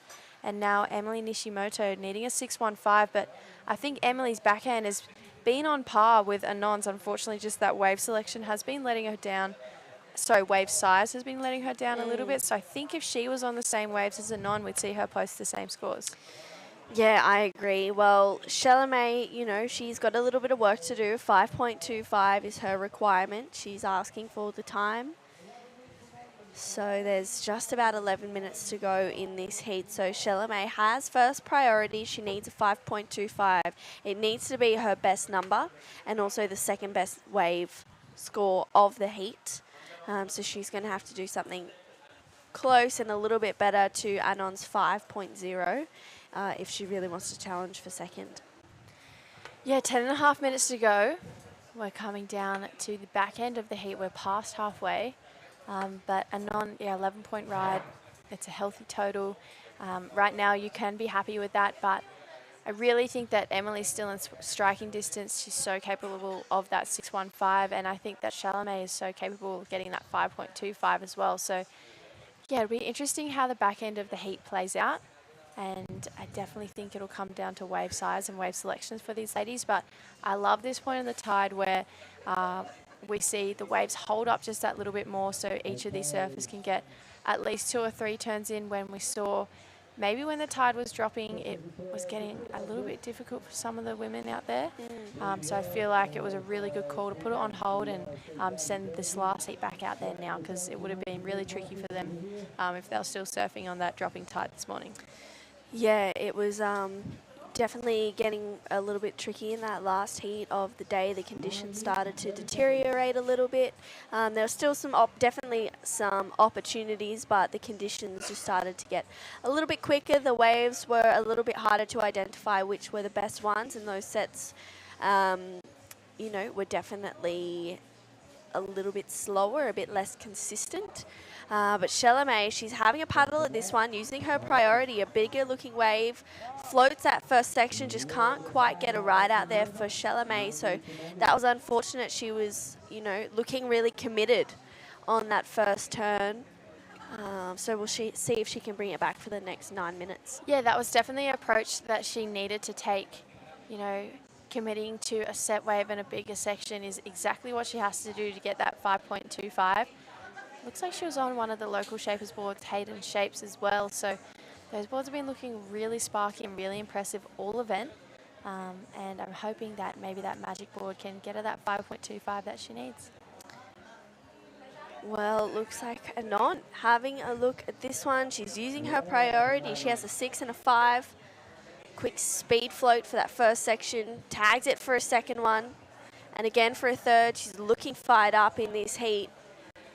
Puts it up there for another one and then gets another combination to finish for Anon Matsuoka. She hasn't really put a foot wrong in this heat just yet. She waited for quite a while at the start of the heat, but managed to, you know, remain composed as the sets started to come through. They seem to be getting a little bit more consistent, which is, you know, a great indication for the next 5 heats as well of the men. Yeah, I'm really looking forward to seeing the men get out there. We're starting off with a bang as well. We've got Katut Agus taking on Kenta Ishikawa Putra, Herman, and Kato Kurokawa as well. So really stacked heat for the round of 32, heat number 1 of the men's. And Katut's been looking really solid in the last few Asian Series events that we've seen. Yeah, he has been. He's coming off, a Challenger Series year. And I feel like I was talking to Mark about it the other day. The Challenger Series really makes you rise to the occasion. You have to hit those critical sections. You have to bring the best surfing that you can. So Agus is just looking really solid. But someone who is live action, this is Emily Nishimoto. Unfortunately, doesn't quite get the connection that she was hoping for. And then out the back, Chalamet goes up and over, unfortunately, for that one. So we're coming down to 6 minutes, 45 seconds. And then Anon Matsuoka out behind her. Nice first carve to start here. You can see her just try and slow down the tempo a little bit after that first turn. Brings it around for another one. This one starts to wall up for her as she puts it up for a solid finish. That previous to last wave, a 5.1, so it went into her top 2. We'll see if that last one changes the situation a little bit for Emily Nishimoto. She currently has a 4.8 and a 4.4, so she's really looking to break that 5-point range, that last wave of Anon, just a 4.2. I mean, she's been dropping scores all heat, this heat Anon, and even if she was going off her second highest scores after the first 2, the 5 and the 4.2 that aren't in her top 2, she still would be leading this heat. But here's Emily Nishimoto on the answer back. Really strong surfing from Emily. That's better from her. So looking for a 6.25. It's surfing like that can definitely question that score, and maybe she might increase her scoreline, making that requirement a little bit lower. 5 minutes, 30 seconds. We've seen plenty of waves coming through, so she should be able to get back out there and hopefully get another one. Yeah, well, for all 3 surfers, they just look like they're having a good time out there. 5.5 minutes, the 25-minute heats that we have today, and Chalamet up and riding on this one. Nice first turn, unfortunately, just a little bit straight-legged there, so she comes unstuck. And then that means that Anon is, well, she'll more than likely get first priority. Once again, just controlling the lineup. That last wave of Emily Nishimoto, that was 6.15. So she now needs a 4.95 to go into first place, and Chalamet is looking for a 7 to go to second. So that's a solid requirement for this heat. Anon Matsuoka has a 6 and a 5.1. In the lead, Emily Nishimoto a 6.15 and a 4.85. She needs a 4.95, so there's 0.1 separating first and second, and Chalamet looking for a 7. She has a 4 and a 2.4. Yeah, Emily was looking for a 6.25, got a 6.15. It's pretty much as close as it gets. 2 of the judges giving her the nod, 2 of the judges not, so the average came out at a 6.15. Still the highest wave score of the heat that we've seen so far, and like I touched on earlier, if she's getting the size of the waves that Anon's getting and doing the surfing that she's doing, she was going to post big scores, and yeah, she did exactly that and posted the highest score of the heat, so should be a little feather in her cap as well to know that she's taking it to the #1 leaders ranking, but needing a 4.95 to take first place off Anon and maybe ruffle some feathers. Yeah, well, Anon is the rankings leader. She's the rankings leader for the Asian series. So, she's come in here as the top seed. And that comes with a little bit of weight on your shoulders as well. You're expected to do well in these events. You're expected to place in finals and be, appearing on a finals day as well. So for Anon Matsuoka, she's got some shoes to fill that she's created herself, which is, a big goal that all surfers have. You want to be leading the rankings. So for the next 3 minutes, will Anon be able to hold on to first position and Emily Nishimoto second, or will Chalamet come out of the gates and get a 7.0? We'll know in 3 minutes' time. Anon has first priority and Chalamet has second priority. So Emily, she has to just hope that no waves come for the next 3 minutes, which is really hard when, it's something that you can't control. Yeah, that's why we love our sport so much. It's ever-changing. You never have two heats the same. You never have two surfs the same either, or two waves. So I think that's why all of us are addicted to the sport, because it's so unpredictable and we're never sure when our next best wave is coming, which is why we just keep coming back, because we never know what's around the corner. So 2 minutes to go. Will Emily get the 4.95? Will Chalamet get the 7-point ride? Will Anon improve on her scores? Who knows? But we have 2 minutes to find out. Then we will roll into the first heat of the men's. And we should have a pretty action-packed afternoon, but looking like maybe a bit of a set approaching, because the girls are scrambling to get in position for this one. Here goes Anon. Yeah, a live action. Anon straight up and through it. Unfortunately gets a little bit fumbled on that turn, but recovers nicely with a solid snap and manages to get a couple of little bonus sections for a finish. Emily Nishimoto out behind her as well. Anon gets a good finish. Emily getting a couple of nice connections, and you can see her, you know, she's just having fun out there just as much as wanting to compete. I love how she smiles after every single turn. I think that just makes me so happy, and seeing her smile and probably makes her so happy too. So looking for a 4.95, would love a replay of that entire wave, because I think her first turn would have been pretty strong. But you can see the next heat just sitting wide of the main contest area there. There is a wave there as well, also known as Quicksilvers, and another one further down called Jacking Horse. So plenty of waves along this coastline, and plenty out to sea as well. There's a reef just out to the left. But here we go. Here's the replay of Emily's. Here's that first turn, really strong in the pocket. I knew there was something special in that, but we're going to come back to that, because here's Anon's. She waits and almost fumbles a little bit there. Gets back up there. That was really impressive from Anon. Carves back down and gets a finishing one there.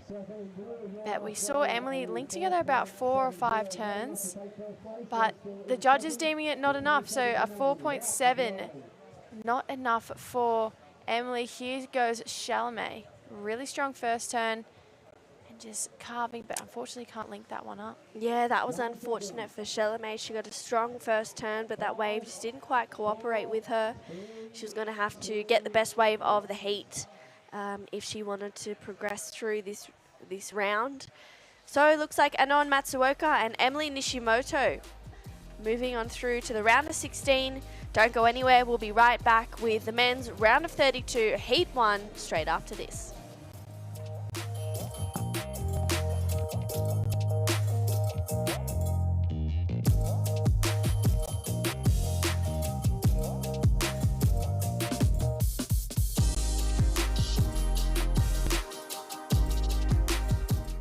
Smart Super Value Deals. Enjoy Powerall's 8 GB for all apps, plus only TikTok. Or magic data that doesn't expire. Tara! Smart eSIM na! Smart Super Value Deals. I value this the most. Sulitin natin. You guys ready? Powerall 99, please. All access data and only TikTok for only 99 pesos. Magic data for me! Data that doesn't expire, also 99 pesos. Smart Super Value Deals coming right up. Get the most out of your 99 pesos. With Powerall's 8 GB for all apps, plus only TikTok. Or magic data that doesn't expire. Switching? Simple with Smart eSIM. Smart Super Value Deals.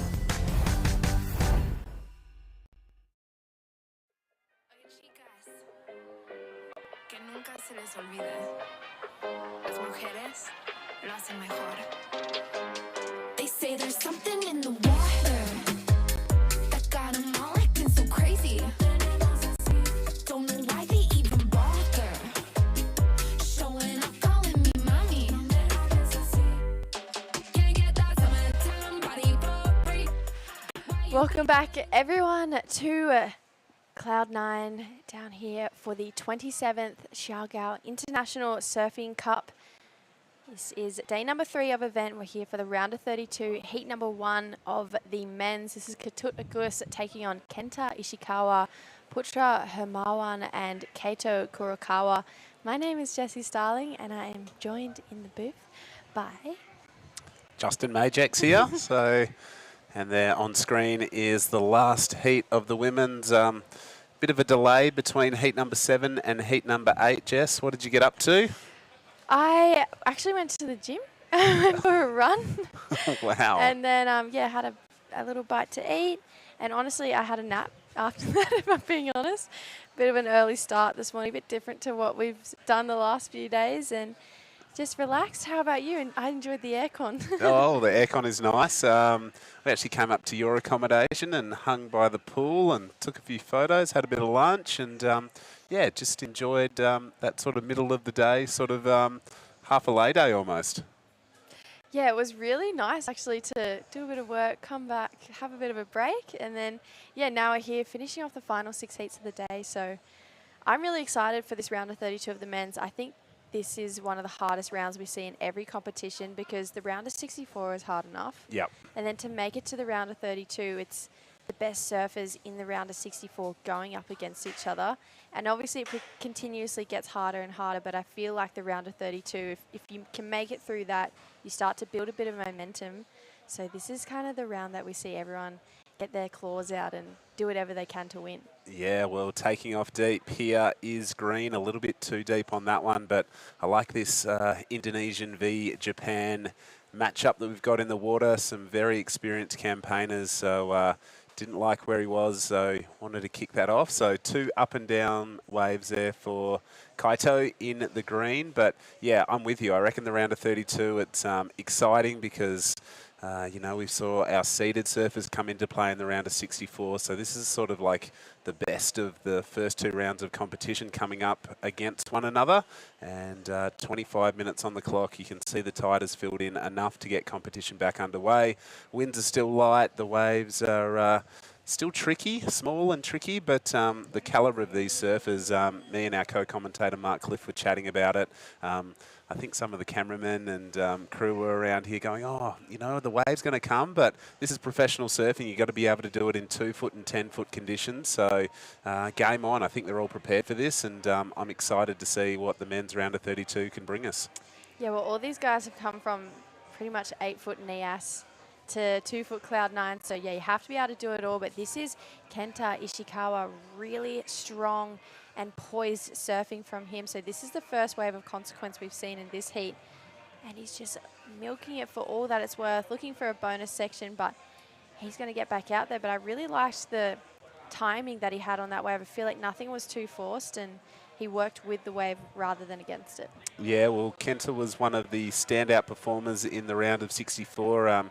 If we wind back a few days, we saw him get, I think it was an 8.25 for a really sort of throaty, deep little barrel, and sort of wrapped some pretty impressive rail manoeuvres after that. So definitely a standout. I know Katut Agus was also a standout in the earlier round, really knifing his way through some good manoeuvres and some good numbers as well. So this is exciting. I'm really into it. Putra Hermawan, I'm pretty sure, won this event back in 2013, so 10 long years ago. So he's trying to extract a little bit of that, I guess, experience and familiarity with the waves here at Cloud9 to get through to the next round.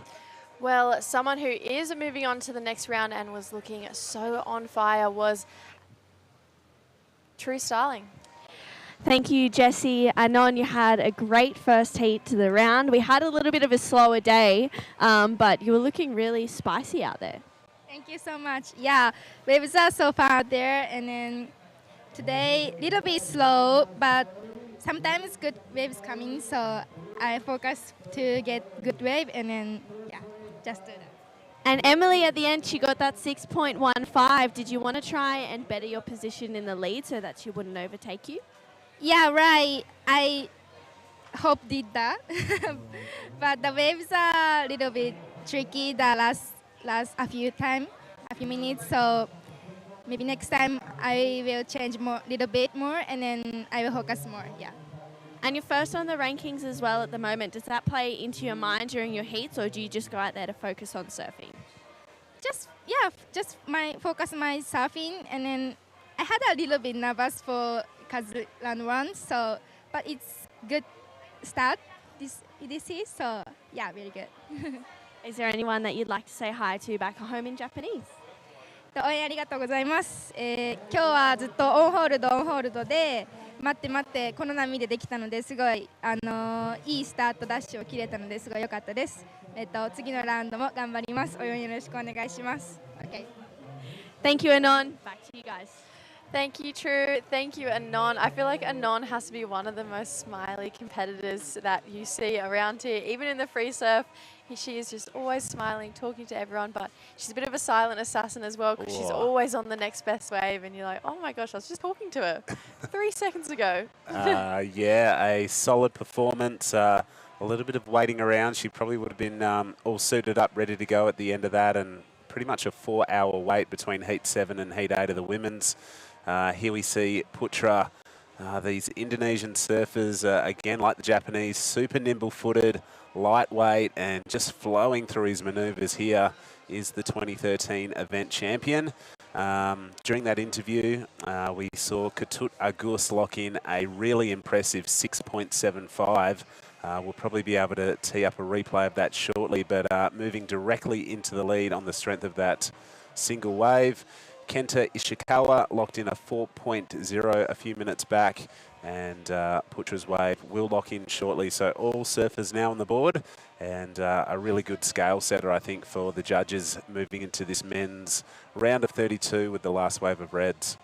Yeah, that wave was really impressive from Ketut, and he's up again right on cue, getting a little bit fun with that one. A bit of a layback there as well. He's going to hop out of that. I'm not sure where the judges would go with that because it kind of looked like he was just maybe having a bit of fun on that one. But that 6.75 was super impressive. Yeah, it definitely was. I think he probably heard that score and was like, oh, I'm just going to go this wave. Here is the 6.75 on the replay. Draws off the bottom, smashes the first section. Nice connection there as well, and chucks the fins out. You can see the tide still pushing in, and this is Putra's wave. Still waiting on the score for it, but I was surfing airport less with this guy about 3 weeks ago, and I can tell you his backhand is as good as his forehand, so we'll let you know what the last couple of numbers lock in at, but right now it is red leading Ketut on the Challenger Series, I'm pretty sure, and hopefully can consolidate his position here through the Asian Regional Qualifying Series. A little bit of work to do on the men's side to get up above quite a few of the Japanese surfers. You saw on the women's side of the rankings that it's pretty much all Japanese women from 1st through to 10th, so it's going to be hard work for the Indos to move up the leaderboard and get their spot into the Challenger Series in 2024. Yeah, and it's super close between all of the females as well. I think there's about 20 points between first Anon and second Sarah, but here we go. This is Kaito. He's just floating that first section, kicks the fins out for the second, will carve there and again, but unfortunately just losing his footing, and then Ketut just up and out. But Kaito actually residing on the Gold Coast now, not too far from where I live either, so I see his face around a little bit, and cool. The waves are currently pumping at home, so oh, really? I'm sure he's been watching the Surfline cams, just checking out all the points just perfectly running. Wow, that's always a bit of a bummer where you leave for an event that you think is going to be pumping, and then the waves where you call home are just going off. But as we said before, these QS campaigners, they've got to be super adaptive and be able to adjust to the conditions. And I think we've seen it here in this heat. You know, the waves are far from pumping, but some of the scores we're looking at are pretty good. Putra Hermawan has locked in a 4.50 to put himself up into second place. The second wave of Ketut Agus locked in at a 2.75. This was a 2.90 from Kaito.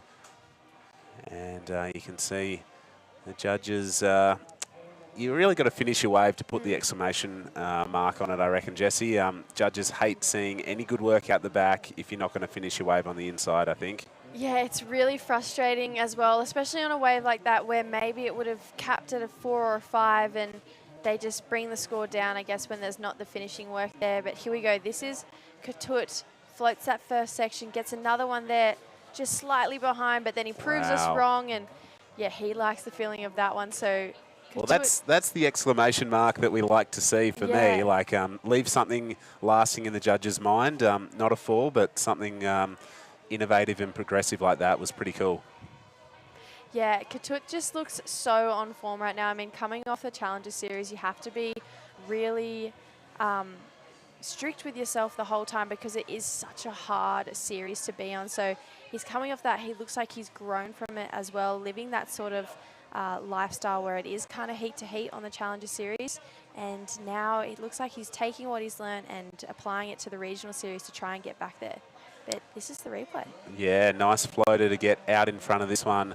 Again, another foam climb, but just sees a little ramp and releases the tail, gets it high, throws it into reverse, and a 5.0 has locked in for Katut Agus. So moves into the double digits, 11.75, the two-wave combined total that his three other competitors will now have to try and match if they're going to take out the heat win.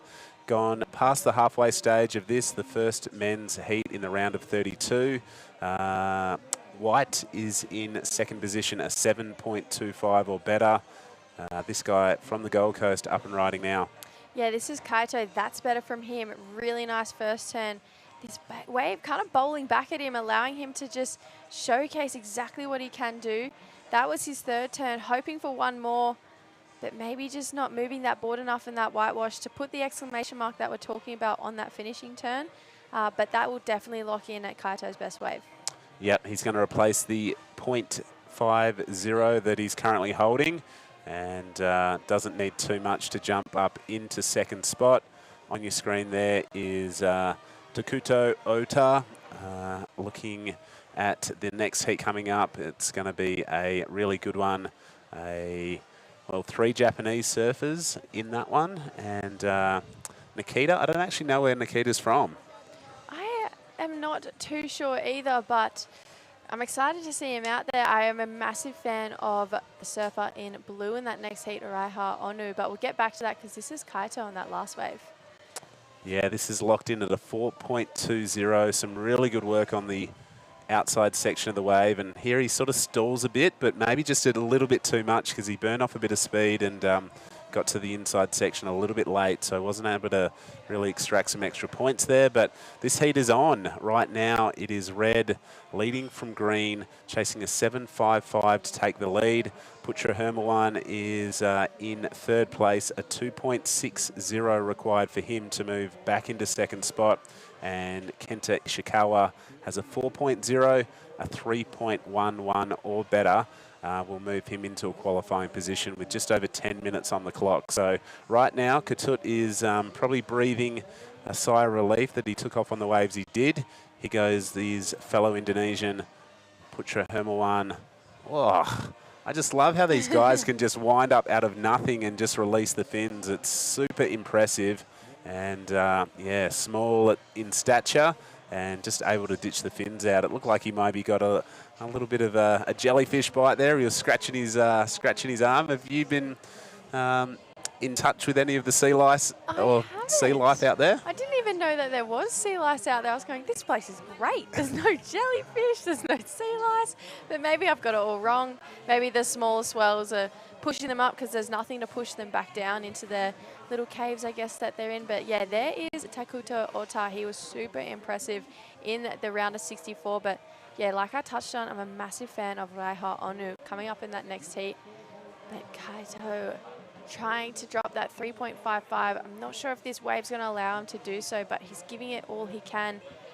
He's going to get a bonus section. Let's see if he can get that exclamation mark that we're talking about. Unfortunately not, but 8 minutes, 55 seconds. He'll definitely get another wave. But another guy coming up in the next round, Roy Kanazawa, has to be one of the most informed Japanese surfers right now. Yeah, it's an exciting round. We're super privileged to be sitting here and calling all the action here at the Siargao International Surfing Cup, the 27th instalment of this really iconic event.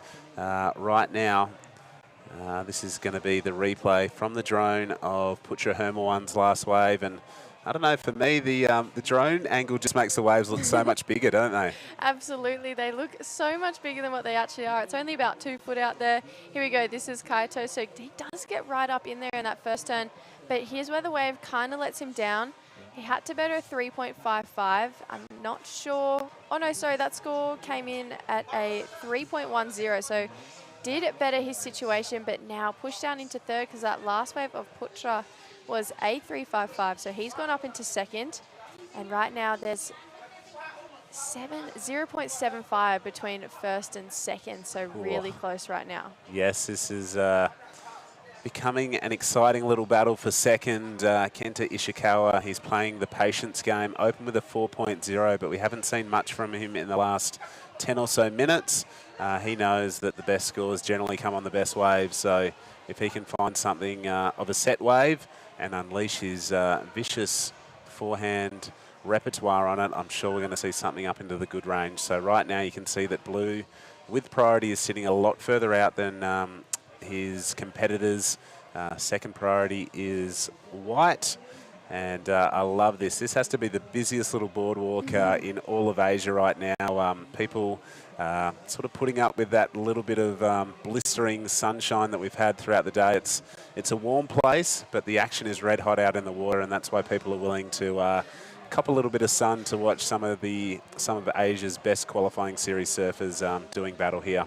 Yeah, it's actually quite hard to get out there and do the post-heat interviews because you're kind of dodging people left, right and centre, but it's just so nice to see how much the local community gets down here and supports, and even the tourists down here as well. You know, this is quite, it's become quite a destination place for a lot of people around the world, and I can definitely see why, but so much support from the local community, and yeah, everyone just getting behind us, and I love especially the Filipinos supporting the Filipinos, and yeah, you can hear them cheering every time they get a good wave. 100% right. So there you see athletes walking through, dodging tourists, dodging cameramen, people throwing out the peace signs, and yeah, it's a really cool little vibe there.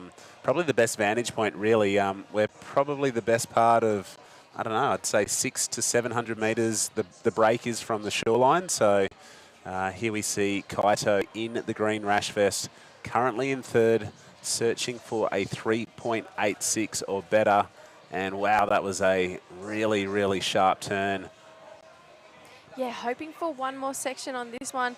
Floats down there, kicks the fins out for one more time. And is that a no-claim claim? That was absolutely a no-claim claim. Sorry, Kaito, I know you watch your heats back, but that was absolutely a no-claim claim, but I would have too. You needed 3.86, and you absolutely, I mean, look how far away he is from his competitors. He's so close to a free surfer, so he's really extracted everything out of that. He's sort of gone right onto the inside part of the reef, so this beautiful drone angle. As I said, you can see how far the surfers are from the shore. I'm calling about 600 to 700 metres, maybe a little bit further. Yeah, maybe a bit further, yeah. So you can see why people get packed on that boardwalk just to check out the action. But this is the replay, the last of greens. I'm sure the judges are going to have a good close look at this because it was a long wave with a lot of manoeuvres throughout it, and some pretty spicy ones as well, just like that. Yeah, that was the one that I really liked. He does it again there. But this is such a long wave, not a typically long wave that we see here at Cloud9. And yeah, that stands was, tall, yeah, puffs the chest just a little bit. Just a little bit, but you know what? That was maybe the longest wave we've seen all competition, and he got everything done he could have on that wave. A 3.86 isn't a big score, but the judges have really been capping the score if it's wave size or it just hasn't hit the mark that they think it's needed to hit. So he's just really given it his all on that wave, and kind of said, come on, judges, give it to me. So we're still waiting for that score to lock in, but really interesting game that Kenta Ishikawa is playing. Just that one score of the 4-point ride. There's 4 minutes to go. He has priority and looking for a 4.06 to move up into second right now temporarily, depending on whether or not Kaito got the score on that last wave.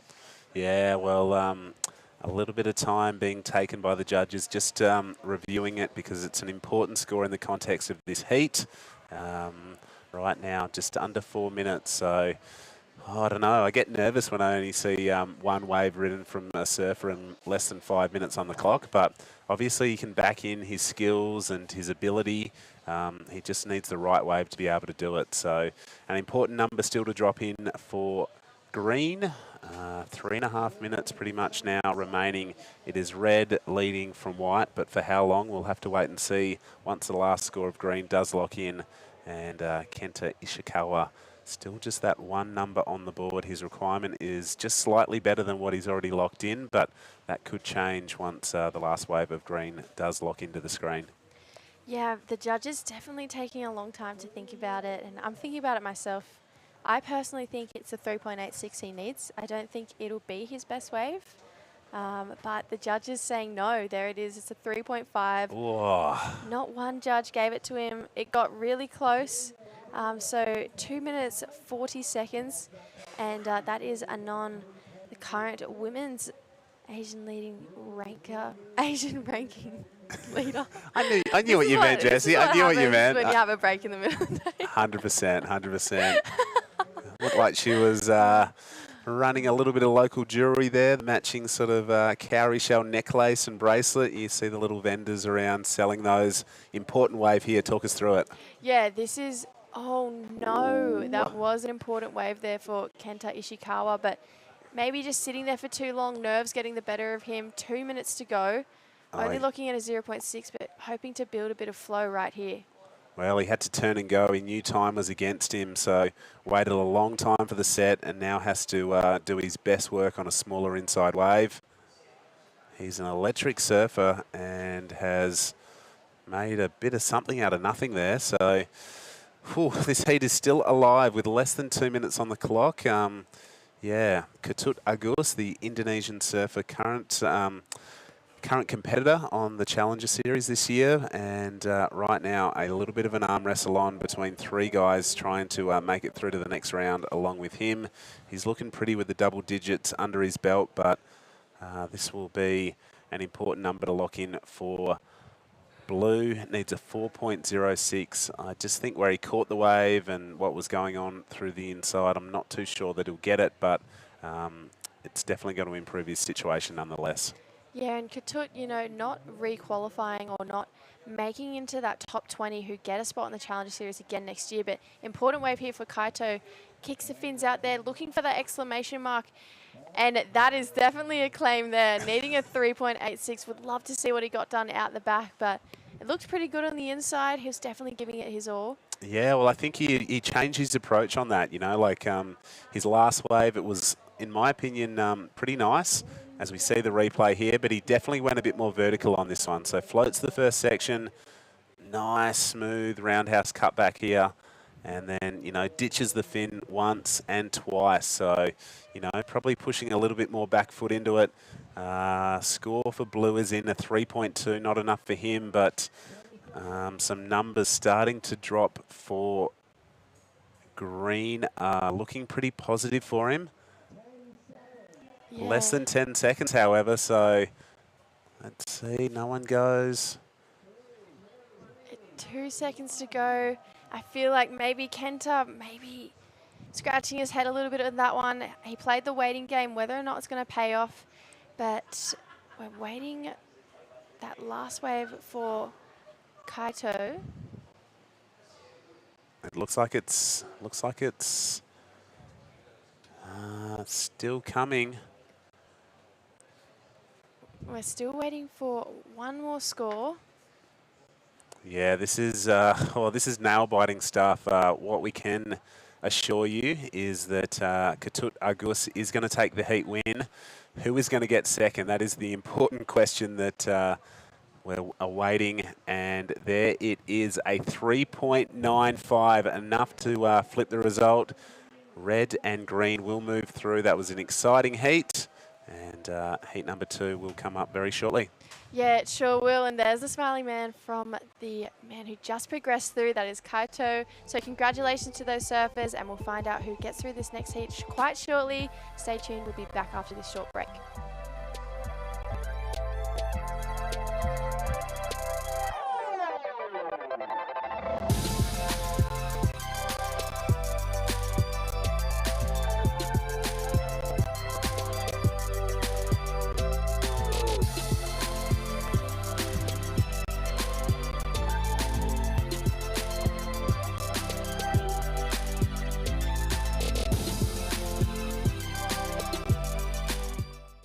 Okay, real talk. The cost of growing your small business? Let's see.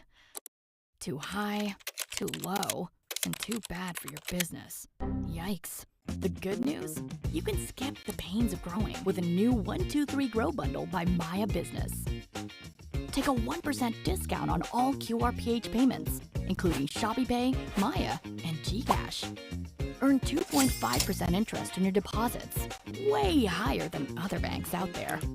And in 3 months or less, get a loan of up to $2 million with zero collateral. So there you go. Grab these special rates and terms for your payments, banking, and loans when you sign up for Maya Business today.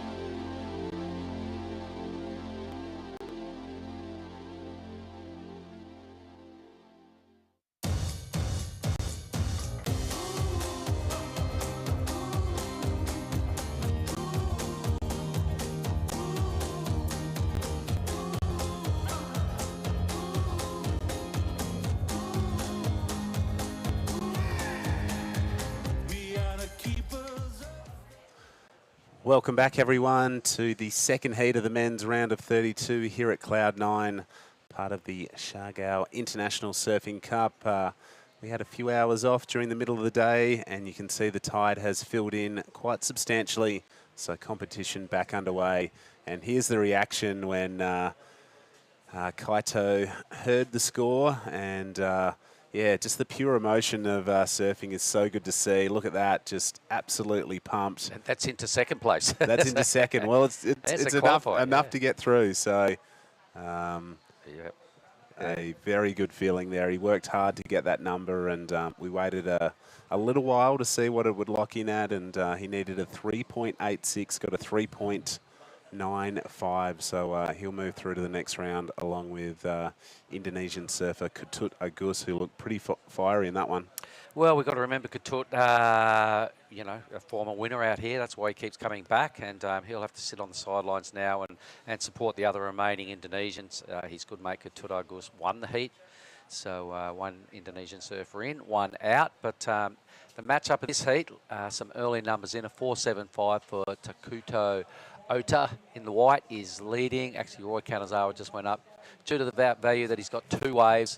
So it is green first, white currently second. Nikita Abdev, only about a 1.8 is his best number. And Reha Ono in the blue has priority, only has one wave being 2 points. So this is heat 2, Jado. I believe we're going to try and do 5 for the men's heats this afternoon. Yeah, well, it does get dark pretty quick here. Obviously, we're pretty far on the east side of the Philippines, so the sun does set in the west and it gets pretty dark pretty quick, but I'm sure that everyone's pretty keen to extract as much daylight and competition out of this third day here as we possibly can.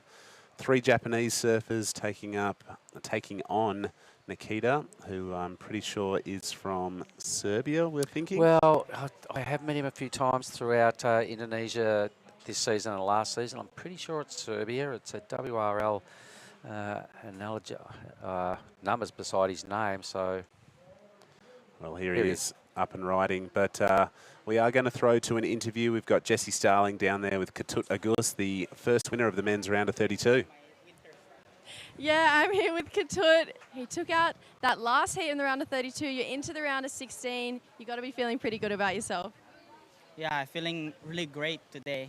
I make it through to round 16, but step by step, we'll be in there.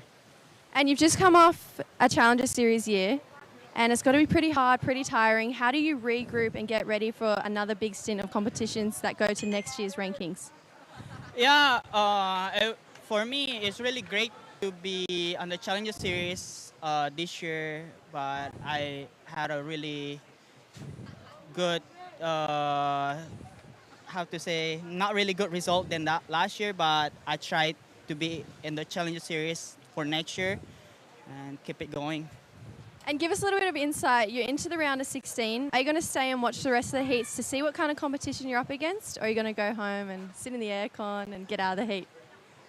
For me, just back to the hotel and just watch the calm, watch the heat, watch how big is the score, and yeah, just watch the heat at the room and trying to be rest and be in there. And is there anything you want to say to anyone back home? Halo semuanya, terima kasih untuk dukungannya untuk semua sponsor dan semua tim nasional tim Indonesia dan semua teman dan keluarga saya. Terima kasih untuk tetap dukung saya dan semua tim Indonesia. Indonesia pasti juara. Awesome. Thank you so much and thank you for your time. Back to you guys. Unreal, thanks True, and mantap to Katuragus, well done and well spoken. So trying to get up into another year on the Challenger Series, of course in the men's judo. 5 surfers qualify purely off ratings and 1 men's wildcard goes into the Challenger Series out of the Asian region next year. Yeah, so a lot on the line certainly over the next month. We're here in Cloud 9 for the QS 3000. Following this, we head to Taiwan for a QS 5000. And then over to South Korea for an event in the wave pool, which is pretty exciting stuff. So with 17 minutes and 20 seconds on the clock, this heat has taken a little bit of shape. I can tell you that it is blue leading with a 3.4 and a 2.0. Currently in second is Roy Kanazawa. Roy's got a 3.1 and a 2.30. Third place right now is White. He's holding down the best number of the heat. He also has priority, which is always a good position to be in. A 4.75 opener for Takuto, sorry. And right now in fourth is our surfer in the red, just chasing a 2.76 to move his way up the leaderboard. We're getting some vision here of red. Whoa, that was pretty cool. That was pretty funky, wasn't it? Yeah, Nikita threw it. I think he was going for a backside air reverse. Got the air and... Didn't get the reverse. No, and ended up riding out still. So here we see... Blue. Yeah, this is some great surfing. The Japanese have really impressed me at this event, and I feel like the Japanese tsunami is coming. Signs off with a little salute there, but that was razor-sharp surfing. Really good, lots of polished, controlled surfing right in the pocket as well. So you could see why he was pretty happy with himself at the end of that wave. I look forward to seeing the replay again because to me, everything connected pretty well on a wave that just sort of held its steepness most of the way through. I can picture Nikita getting another little mini throwaway score. What is it there? Is it 2.45? I think he's in. But I think Blue's going to be substantially better. Definitely going to extend the lead here. I can see it being his best wave and turning into the wave of the heat so far. I can't remember Takuto's wave, but looking at the rankings, mate, they could all do with some points here. The Japanese surfers, that is. They're the ones that can keep the points. Nikita can't. But Roy and Ray are at the back end of the teens. I think Roy is actually early 20s. Ray Hart's about 17th on the current Asian ranking, so a bit of work to do by the boys, but here goes Takuto. Yeah, beautiful opening manoeuvre. Nice deep bottom turn, allows him to release the fins on the second manoeuvre and bounces up and over that section, pulls the Rashi down, and he is well and truly back into this one. It's his second scoring wave, so of course in these events, each surfer's best 2 waves are added together for a combined total out of 20. And you never want to finish a heat with just 1 wave under the belt. Oh, that would just be absolute the worst case scenario. You've got to give yourself every chance. I really liked White's wave, digging deep on his bottom turns, throwing himself at the lip at every opportunity, fins out the back as well. So it's a 3,000 event here, but we've got some real quality surfers contesting and vying for these points. Due to the fact, Jado, there's 5 more opportunities to add points after this event. There's only 2 more 5,000s to get some big points towards perhaps becoming a challenger surfer in 24, and then 3 3,000s. So it's starting to, I imagine everybody's starting to do some scenarios in their head around about this point of the year and going, righto, it's time to make a move. It's only 5 spots up for grabs based off of pure numbers. Yep. So you can see what this means to everybody here, and the people that are getting through on their post-heat interviews. You can see how stoked they are, and even Green in that last heat was a real feel-good moment. Here goes Nikita. Backhand now, wave number 5. This is turning into something a little more substantial for Nikita. Board above the lip a number of times, looking for something to sign off here, and he does. Yeah, out the back is Roy Kanazawa. Wow, just absolutely unleashes on that manoeuvre and lining up the inside section and hammers it. So, didn't he? Oh, you can see that there is a fair bit of feeling in this heat. Some good numbers have started to lock in. And here we go, Blue up and riding again. I love this guy's style. He's really loose and really free. You can see him looking down the line, and all of a sudden it's non-stop wave catching action. Rapid fire here. You see White kick out of that one and just look over his shoulder because he wants to regain first priority, and it looks like he's possibly going to do that. So 4 surfers paddling back out. You can see the drone footage. White leads over Red in the paddle race, and well, there's been some pretty slick surfing in that last exchanges by everybody except probably White. But it's right about now the judges have to try and decipher all that, Jado, because it's kind of all looking same, but different a little bit. The Japanese surfers are absolutely shredding here. Nikita did his best work on his backhand, so I imagine there's some discussions going on in the tower right about now as to who's thinking wave of that exchange, by how much, where does the second best ride fit. All those sort of discussions, watching replays, some real polished surfing there, but the judges now have to make sense of that, and it's taking quite a while for the numbers to drop. We can see Philmar right there warming up for his next heat. Yep, owner of the highest individual number of the event, a 9.5. Here we see White absolutely smashing that first section. My God. That was such a good turn, and through to the inside, chucking buckets.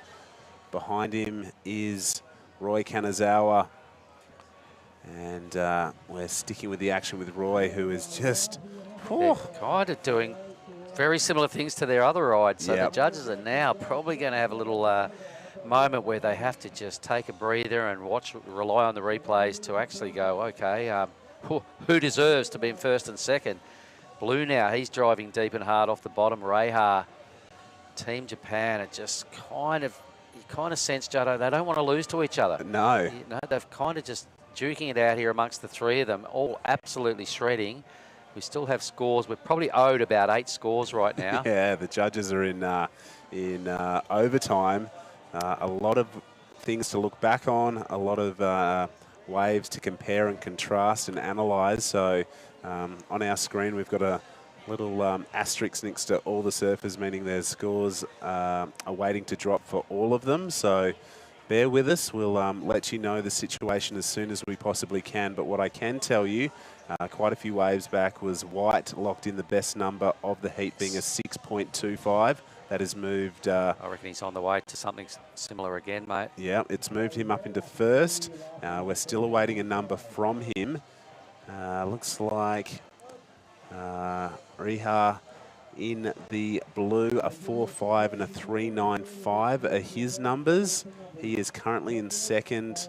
A 3.15 is locked in for Red, and looks like we've still got numbers to drop for Green and for White. Well, what the point of difference I see is White's bottom turn, and he's flat out throwing himself at the lip attack.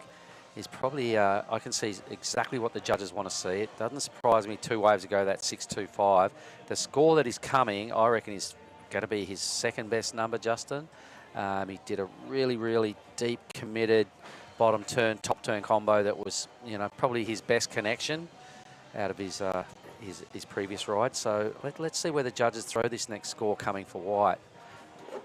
Got a 6.75 also for Green, so Roy's boosted up into second. Yeah, well, that's the best wave of the heat thus far.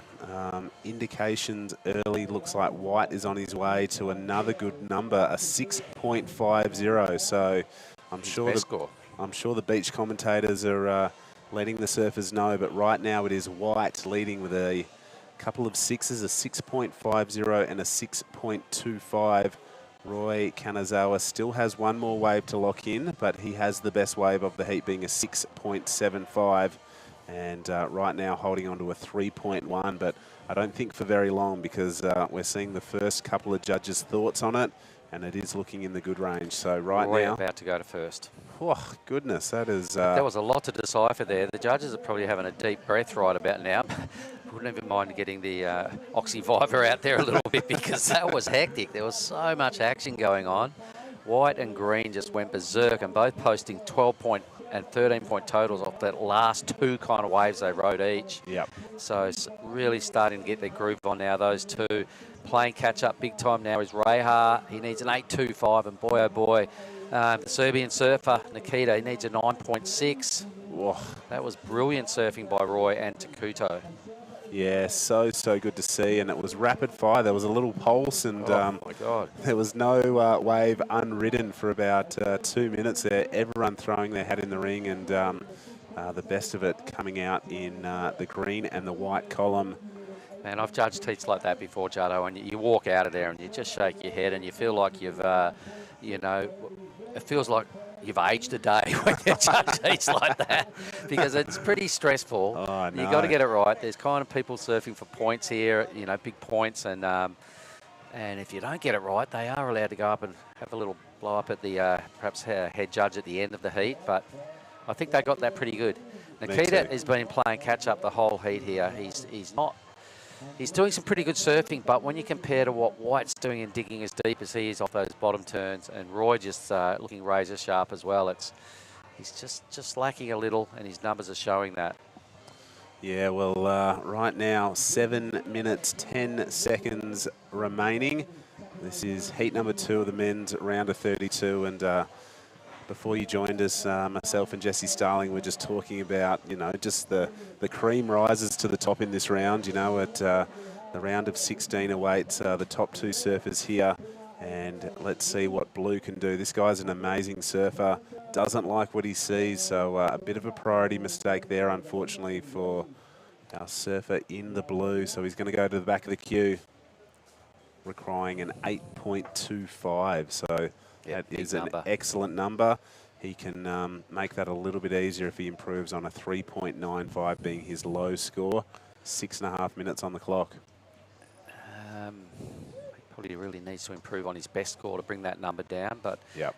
Realistically, he's trying to, you know, 8.25 big number, or 12, better than 12.75 off 2 ways, but the clock is showing he's going to have to get everything perfect from here on in if that's to be the case, because down to 6 minutes, here comes some replays of that previous action.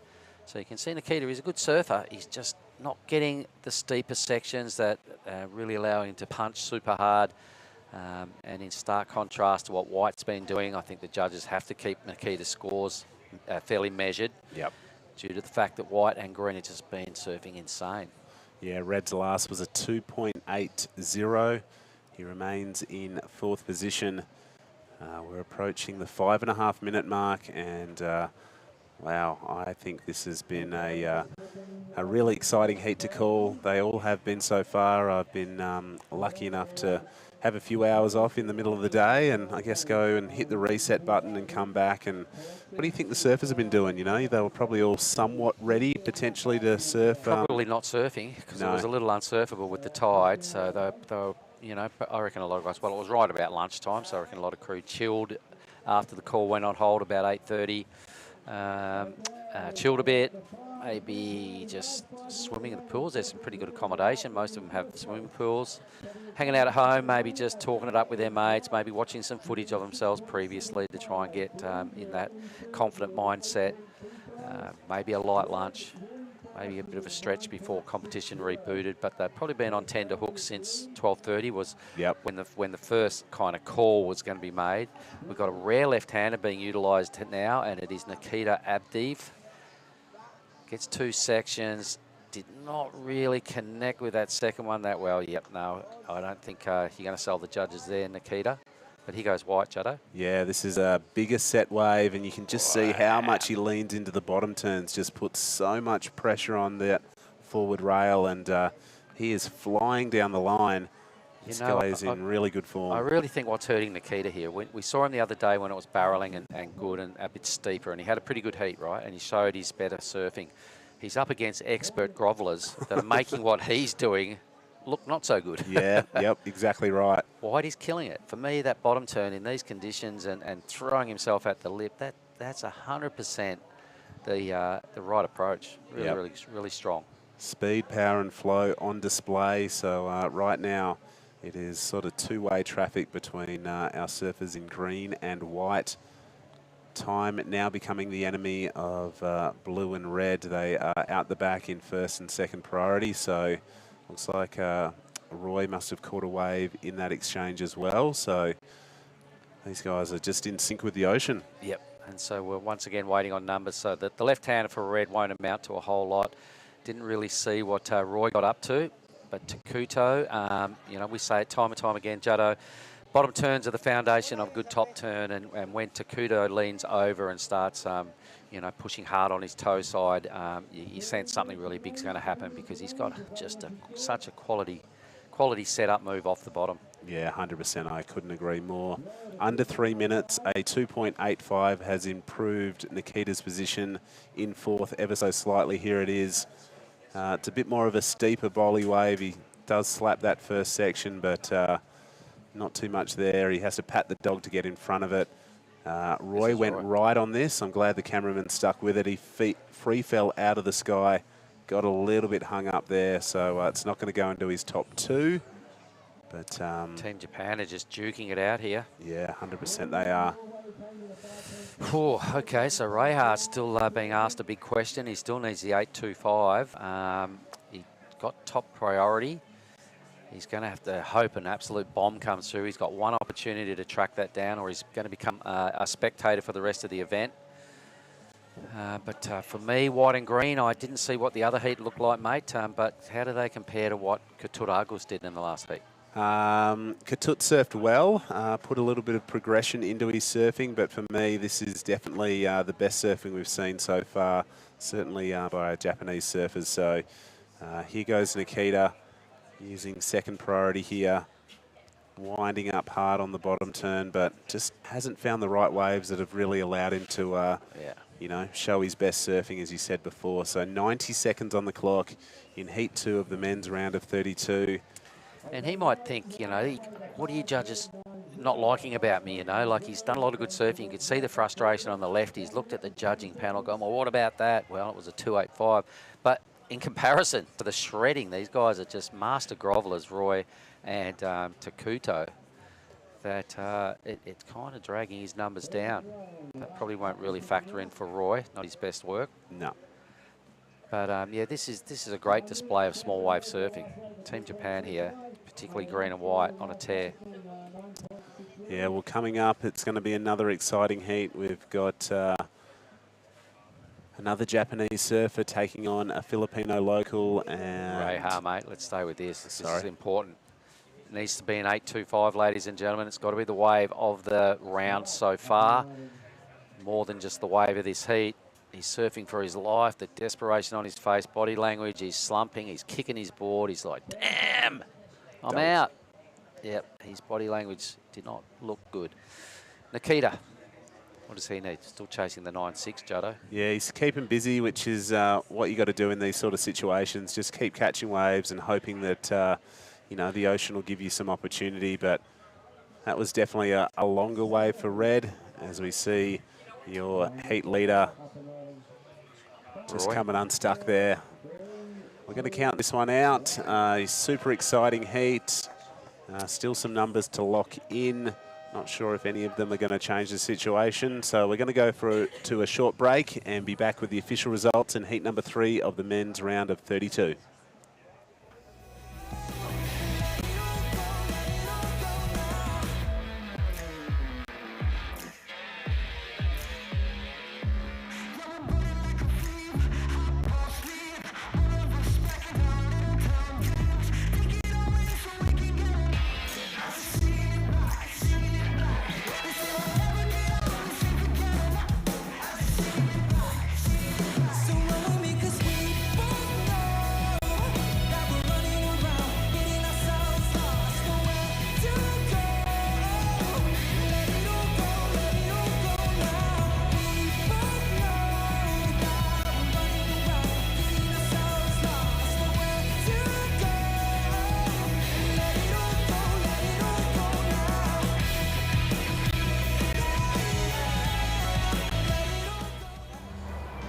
value this the most. Sulitin natin. You guys ready? Power all 99, please. All access data and only TikTok for only 99 pesos. Magic data for me. Data that doesn't expire, also 99 pesos. Smart Super Value deals coming right up. Get the most out of your 99 pesos. With Power All's 8 GB for all apps plus only TikTok. Or magic data that doesn't expire. Switching? Simple with Smart eSIM. Smart Super Value deals. Another exciting heat as we have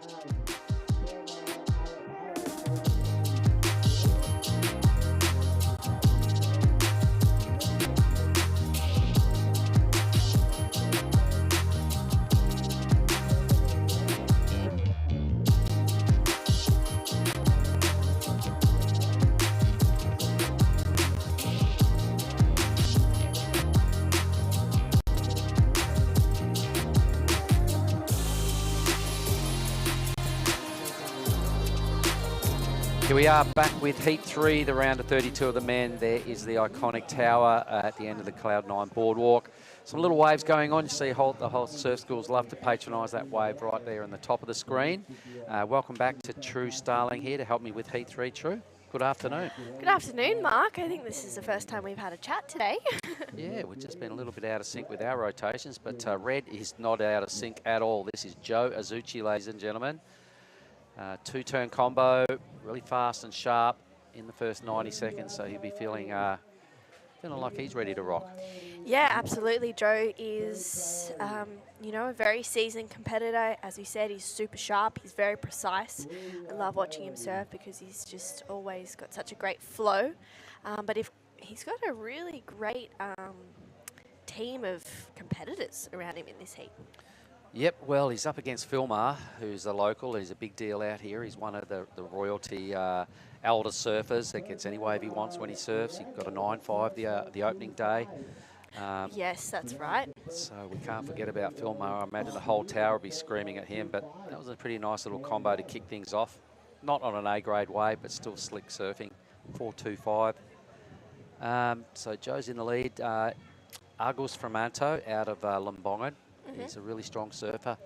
He won an event, a big event we did years ago up in HTs, the very first event we pulled off in the Mentawais. Here's Joe again. Wow, straight up and into it. Carves that second turn there. That first turn was really sharp as well and goes up for a solid finish for Joe Azuchi. He saw girlfriend Minami Nonaka progress through her heat this morning as well, so probably just rolling off the back of that. But also Robert Magaluna as well. I believe he is from Siargao, from Cloud9. He had a great run in the event in India. He's an exceptional surfer and he's always great to watch. All right, so that is the matchup of this heat. Three really strong surfers, as you would expect. There's no passengers in the round of 32. There's a lot of quality surfers here. A 4.85 just for two warm-up waves for Joe. He didn't even look like he was really extending himself, and he's off and running with just over 9 points on his first two rides. Look at him go. Did you see any of that last heat? No, I did not see any of that last heat. The reason I say so is Roy and Takuto just put on a masterclass of small wave surfing. They were that good.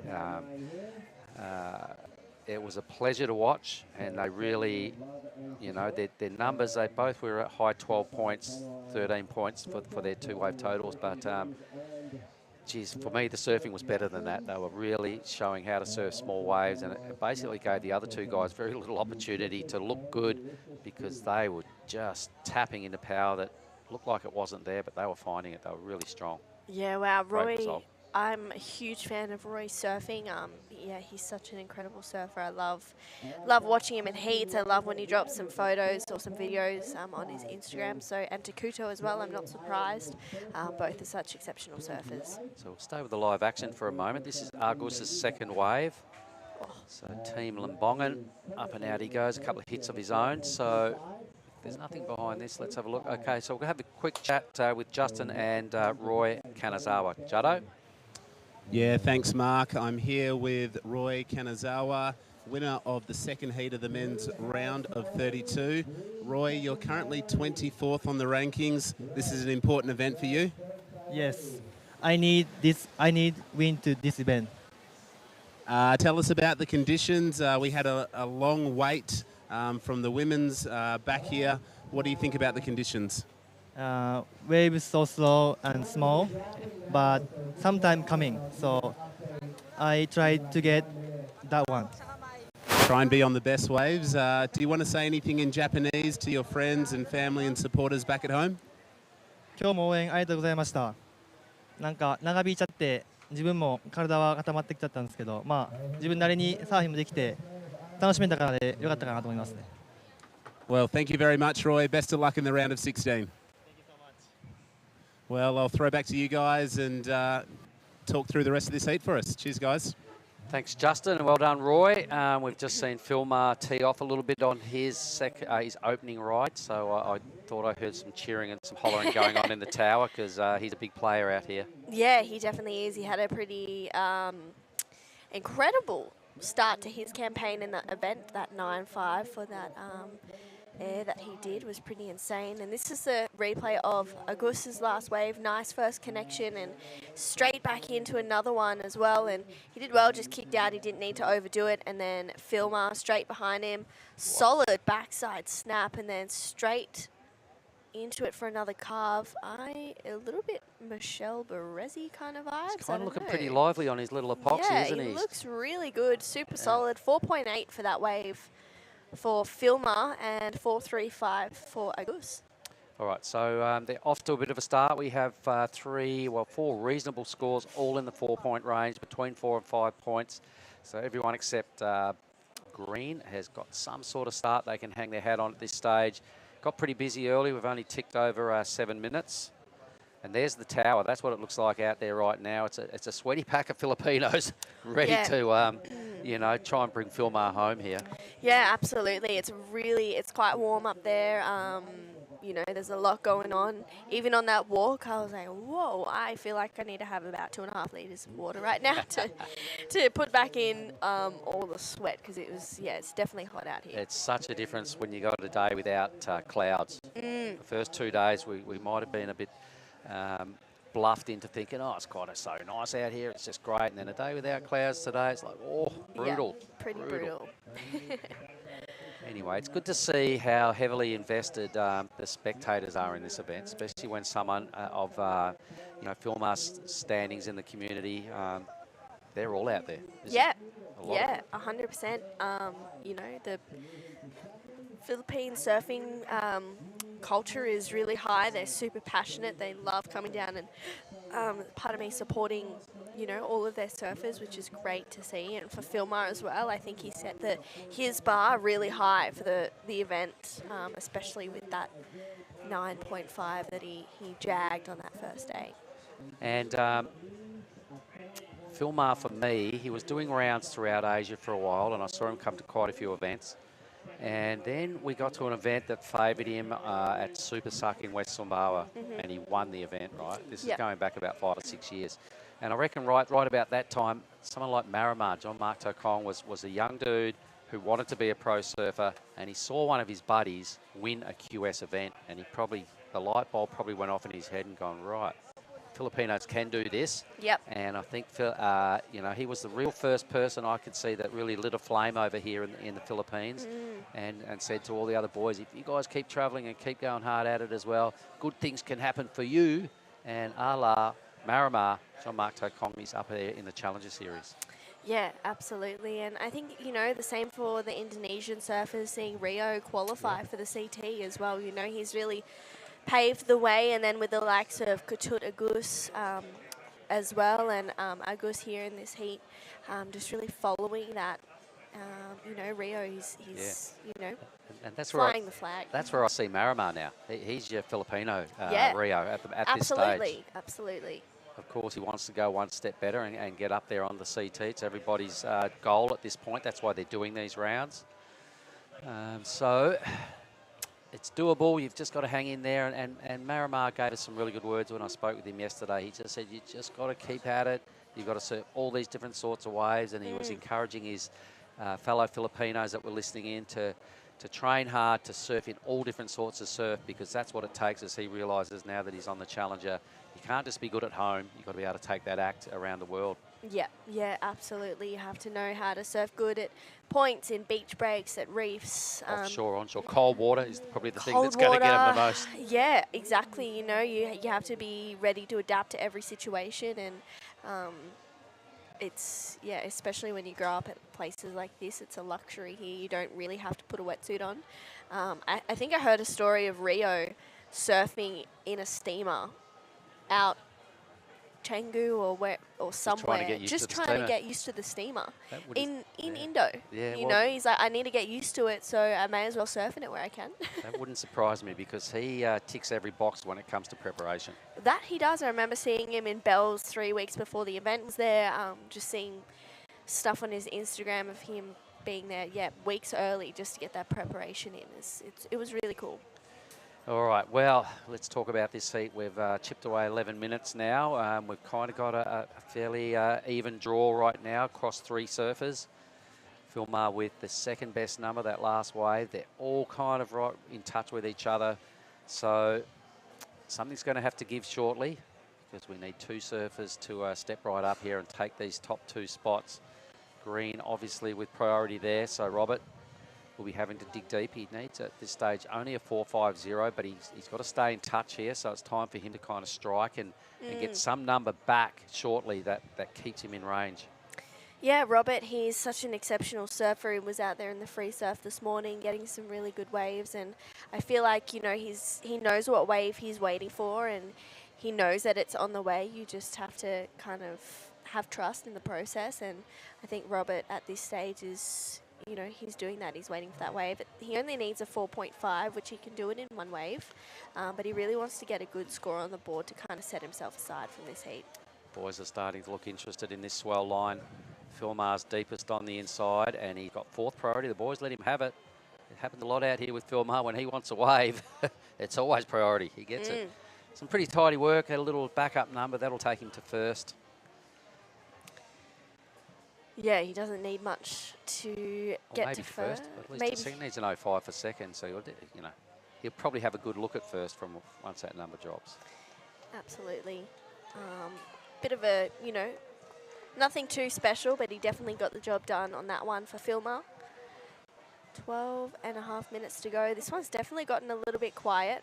Hopefully some good sets come through. That last heat had a moment where the ocean went nuts, and there was about 8 waves ridden in the space of about 90 seconds. That turned the heat big time for both white and green. So those pulses are there. Here goes Robert. Yeah, Robert, nice first turn, brings it around for a solid second one, straight back up into the 3rd one. You can just see him eyeing each section there, and puts it up for a finish, which he gets it. So Robert, he is well and truly in this heat. He's got a score to lock in. We'll see where that puts him in this heat, whether that's the best wave of the heat or not. We're not sure. I'd love to have another look at the replay, though, because that first turn looked pretty good. Yep, Filmar just dropped the backup number, only a 3.85, but it was enough to sort of get him into a comfortable second spot. Robert did a whole lot of work on that wave. He needed an 8.3 to get to second, so I can't see him going all the way to second, but he'll be feeling a lot more comfortable rather than just a 0.5 in the bank. Oh, have a go at red. Yeah, well, Joe Azuchi doesn't feel comfortable in the lead just yet, and nor should he. Another couple of carves here for Joe, and then he has to kick out of that one, looking really on point. That was a dynamic bottom turn, top turn combo. Yeah, it was. And that was what White was bringing last heat, and the judges really appreciated that. So I'm sensing that Joe's starting to get his better work happening now. He's looking pretty determined. Yeah, Joe's a pretty fierce competitor. He's always got his A game on. He's always, you know, looking like he's ready to strike, which is so exciting about Joe. We'll have another look at the replay for Filmar, though. Yep, this was the 3.85. It was just a couple of quick moves, not on an A-grade wave, so the judges stayed reserved. But here goes your boy. Yeah, so Robert straight up into it, gets a nice first connection, and then brings it around for a second one, throwing some spray. That sharp eye looking good under his feet as he puts it up there for a finish, and then Joe just Wow, really slicing through those turns. He's rewarded with a 5.5 for that one. Robert's first wave of 4.9, so the judges also liking his surfing. He's straight back up and into this one as well. Okay, and what I like about all that was Joe did half as many turns as Robert. I think looking at the replay again, a lot of Robert's turns were kind of the out and back turn. Nothing super vertical about it, as opposed to the flat out attack and the super strong bottom turn by Joe. So Joe earning a bit more of a number there by just about close to a point above what Robert did. But Robert's done the right thing. He's got himself back in the conversation now with that 4.9. So well done, young man, into third with another little number to come. He only needs a 3.75 to go to first. I feel like it'll be pretty close to that number. You have to do a lot as well to get a 3 during these heats. You have to, you know, really put your best foot forward. Here it is then. But you make a call at the end of this. That was better turn. Yeah, I really liked that first turn and the second one. So yeah, that's a better looking first two connections. He'll definitely get it 4.65. I almost liked those two turns better than his first wave. They looked like two better connections, but then the end of it kind of, you know, he fumbled a little bit. But I think all those points came on, a lot of them basically on that first turn. That time he went above the lip. I was just saying how the wave before he went out and back, out and back, out and back, out and back, probably 5 times. That one first big blast above the lip. The judges probably went, oh, hang on, now you've got our attention. yeah, absolutely. Yeah, I agree. He's got himself back into the conversation here. And Filmer on the answer back. All right, so let's have a look at the backhand surfing of Filmer. Winding up now, second manoeuvre is a bit of a misconnection there. Just a little bit of a foam slap on that one as well. So that wave probably hasn't panned out as Filmer would have hoped when he paddled onto it. A couple of moments there that were not his absolute better surfing. We saw this the other day. He was surfing and he was not getting numbers, and he got a little bit frustrated, and then he threw down the rodeo flip in the dying minutes. That's a big call too. To just do that at the end and be like, I'm just gonna go for it and hope for the best, and that was the biggest Hail Mary I've ever seen, and it paid off. Oh my goodness, yep. That would be pretty, you know, something pretty special. But you know what? He did it again at the end of the heat, and almost rode out of that thing. Missed probably got 98% of the way through a second one, the same manoeuvre in the same heat. So it's obviously something he's been working on, and he's got it up his sleeve. I hope he busts it out. Yeah, I agree. Well, Robert up and riding, good looking first turn, but that wave just closing out a little bit, so he has to kick out. Just a 3.15 there for Filmar, so back to the drawing board for him. He'll be having a keen, keeping a keen watch on the time here as well. There's something's got to happen shortly for Filmar, but it's all going on for Joe Azuchi. He's finding the waves he needs. He's really getting these tidy pocket turns going on. Once again, digging deep on the bottom turn, looking for a spicy finish, and gets it perfect as well. So we're seeing some really good small wave skills going on here in this round of 32. Yeah, that board looks really responsive under his feet as well. I mean, for Robert, you know, for Joe, he's looking sharp. He's looking eager. And I think his board is just matching his energy. His energy, I'm glad you said that word, because he's looking just so into everything he's doing, you know. His body language is all good. He's super focused and determined. I think he's going to improve on his two-wave total. Here's that last wave again. Yeah, great first turn for Joe, and then you can just see him, like, he doesn't try to rush anything, but his turns are super fast as well. And then I really, really like this end section snap, just straight up and into it. Doesn't do too much, does just enough, and rides out, and then out behind him. Argus was a little bit quiet just before. I was going to say, there's someone we haven't heard from or spoken about for a while. So Argus playing catch up in fourth. A big fella here. Lots of nice work. So the judges are going to be looking at that wave, comparing it against that last attack they saw by Joe, and going, okay, they've got to separate numbers and compare the rides. So let's see what they think from Argus compared to Joe. Numbers will drop shortly. Yeah, well, Joe's last wave was a 7, so they really liked the commitment and energy. We used that word before, so I'm going to use it again. Energy for Joe. Yeah, that's what he's doing. So, yeah, I wonder where that wave for Argus is going to go. You know what I see when I look at Joe's scoreline? He's got better with every single wave, apart from just the dud .4. So he's surfing pacing himself really well. He got off to an early lead. He's held the lead the whole time, and he's improving on it almost every time he stands up. So he's surfing pretty much the perfect heat, really. Yeah, he really is. Well, that last wave of Augusta, 3.55. We'll have a look at the replay. All right, so let's have a look at this now. They'll be looking at that going, that was a little bit average. That was another little flick move, another little foamy thing compared to what Joe did. All right, so they look at all that and they're going probably, okay, half as good. Yeah, I think as well it was maybe a smaller wave. Joe got 2 good connections out the front on like a good-looking sized first section, so I think maybe that's as well where they rewarded that 7 for Joe. I mean, his surfing is looking really on point at the moment.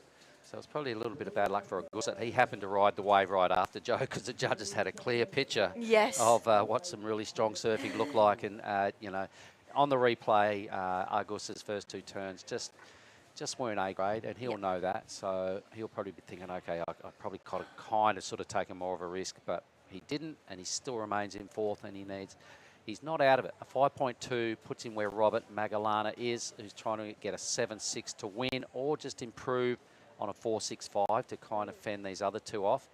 Filmar there with priority in the blue. Time is ticking away. He needs only a 4.75, but Filmar is a gnarly competitor. The tower will be squarely at his corner, so I expect some fireworks next time Filmar stands up. Joe. Yeah, well, the current heat leader straight up and into it. He's had a bunch of waves, making the most of everyone, and that was his first mistake this heat with 3.5 minutes to go. It's a pretty great strike rate for Joe Azuchi, so he's probably just wanting to surf as many waves as he can. He's got himself pretty far out in front, so I feel like for right now it's a battle for second. Yeah, so he hasn't been challenged really, you know, squarely in this heat too much. He's led the whole way. He's got a strong lead now, so he's feeling like this is just putting some runs on the board and a bit of homework for the next round. But Filmar is on the ropes. He's paddling for this wave, everybody, so expect fireworks. Yeah, Filmar straight up and into it. Nice first turn. Gets a little bit hung up, though, but recovers well, and he knows that, you know, the judges aren't going to reward that. So he gets out, tries to regain 3rd priority, but looks like Joe is maybe just a little bit in front of him. So that was a bit of a mistake there for Filmar. Yeah, it kind of was, and he'll know it. He's probably thinking, damn, what the hell did I get stuck for? Lost his flow. Yep, the judges see that as a big loss of control, and he wisely flicked off, but is it going to pay off with only 2.5 minutes to go? He'll be kicking himself if he doesn't get another wave here. Yeah, absolutely. But, you know, does that mean that we're going to see another Hail Mary? You know, is it coming? Yeah, I want to know. And we're going to find out in the next 2 minutes. Does he hunt to left? Or what does he do here? Yeah, so this will be a big deal. If he goes out, he was a semi-finalist last year. Like I said, he's a huge, hugely big part of the surfing community here. Everybody looks up to Filmar, and their boys on the ropes, and they're probably a little bit bewildered that you know, he's in this position because they know how good he is. If it had been tubing out here and proper Cloud 9, he would be a red-hot favourite, but the conditions are dragging him back to the pack a little, and he's currently in 3rd. He needs a 4.76 now. Yeah, he's probably not, you know, as well in regards to priority rotation. He's not sitting in the best position with 4th priority. 90 seconds. So he's going to have to do, you know, either sell Robert on something, but, you know, the time is also the enemy here. He may have to be forced into going left. I can't see that there's going to be 4 waves break due to the fact that he's got 4th priority. Yeah, no, I agree. Especially in the next minute, he's hunting hard. His head's swiveling around all over the place. Yeah, it doesn't look like there's much on the horizon there, Mark. No. Wow, this will be big news down here in a bad way or an unexpected way. Should Filmar dip out here? We're speculating, and I kind of hope he gets to ride one more wave because I want to see if he's going to throw it down again. Big Hail Mary backflip. As well, like he only needs Look at the crowd. Look how anxious they all are. This tells a story right there. Yeah, he needs that 4.76. It's not a big requirement. You know, if he can go to the air, then maybe potentially he could get that score. But Robert Magaluna as well, he knows the capabilities of Filmar. So he wants to try and keep him off as many waves as he can, but 20 seconds to go, and it doesn't look that's like gonna there's be a whole lot coming. You know, the next heat's making their way into the lineup, so White just wants to stop right about there, I reckon. He goes a little swell line. Does Robert let him have it? No, he doesn't. 8 seconds to go. That's it now. But here is some really radical backhand surfing from Robert Magdalena. Oh, Filmar stands up in the wash. It's all over, and he knows it. Damn. Well, Yeah. that's the way it goes. Yeah, yeah. Sometimes you can have the best heat of your life, and then you can get knocked out the next one. That's exactly what happened. It's part of the sport. So a really good job by Joe Azuchi, led from woe to go at the 7 and the 5-5. Two really good numbers. Really pinpointed all his moves to perfection, and just had an outstanding heat. He'll go home really confident with that act. So we'll have a quick break, and we'll be back shortly with Heat 4.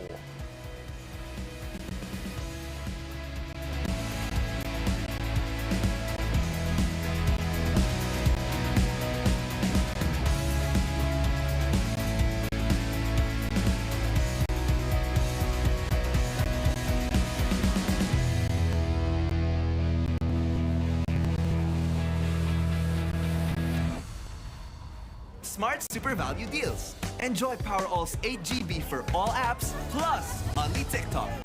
Or magic data that doesn't expire. Tara! Smart eSIM na! Smart Super Value Deals.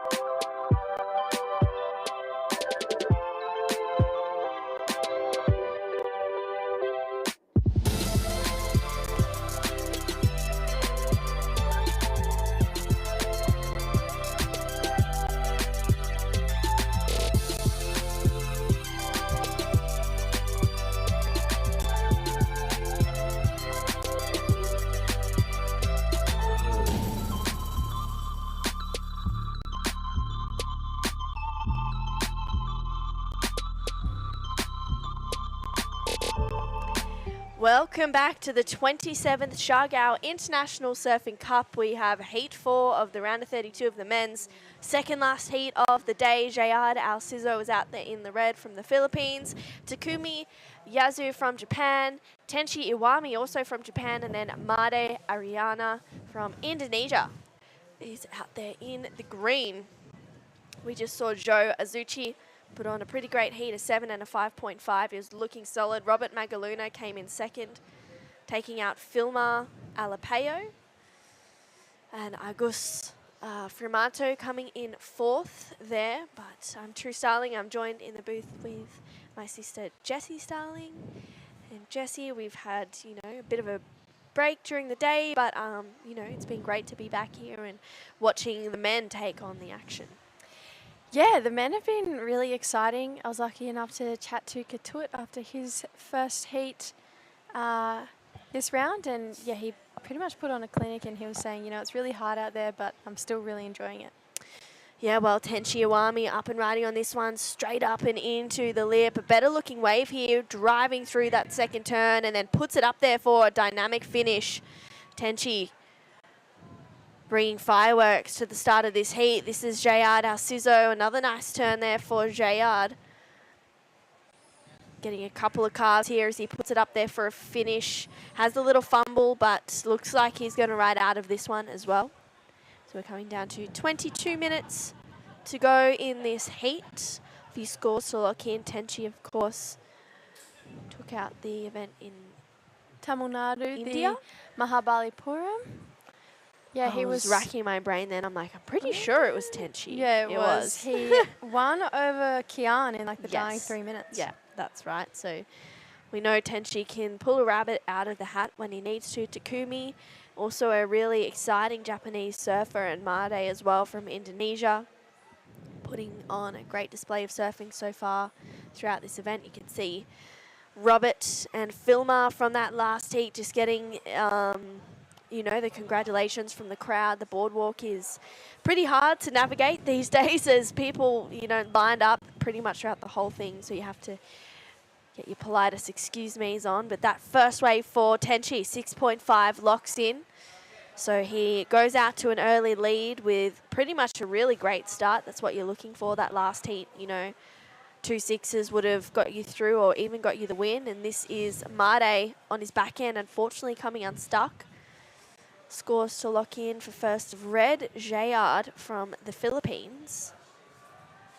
And here he is up and riding again. Another nice couple of check turns there as he lines it up for a solid finish, gets a little bit of a finner there and kicks out of that one. You can hear the crowds there cheering pretty loud there at the back behind us.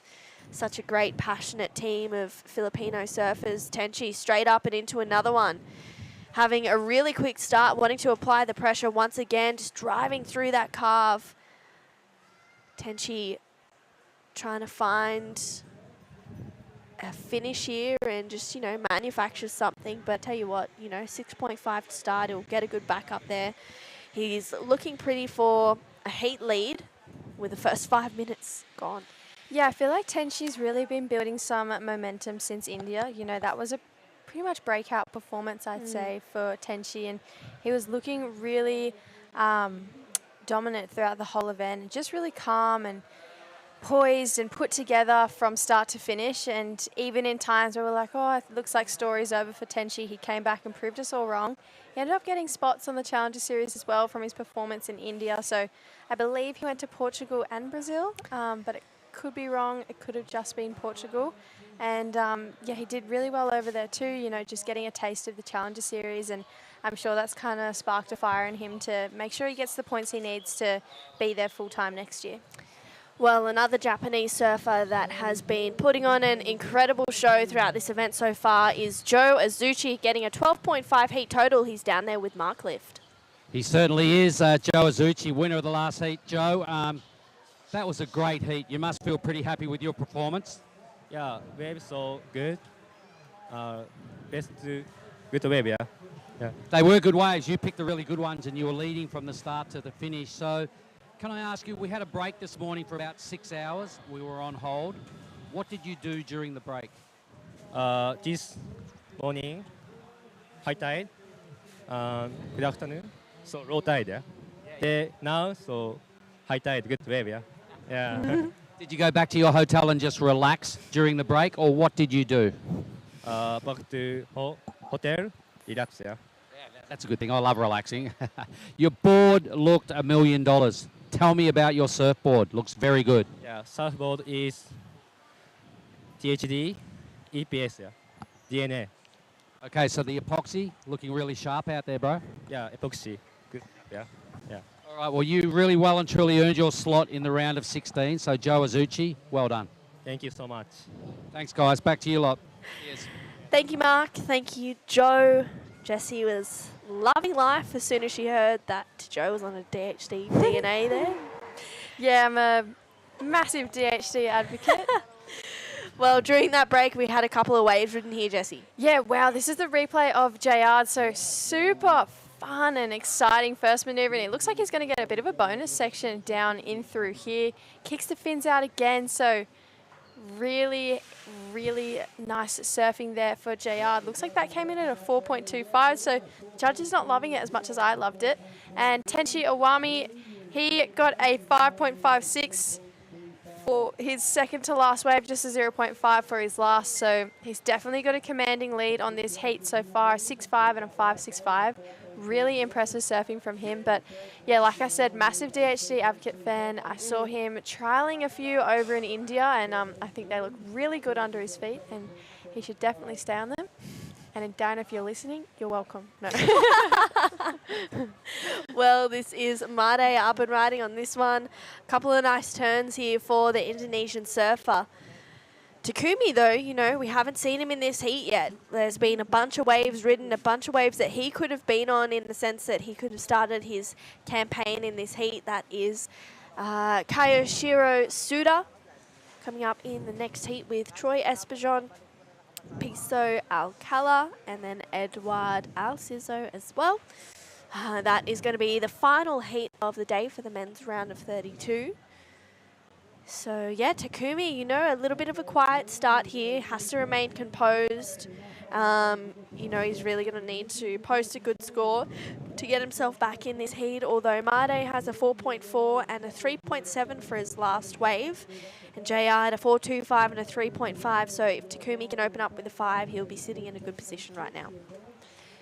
Yeah, I just can't get over the commanding lead that Tenchi has right now. You know, a 6.5 and a 5.65, and he got that 5.65 under Takumi's priority too. So a little bit of a fumble there. However, there's 15 minutes to go. That is the beauty of 25 minutes heats. And yeah, like you touched on, there's plenty of time left and plenty of opportunities for him to get a score. Looking like no one took that one. But I really enjoy this wave on the high tide. I reckon it allows for the most amount of turns to be done. And just allows our surfers to really get comfortable out there. Bit of a foamy wave here for Takumi. Yeah, Takumi just using his priority on that one. Definitely a mistake there for the Japanese surfer. You know, not getting the start to his campaign in this heat that I'm sure he would have wanted. You can see a surfer in the next heat coming up here. So Tenchi asking for the situation, mate, you're in the lead. You have 6.5 and a 5.65, and he's looking pretty sharp at the moment. Yeah, he's definitely in a strong lead. I wouldn't be stressing right now if I was Tenchi. However, only 10 minutes slipped away, so definitely time for more shake-ups to come. But yeah, Tenchi's looking really confident, I'd say, within himself and within his surfing, and I just think that we'll see plenty more results from Tenchi in the coming year, and hopefully if he keeps going the way he's going, we'll see him on the Challenger Series next year too. Yeah, he's looking like he's fired up. I said in that last heat with Mark that Joe Azuchi, his energy looks really good, and the same for Tenchi. You know, he seems to be in a really positive space. His boards look good. His surfing is looking really good. He looks fired up, and that's the Tenchi Iwami that we like to see. That's the Tenchi that took out the event in India, the Tamil Nadu Open. So, you know, hopefully we can see him progress through this one. But 14 minutes to go, anything can happen. We saw so many heats where they flipped in the last pretty much 30 seconds, or they can change in pretty much 30 seconds. Takumi, though, up and riding on this one. This is live action. Nice first turn here. A little bit of a fumble. So he needs to regroup. This is Tenchi out the back, having a look at this one, straight up and into the lip there. He just seems to be on the best waves, gets another connection, and he'll kick out of that one. And Jayard out behind him, solid first turn, brings it around for another one here. Goes to the air for a finish as well. So Jayard, the Filipino surfer, you can hear the crew out behind us. They are cheering for their fellow Filipino, the only local surfer in this heat, so flying the flag. But I tell you what, that was a nice wave from Jayard. I've got a few comments about the last little bit that went on. I feel like they were the waves that Takumi was waiting for, and maybe a little bit of just that little bit of head noise creeping in. Oh, 10 minutes has gone by, I haven't caught a wave, I'll just catch the next one. And then, you know, you do that and you turn around and there's two perfect sets right behind it with Tenchi and JR just doing beautiful surfing in front of you. So Tenchi, I just love his bottom to top turn aggressiveness, and it just looks so great when he puts it together, and it's just impressive. Looking like it's not going to go into his top two, so his last wave at 5.1, and I'm going to say off the back of just that one turn. Here's that wave. I just watched this bottom turn to top turn. So deep off the bottom, kicks the fins out so hard off the top, and I'm not even sure how he got up there to time that second turn. And then right behind him, I love this wave from JR, really strong first turn. This is where we see The fins come out, the board spin, and then this was my third and final comment. He did not need to go for that last turn. Could have done that air and hopped off out of that one, but he was eager for one more to add more points on the board, but I think, you know, the job was done after that air. Came in at a 5.5 and he moved up into second place, so a 6.65 will have him knocking Tenchi out of first position. So he's still got a bit of work to do in front of him, but it was really impressive. And then, yeah, here's Takumi. So the surfing's there. It's really impressive. Actually, we missed this wave. So two really solid turns from Takumi. He's gone, you know what, I need to bank a wave. I'm going to take off on a mid-size one, land two good turns, and just say, all right, judges, I'm in the game too. Looking like he's going to swing again. So he's changed his approach. He's catching lots of waves. Wow. Love that first turn. Not even sure how he re-engaged just there, but gets up there for a second, and super progressive surfing from Takumi. Yeah, Takumi, he's definitely back in the game for this heat. He's just dropped two pretty good waves, so we've got some scores for Blue to lock in now. You can see him kicking. He's firing up here. We saw him pretty quiet for the first 14 minutes of this heat, but that's the beauty of 25-minute heats as well. You know, you can take a little bit of time as long as you can remain composed and regather your thoughts. Looks like that is the surfer maybe in the next heat. That was JR though, unfortunately coming unstuck there. So a few scores for Takumi to lock in. Two pretty important numbers to really, you know, give himself a situation of where he sits in this heat. But Tenchi Iwami right now, as you said, Jesse, has a pretty commanding lead. 6.5 and a 5.65. Scores looking in for that previous to last wave of Takumi. Let's have a look at the replay of the last one though. Yeah, so he kicks the fins out there and almost looked like he wasn't going to re-engage, but he does, and then gets really funky with it there on that turn. Brings the fins all the way back around, so that second to last wave, a 4.7. Now looking for a 5.06 for that replay we just watched, and I definitely think it's going to challenge that score, and yeah, JR's going to have to drop that 4.25. Even if it doesn't go there, Takumi's hot on his heels. Yeah, well, that last wave of Takumi, a 3.7, so the judges saying, yeah, that was good surfing on a bigger wave, please, which I feel like has been the same message they've been, you know, saying all day. We like the surfing, but we need bigger waves. So 5.06 is the requirement for Takumi. Made looking for a 5.36 at this stage to get himself into second. JR just has himself sitting in second. You know, he's got that 5.5. He has that 4.25. His surfing is looking really good. He just needs to kind of not make too many mistakes towards the back end of this heat, especially with priority. He needs to be on the best waves and better that 4.25, because that 5.06 is well within reach for Takumi, and as well for Made, a 5.36. He can do it with his eyes closed.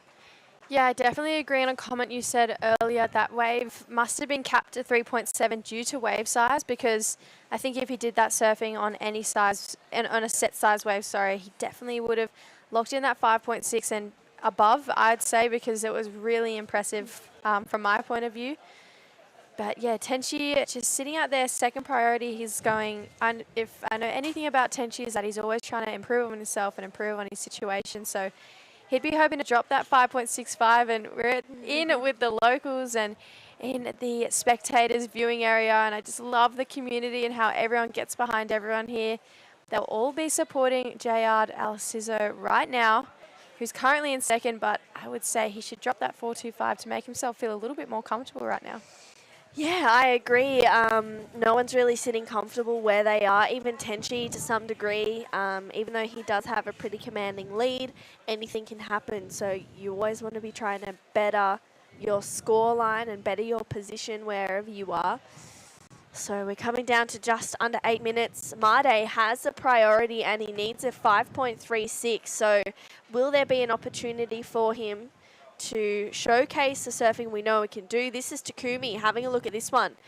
No takers and a good reason for it. So Takumi had fourth priority. There was no dramas there with him taking that wave. He can kind of get as many as he likes under the priority with 7.5 minutes to go. This is the second last heat of the day. We'll round the day out with heat 5 of the men's round of 32. Shino Matsuda and her mum there. Shino put on a great heat yesterday afternoon, 8.5 and a 7. It was my pleasure to watch that and to commentate that as well. It was Yeah, it was pretty next level surfing from Shino and everything that we're used to seeing from her as well as Kai Johnson progressing through that heat from Indonesia, Bali. Yeah, I just think Shino is so on point at the moment. You know, her backhand is textbook. It is so technically perfect, and I love watching her heats. And, you know, we commentate heats and then we walk out onto the boardwalk and we come back and catch up on life on our phones or get a drink of water or whatever. But after that heat I commentated and I saw that Sheena was the next heat, I was glued to the screen. And I think I will be for the rest of the event if she's in a heat, because she's so impressive. And I'm really looking forward to seeing her compete again tomorrow. But back to action in the water, looking like we've got Takumi taking off on another one again. He's chasing a 5.06. And it's not looking like it's going to be the score. Yeah, I like the fact that he's rolling the dice on waves, but at this stage right now, I think he probably needs to sit and wait and hope a couple of waves come through so that he can get himself into a better priority situation, because he needs to find himself on a set if he wants to get that 5.06. Because the 2.5s that we have seen in this heat were on better looking waves, maybe mid-sized waves to the sets. So coming down to 6 minutes, or just under 6 minutes to go. Tenchi Iwami has a pretty good lead at the moment, a 6.5 and a 5.65, 12.15 combination. Jayard in second with a 5.5 and a 4.25. He needs a 6.65 to go to first. Takumi in third has a 4.7 and a 3.7, chasing that 5.06. And Made holding first priority has a 4.4 and a 3.7. He needs a 5.36, and he's going to have a look at this one. This is live action. Made up and riding, nice first turn. Solid backside snap there for a second connection. And puts it straight up. Wow, for a finish for Made. So we'll see what that wave locks in as. I liked it, Jessie.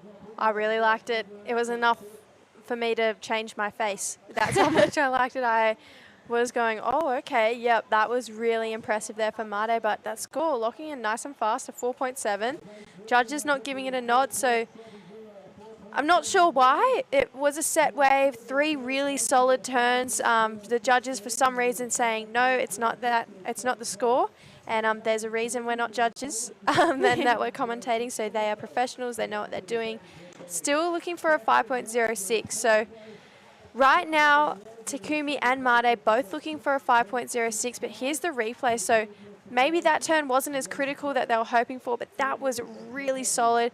No downtime in between, and just gets up there for another one. Definitely rides out of this turn. His board comes out in front of the foam. I really liked it personally. I thought it was going to be the 5.06, but the judge is saying, yeah, no, not quite there. Maybe off the back of that first turn, but still really impressive surfing from Made. Yeah, Made looking good, throwing heaps of spray. So we'll see what happens for the next 4 minutes in this heat. 5 minutes, Made looking for a 5.06. Takumi also chasing a 5.06. This is Jayard though, using second priority on this one. He likes the look of it. Nice carve here. Goes straight up again for another one. Unfortunately, comes unstuck. Bit of a mistake from Jayard. Yeah, he's definitely left the door open for Takumi and Made with only 3 minutes left on the clock. It's been a pretty consistent swell too, even though the tide is getting higher. And it's looking like there's a couple lumps on the way. The only thing playing in Jayard's favour is Tenchi has first priority, so the best wave that comes through, Tenchi's going to take. Seeing as he has first priority, but here we go. Here goes Tenchi.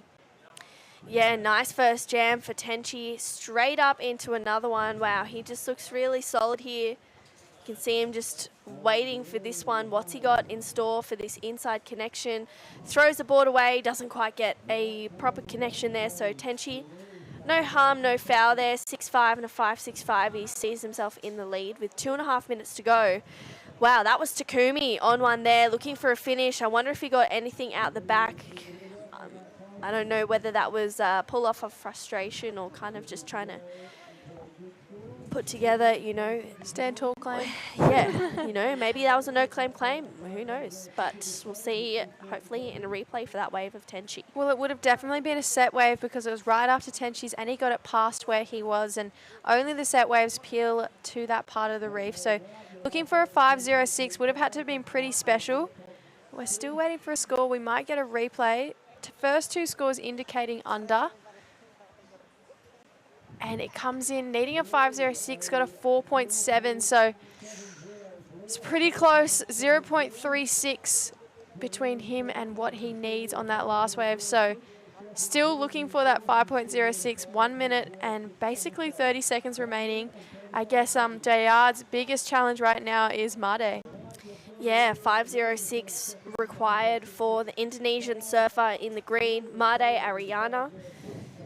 So we'll see if, the ocean will welcome another wave for Made or if Jayard will get the jump in this heat. He's sitting in second. That little bit of a mistake kind of played in his favour just before he's got back out the back with second priority, and there's 1 minute to go. So will the ocean offer another wave for Made, or will Jayard progress through to the round of 16? We'll find out in the next 60 seconds or so. But it's looking, at this stage, a little bit quiet, not much motion in the ocean.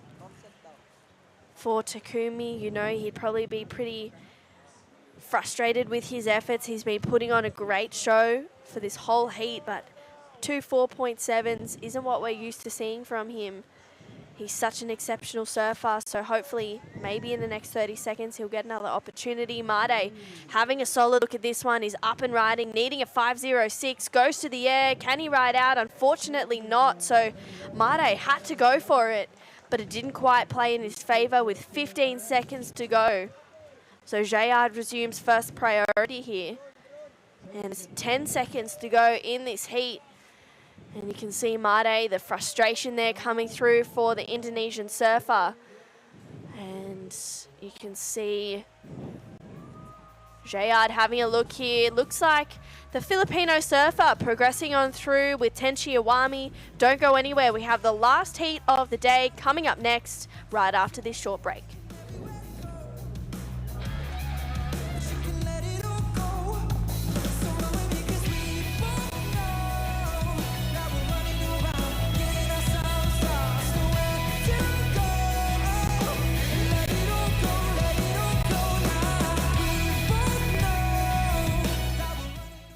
Smart Super Value Deals. Enjoy Powerall's 8 GB for all apps, plus only TikTok. Or magic data that doesn't expire. Tara! Smart eSIM na! Smart Super Value Deals. I value this the most. Sulitin natin. You guys ready? Powerall 99, please. All access data and only TikTok for only 99 pesos. Magic data for me! Data that doesn't expire, also 99 pesos. Smart Super Value Deals coming right up. Get the most out of your 99 pesos. With Powerall's 8 GB for all apps, plus only TikTok. Or magic data that doesn't expire. Switching? Simple with Smart eSIM. Smart Super Value Deals.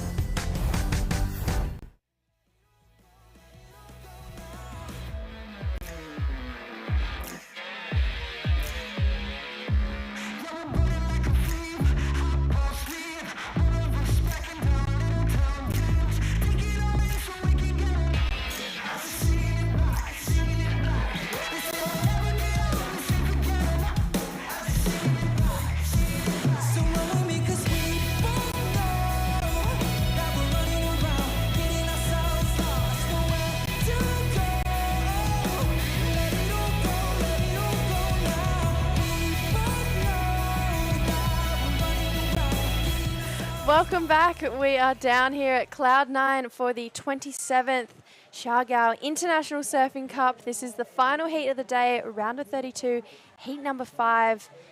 2 minutes slipped away so far, and that last heat was really exciting, Justin. It was. I was sitting here by the sidelines. Yeah, wow, a lot going on, and yeah, you can see the surf school operators starting to make the most of these high tide conditions. The tourists are getting out there. They'll all probably go home and say, yeah, I was at Cloud 9. I caught a couple. But yeah, heat number 5, the men's round of 32 in the water. And we've already seen one number lock in for this man who's up and riding on his second wave. So some clear intent from the local Filipino surfer. Nice slashing manoeuvre there. And putting a lot of back foot into these turns. Pretty spicy surfing. So you can see the wave draws out a lot when the tide is a bit fuller. Kicks out of that one and will take an early advantage on the scoreboard. So we've got 3 Filipino surfers up against a Japanese surfer. The Japanese surfers have been dominating thus far in the men's round of 32.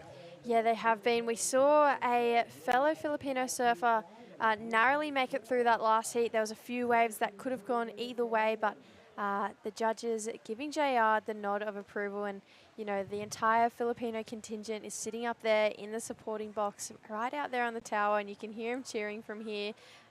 But this is the replay of that first wave. Really, really nice first turn, and wow.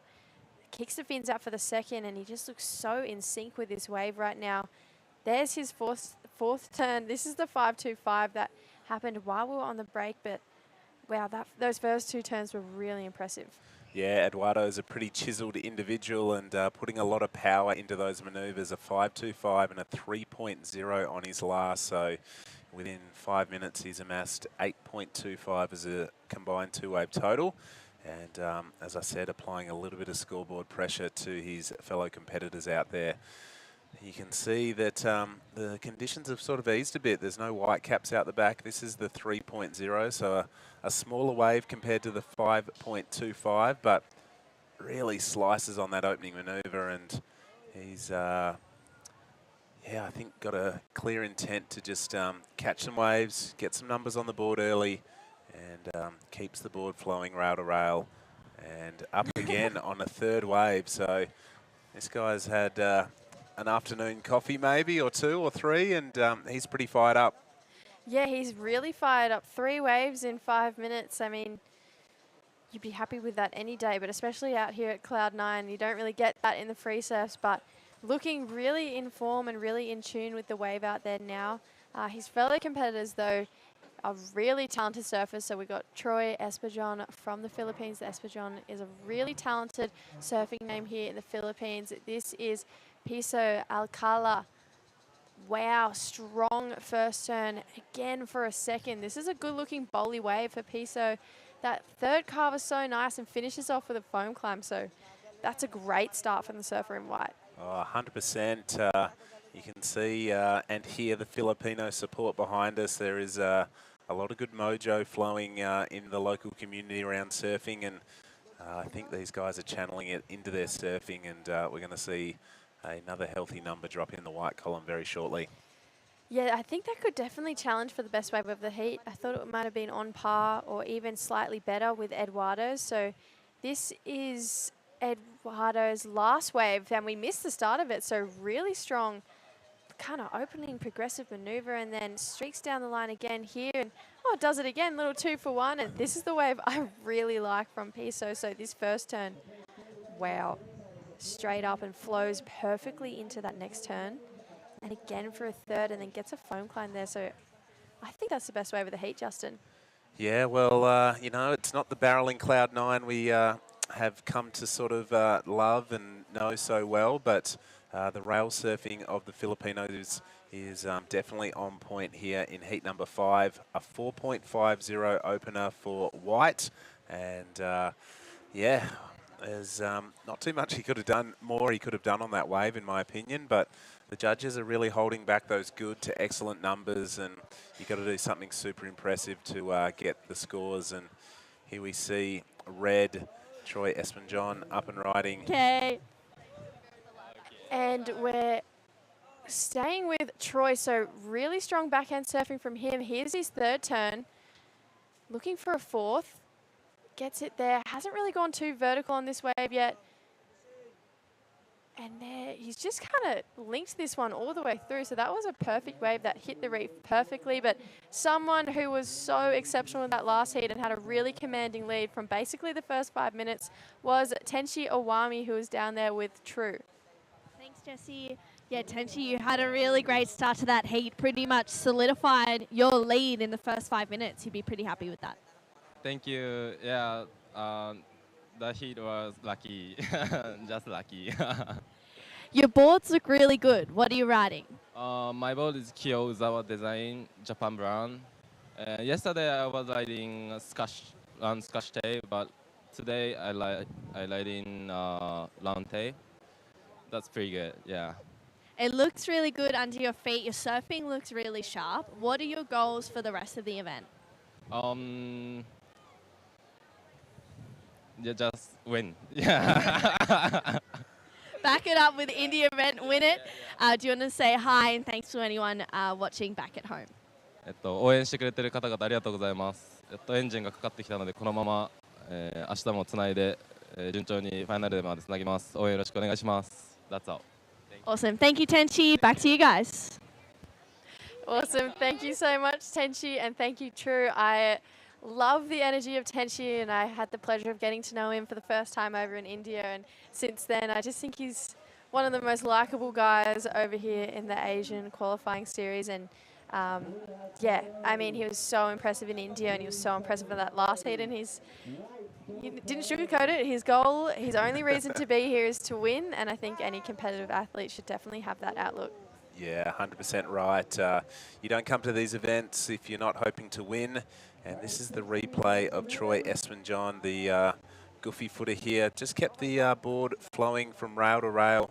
Nothing super vertical, like you said. And this was White's second attempt. Just a short carving maneuver there, just in and out. But again, the Filipino surfers, they've seen enough Japanese surfers progress through to the round of 16, and they've started with a bit of fire in the belly, looking to progress through themselves. So right now, 15.5 minutes. It's all been Filipino surfers. So Suda in the blue. Here's his opportunity on the backhand. Carving first maneuver, deep bottom turn, throws it up and throws a big bucket of spray on that one. And he's going to try and link this through to the inside section, find another steep part of the wave to dissect, and kicks out of that one. So everyone now on the scoreboard. We've got a couple of scores still to lock in, so we'll give you an update as soon as they drop. Jesse, it's been a bit of a weird day. We started early, we're going to finish late. We had a bit of a gap in between, but I've been quite impressed by the standard of the men's surfing this afternoon. Yeah, I mean, this was always going to be a really exciting round. I touched on earlier this morning, I think the men's round of 32 is the most heated round in all of them. You know, we go to man-on-man surfing after this, I'm pretty sure. I could be wrong.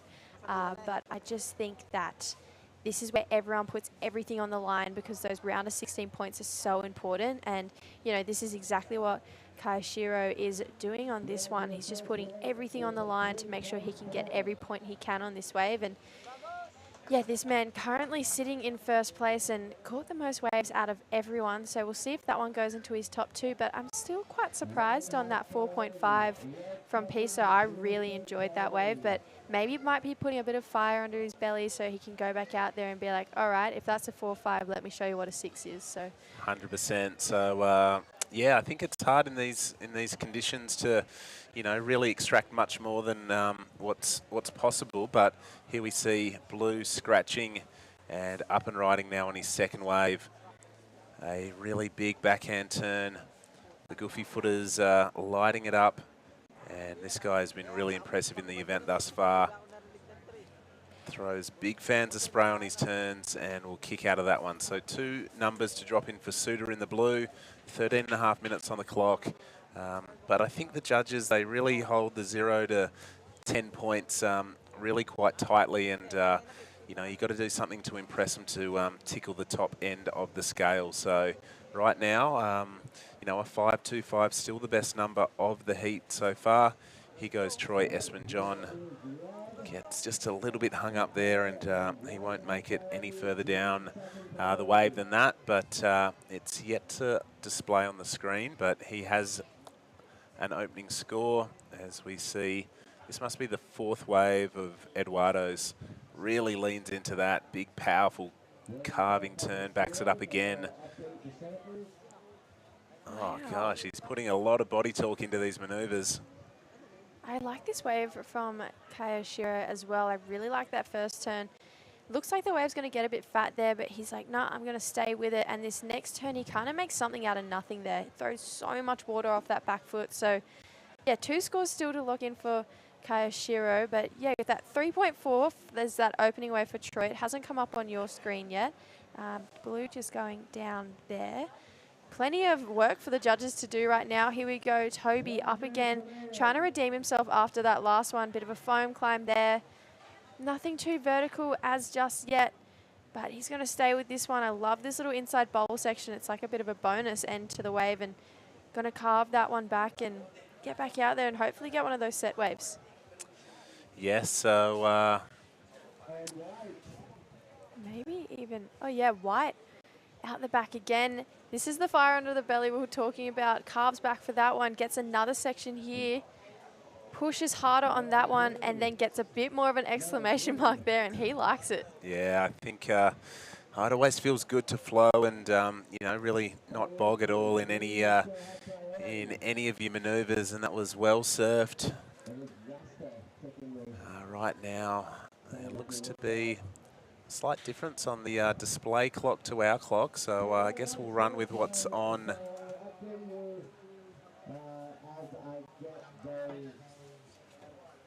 Yeah, we've got a bit of... A little bit of a delay in the scoring system and what's displayed, but I'm sure that'll all catch up very soon. You can see the boardwalk here still very busy with people coming down for sunset o'clock to just enjoy what is going to be the last heat of the day. Asking for a situation is our surfer in blue. And this is, I think, the third wave of Troy Espanjon. He's lightweight. He's got the zinc all over his face. He's got the war paint on. He's ready to do business. And here we see Piso. He is a powerful surfer, and he's had really good wave selection, going vertical and chucking buckets of water out the back of this one. That's his, well, I counted 6 turns on that wave, so a lot of really good manoeuvres on offer. And I think maybe with 10 minutes on the clock, we've had, numbers are starting to catch up now. So I think we're getting back on track. We'll give you all an update as soon as our computer screen is back in action. That's looking a little bit better. I think we might have just lost a little bit of connectivity with the judges' tower, but it looks like things are starting to roll back through. And the time at 9.5 minutes. So 25-minute heats, they go so quick when you've got 4 talented surfers in the water, Jessie. Yeah, we've definitely got scores for all 4 surfers to lock in. I think we're still catching up a little bit. And, you know, the beach commentators would be experiencing the same thing. I think it's all connected on the one program. It's the last heat of the day. But, you know, this has been a really exciting heat. I really liked that last wave from Piso. I thought it was maybe the best wave selection of the heat we've seen so far. It just seemed to have that steeper face the whole way through along the reef. Kayashiro, he's just been throwing buckets this whole heat. And then Troy's been just, you know, keeping up with the pack and kind of letting his surfing do the talking and showing us that, you know, he's here to be in it and to make heats and represent his country. And I'm sure that everyone's up there in the spectators' little area on the tower cheering him on. But Eduardo's just looked on point this whole heat so far. It just looks really crisp and really confident in his surfing. I couldn't agree more. We are approaching the high tide, so the combination of high tide and a small swell is probably the reason that we're going to call this the final heat of the day. So it's still highly contestable out there. You can see the guys through this drone angle, all just waiting for a set or two to pop up. And whenever you see surfers moving, it means something's probably coming. Right now, it is green with first priority and the lead. We're still waiting for some numbers to drop in, but it looks like White is going to scratch from 4th priority. No one else really looked interested, but what can he do here? Wow, nice aerial reverse. We saw him do that yesterday to move through to this round. And wow, just pumping and chucks the fins out again. So high speed, high risk surfing, you know, to go for that maneuver on the opening section of the wave. You leave nothing on the line when you do that. Yeah, I think we might have 2 or 3 scores to lock in for him now, but I just love how determined he is to make sure he secures that 2nd or 1st position and to make through this heat. He just looks, desperate isn't the right word, but he just looks so eager to make sure that, you know, he's here to win and he's here to prove a point and represent his country. And I'm really liking the surfing he's putting on for this heat, but 7 minutes to go. I feel like the gate is still wide open for all 4 of these surfers, and yeah, it's just a matter of judges locking in the scores. We're just catching up with scores now. So all scores locked in for Kayoshiro, a 4.35 and a 3.5 for his first 2 waves. Has him temporarily in 2nd. This is that last wave for Piso.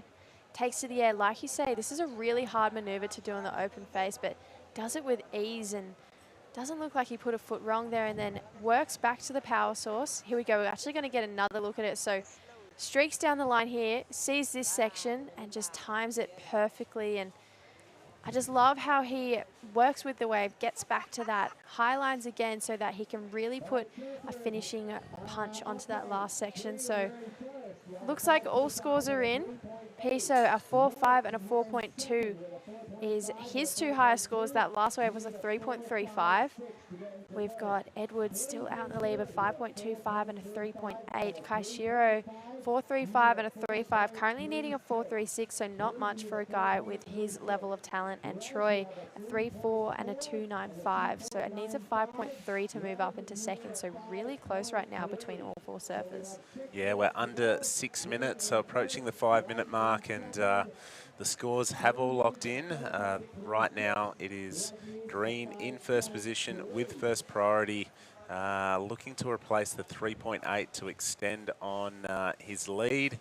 And you can see all the characters out there on the boardwalk. It takes a while to sort of hustle and bustle your way through all the spectators to get to the post-heat interviews, Jesse.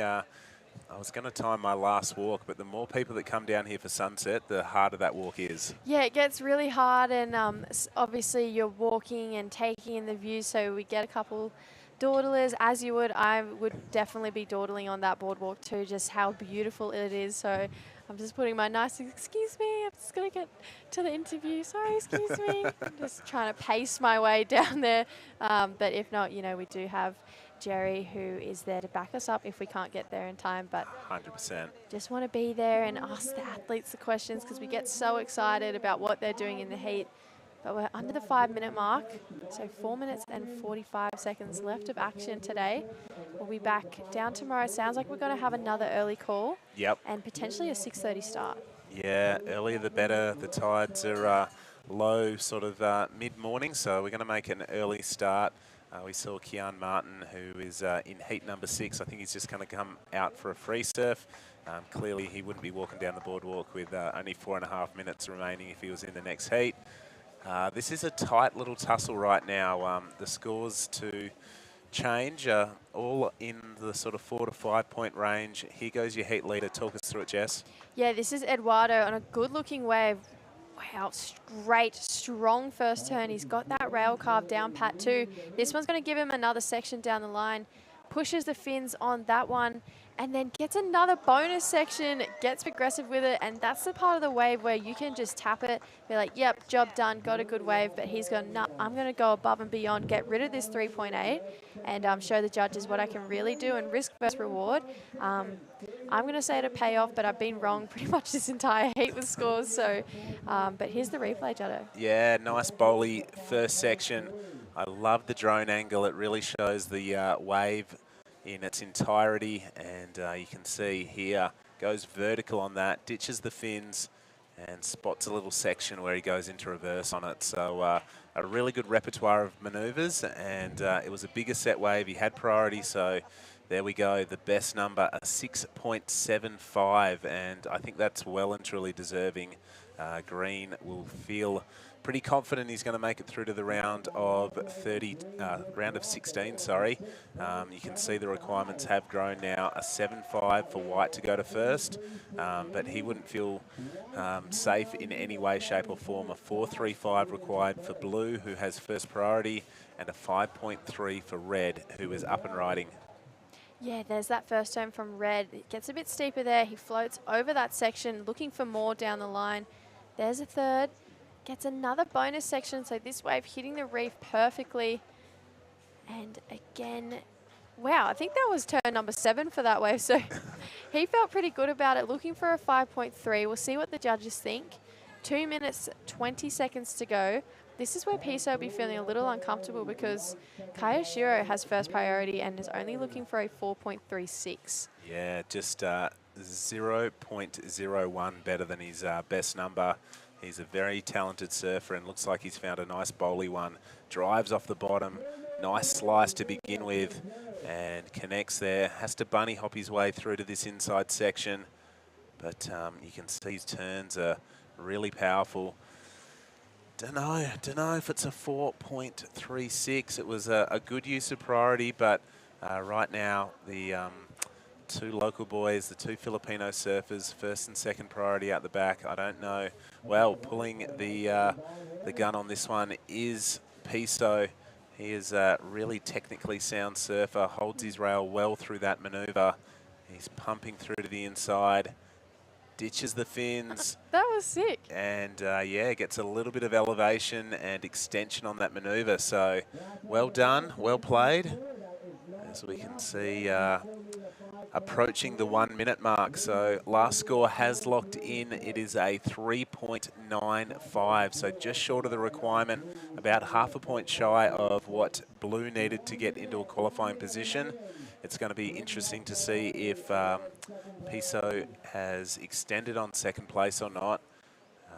With less than a minute to go, these are nervous times. I'm sure we'll get a look at the 3.95 here from Suda. Yeah, I really liked that first turn and then gets another. I feel like this is where he might have lost a few points because he got a bit hung up there. And then unfortunately, this wave didn't give him the finishing turn, but here's this last one from Piso, a good-looking wave. Gets up there and connects it straight away. There's that carve that he's got down pat.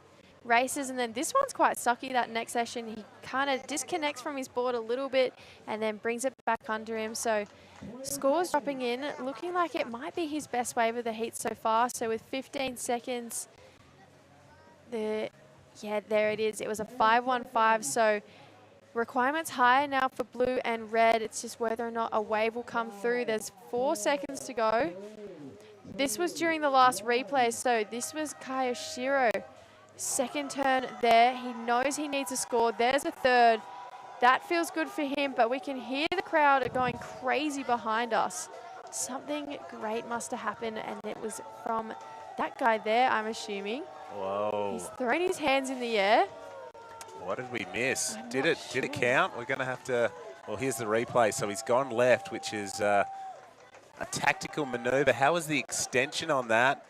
That would feel good. His requirement was pretty big. It was a lofty air. Oh. Waiting for the scores. Yeah, needing a 6.25 and went left. You know, one of those rogue lefts we never see, but it was pretty cool. He had a lot of time in the air. But scores slowly locking in now. 2 judges saying no, 3 saying no, and then it is, comes in just short, does push him up into third. It was a 5.65. That last one from Kayoshiro, a 4.3. So it will be Eduardo and Piso moving through this one, but Troy's got to be happy with that last wave. Oh, you got to be so stoked, and to do that at your home break in front of all your friends and family and supporters. We heard the tower just erupt, but 2 Filipino surfers moving through. That was a real nail-biting heat. It went pretty much all the way down to the wire. So well surfed by that young fella in the red to stomp that manoeuvre. It was impressive. Finishes in third position, but not quite enough. And there are the surf fans who have come to watch the action, and they look pretty happy. I'd be pretty stoked if I came down the beach and saw that going on. Oh, I'd be so ecstatic if I came down the beach and saw that. It's been a really fun day of surfing, and The free surfers already out there, already amongst it, making sure that they're getting as much time out there in that break as they can, because we're going to be back for another day of competition tomorrow, but then we're going to have a bit of a break. We're going to have a day off, and then we'll be back on Tuesday. Yes, 100%. There's election day coming up, so an exciting Sunday coming up here at the Siargao International Surfing Cup. Day number 3 has been an exciting one. Any highlights that pop out for you? All of it. I think I really enjoyed seeing the women out there for the first time, so that is definitely a highlight for me. How about yourself? Oh, I just loved every little heat. I also enjoyed seeing the ladies hit the water for the first time, but I just think the men's this afternoon, every heat was so close. It went down to, you know, wave selection and manoeuvre selection. But for me, yeah, I think it's all just been good, Jessie. It's been really exciting and really good to watch. Yeah, well, it's been a fun event. Tomorrow we'll be back with a 6 a.m. call for day number 4 of action. And yeah, get excited, because from what we've seen, it's going to be a great event. So don't go anywhere. Come back tomorrow, because it's going to be a huge day of surfing. We'll see you then. Have a good night. Cheers.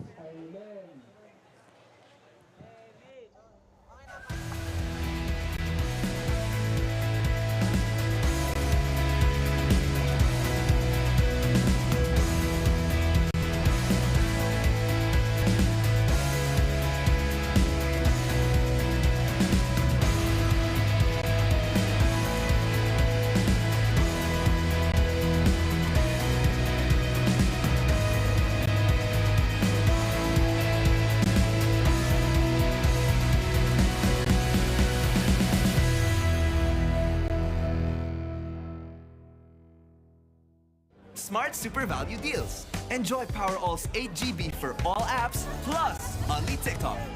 Or magic data